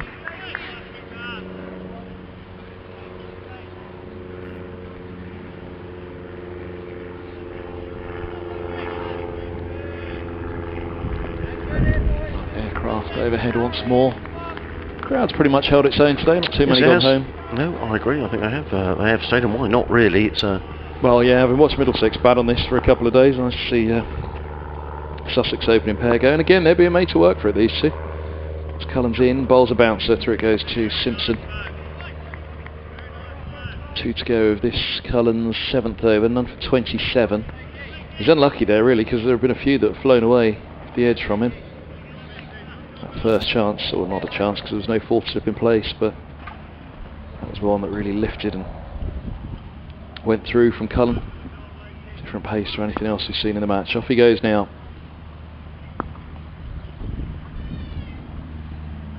Hits the crease and bowls just full of length. It's edged! Oh, through the vacant 3rd slip. And down to the vacant 3rd it goes for 4. We were just talking about his luck. None for 31 from 6.5, 85 without loss. Haynes is on 260. Double teapot from Tim Mercer. They'd taken out third slip to reinforce the covers, hadn't they?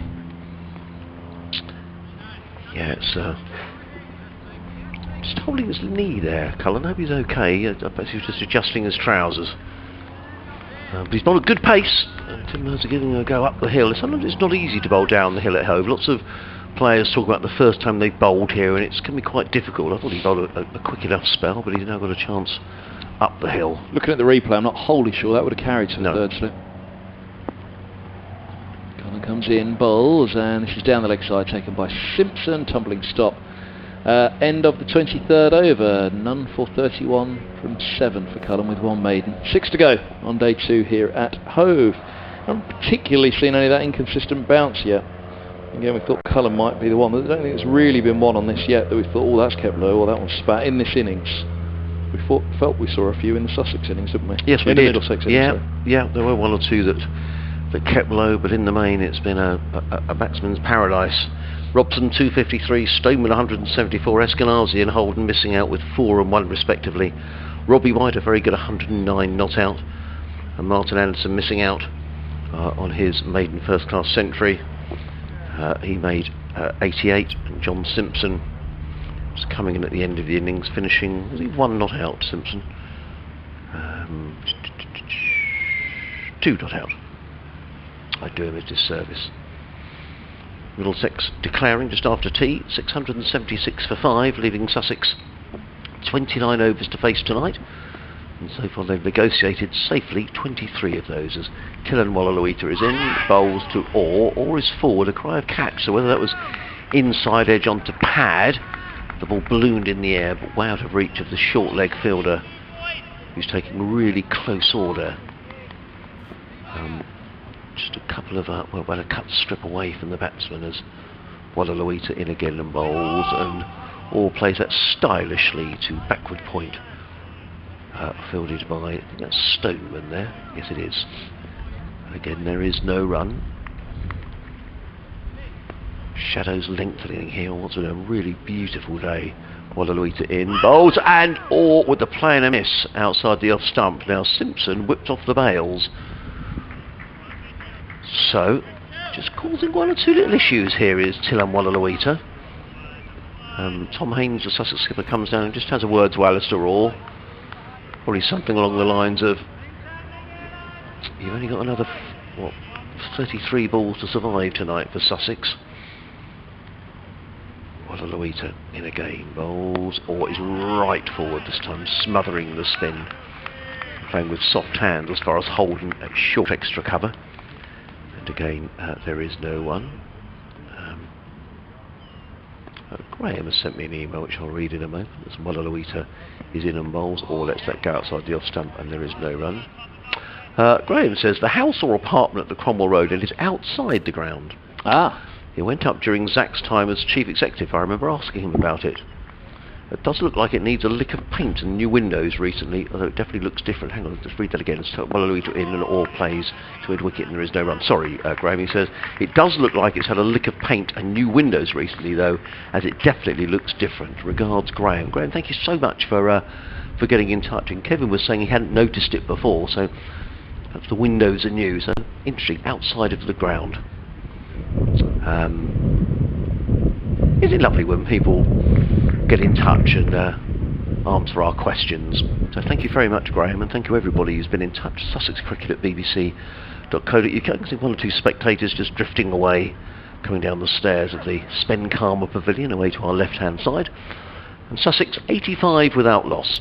Haynes on 60, Orr is on 16. Wallaluita 3 overs 1 maiden, 0 for 11. He's looked as threatening as anybody as the left arm spinner. 5 overs remaining in the day, and the first of those is going to be bowled by the young Middlesex quick bowler Blake Cullen, who's going to be coming in to bowl to Tom Haynes. Blake Cullen, who is only 19 years of age. Yeah, some prospect, this guy. Right arm round, he bowls, and off the pads is clipped away down 2 deep, backward square leg, and they will take 2. Haynes moves to 62, 87 without loss. He was Michael Atkinson's one to watch this summer, and burst through into that 100 reckoning. Good T20. Who did you play for in the 100? Oh, I'm going to say the London Spirit, but Right, yeah.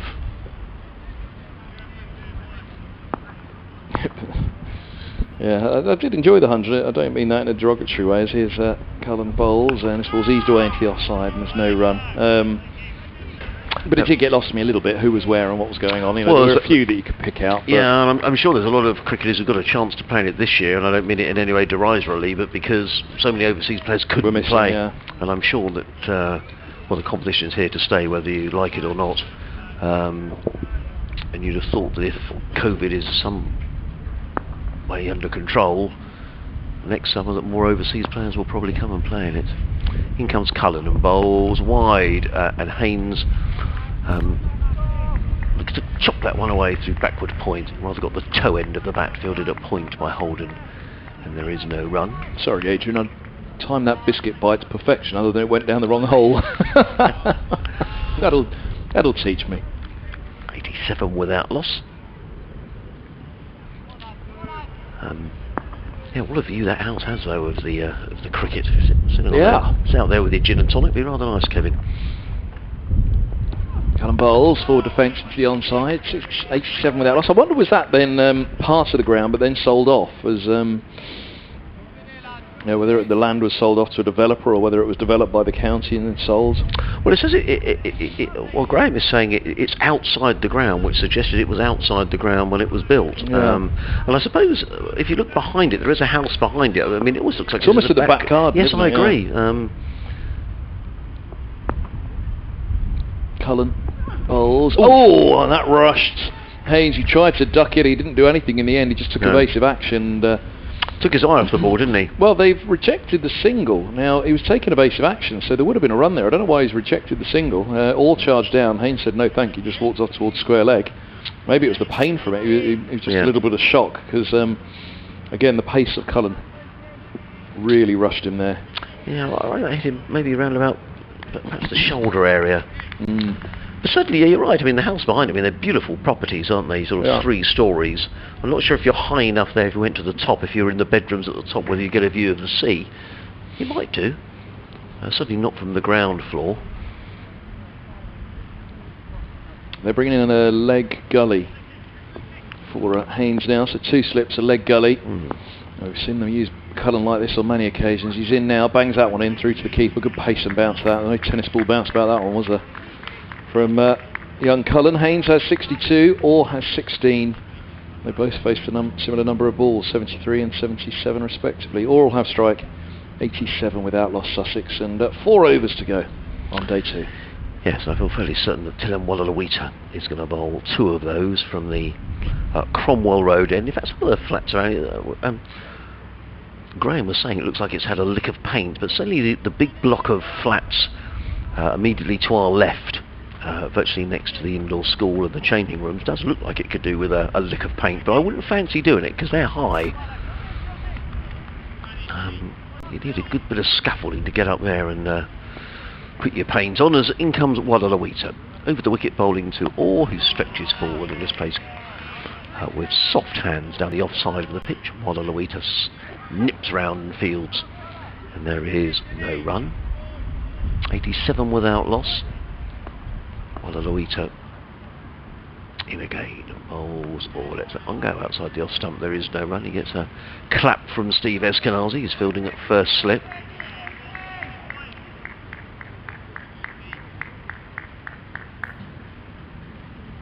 Wallalawita runs in past umpire long, 3 or 4 paces, bowls short and all onto the back foot and punches that to extra cover where it's fielded by the lively Max Holden.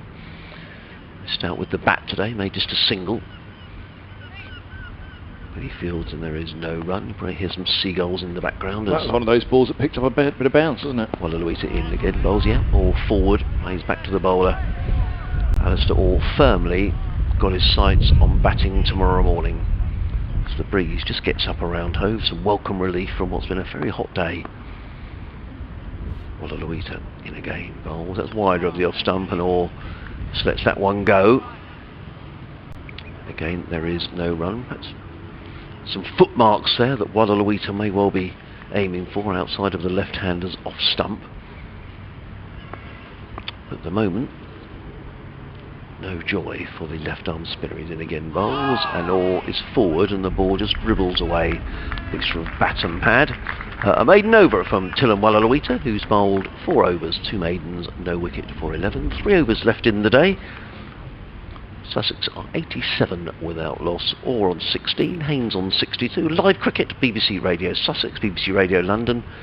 Hope you've enjoyed the live stream provided by Sussex County Cricket Club. Myself, Adrian Harms, alongside Kevin Hand, will be back tomorrow for the 3rd day of this match. 10:30 start. Don't forget, if you're thinking of coming down to Hove tomorrow, you should get a 4 days cricket. Remains to be seen whether this pitch is going to continue playing the way it has on the first 2 days, or whether maybe there'll be a change and batting will be more difficult. But at the minute, it's turning into a batsman's paradise.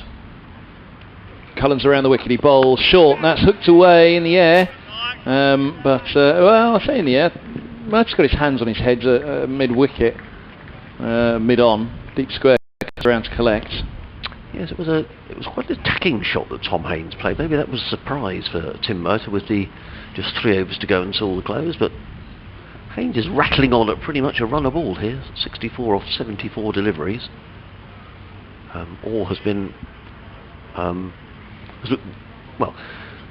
the more secure. He's made 16 off 83 deliveries, Alistair Orr. He's a very patient young batsman.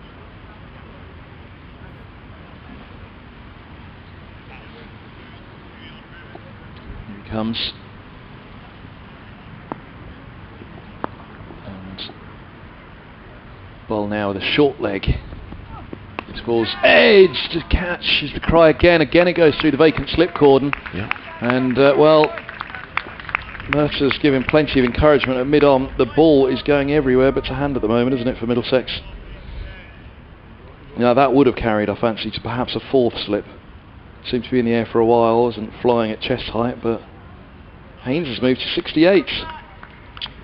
Yeah, it's in just 75 balls.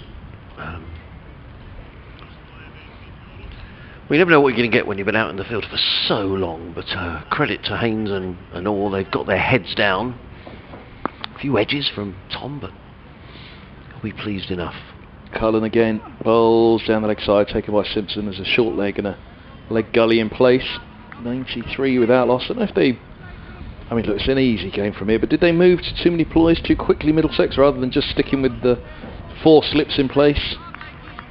They've got plenty of runs to play with. And they've got plenty of time, perhaps, to look for methods and strategies like the short leg and the leg gully. But just those 2 slips in place, and well, indeed, only the 4 fielders on the offside, 5 on the on. Cullen comes around the wicket, bowling out those stumps. This one's short and hit up in the air. Cry of catch, deep mid-wicket goes around. It bounces well in front of him. They're going to take 2. Haynes moves to 70. It was a fair cry of catch, that one, because it was in the air for a while. 95 without loss. He's certainly not holding back here, Tom Haynes. The 2nd time in this over he's pulled the ball to the leg side. Some cricket around tomorrow, you know. Warwickshire 124 for 2 in the 1st division of the county championship, still needing 172 to beat Hampshire. Could be a good finish. And Lancashire 108 for 1, needing another 336 to beat Nottinghamshire. Luke Wells going along nicely, he's on 52. Cullen bowls a bouncer, through to the keeper it goes. And no run. Goodness me, I had to do my update. Adrian, I shall have to leave you. Yep, I've got an update to do in a moment's time as well. Thank you for reminding me. So just 2 overs remaining after this one. Thank you very much for your company throughout the day, whether you've been in the ground listening on the headsets or watching the live stream or listening via the BBC app or online.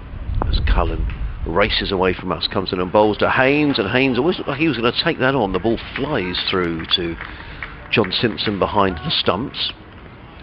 2 slips, a short leg, a leg slip of the close fielders. The other fielders a backward point, extra cover. A fine leg, and then an interesting field placing on the leg side. There's a deep mid-wicket, and then Tim Murtagh is about 2/3 of the way to the boundary at a wide-ish mid-wicket, presumably for that mistimed hook shot from Tom Haines, a couple of which have landed in that general direction. Cullen in again, bowls down the leg side again. He's disappointed with himself. Is Blake Cullen, taken by John Simpson. It is the end of the over. Cullen 9 pacey overs, 1 maiden, no wicket for 43. 2 overs remaining in the day, the first of which will be bowled by Tilan Walalawita from the Cromwell Road end of the ground, with Sussex 97 without loss, in reply to the mammoth Middlesex total of 676 for 5, in which Sam Robson made 253, Mark Stoneman 174, Robbie White 109 not out, and Martin Anderson 88. Steve Eskenazi with 4 and Max Holden with 1, rather missing out on the Middlesex batting party. In reply, the young Sussex openers, Haines 22 and Orr 20, have really got their heads down. 97 without loss as Walalawita bowls, and Orr stretches forward and plays down the offside of the wicket, fielded by Walalawita, and there is no run. Slip and a short leg. The close fielders, backward point, cover mid-off, mid-on, mid-wicket. As in comes Walalawita again and bowls, and Orr again stretches that big leg down the wicket and plays it straight back to Walalawita, and there is no run. Walalawita on his way again, in and bowls, and Orr is beaten outside of the off stump. 97 without loss. Orr on 16. 9 balls remaining in the day. Update coming to our listeners on BBC Radio Sussex, as in comes Walalawita bowls outside of the off stump, taken by Simpson, and there is no run.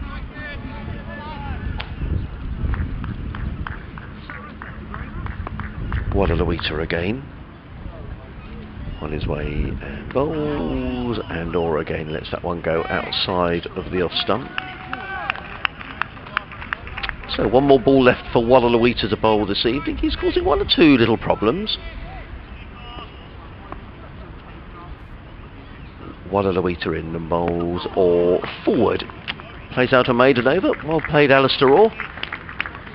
He's on 16, and Sussex are 97 without loss. 1 more over to be bowled tonight, and I think that's going to be bowled by the speedy Blake Cullen, who's bowling from the C end of the ground, and he's going to be bowling to Tom Haines, and a little natter in the middle of the pitch between Haines and Orr, who have batted very well, having been out in the field for 5 sessions. You've got to take your hat off to these young Sussex players who have, on admittedly a good track, have really got their heads down when it mattered. So, can they see it through to the close? 2 slips, backward point cover, there's a short leg and a leg slip in close as well, a fine leg, a deep mid-wicket, and still that fielder 2/3 of the way to the boundary for that mistimed hook, should Haines decide to play it. Cullen in bowls, pulled away by Tom Haines, and that's in the air as well. Over mid-on, frustration for Tim Murtagh, the Middlesex captain, but 2 more for Haines. He goes to 72 off just 81 balls, with Sussex to 99 without loss. As Blake Cullen back to his mark. Yes, thanks very much indeed, Sean. We're into the final over of the day, and Sussex, having been up against it for much of this match, have made a really spirited response. They're 99 without loss. Tom Haines, the skipper, leading the way. He's on 72. Alistair Orr is on 16, and they've been largely untroubled in this opening partnership, but they just take a single. That's 100 partnership, and you'll hear the applause around Hove. Well done to these 2 young Sussex batsmen. The 100-run partnership coming up in 171 balls and 112 minutes. Earlier on today, Middlesex declaring on a massive 676 for 5, with Sam Robson, the former England opener, making 253. Meanwhile, Surrey made 238 in their second innings at Northampton. Northamptonshire, in reply, are 86 for 2, needing another 234 to win. So, final 4 balls of the day. As in comes Cullen, running in bowls, and Orr meets that with a full face of the bat, really showing the maker's name to Cullen. And there is no run. 3 balls remaining in the day. We're going to finish pretty much on time, which is good news for everybody concerned. No, we both got our updates in, Adrian, as well. Yeah, we did. For the stumps. We're drawn for the day here at Hove. Cullen wheels round in front of us. Tell you what, there have been a few half chances, haven't there, in this 100? Which is more really than happened in the entire 378 partnership, 76. Cullen in, bowls to Orr, and Orr tucks that one away on the leg side. They've taken one, they'll think about 2. He's coming back for a second. Oh, no, I think that would have been very risky. He is very quick between the wickets, Alistair Orr, but the throw came in from deep backward square, and Orr decided it wasn't a good idea to come back for the second run, and I think that was a very good decision. Orr goes to 17, Middlesex with 2 balls left in the day in which they can try and take a wicket. Haynes on 73, Orr on 17, as Cullen races away from us again. He's in on bowls wide of the off stump, and Haynes has nothing to do with it. The ball goes through to John Simpson. There is no run, so 1 more ball left in the day. Sussex 101 without loss.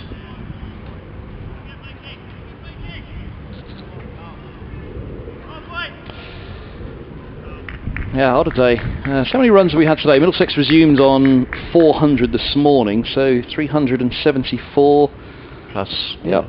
Best part of 500 runs. Oh, goodness. 274, sorry, that we've added since then. In comes Cullen bowls, and Haynes plays. Oh, it's a no ball. We thought that was the last ball of the day, but it isn't. A few people applauding. They think that's the end of the day, but it isn't. They missed the fact that it's a no ball. That pushes them close to the 400 of yesterday, then, doesn't it? So 402 yesterday, 274 plus 103. So best part of 400 runs today again, as well. Yeah. So best part of 800 runs for the loss of 5 wickets. Well, at least we got each other, Adrian. Just think of me at Taunton. Cullen ducks underneath a short delivery. The ball goes through to John Simpson, and that is the close of play, with Alistair Orr on 17, Tom Haynes on 73. Applause around Hove as the players leave the field. Thank you very much for your company, for your emails and your tweets. Kevin and I will be back tomorrow morning from 10:30 if you're coming to Hove tomorrow. Weather forecast is good. It should be a splendid day's cricket. Sussex closing on 103 without loss. Haynes on 73, Orr on 17. For myself, Adrian Harms, and Kevin Hand, I hope you have a pleasant evening, and we'll see you again tomorrow morning. So that concludes today's play. Sussex 103 without loss. Orr on 17 and Tom Haynes on 73.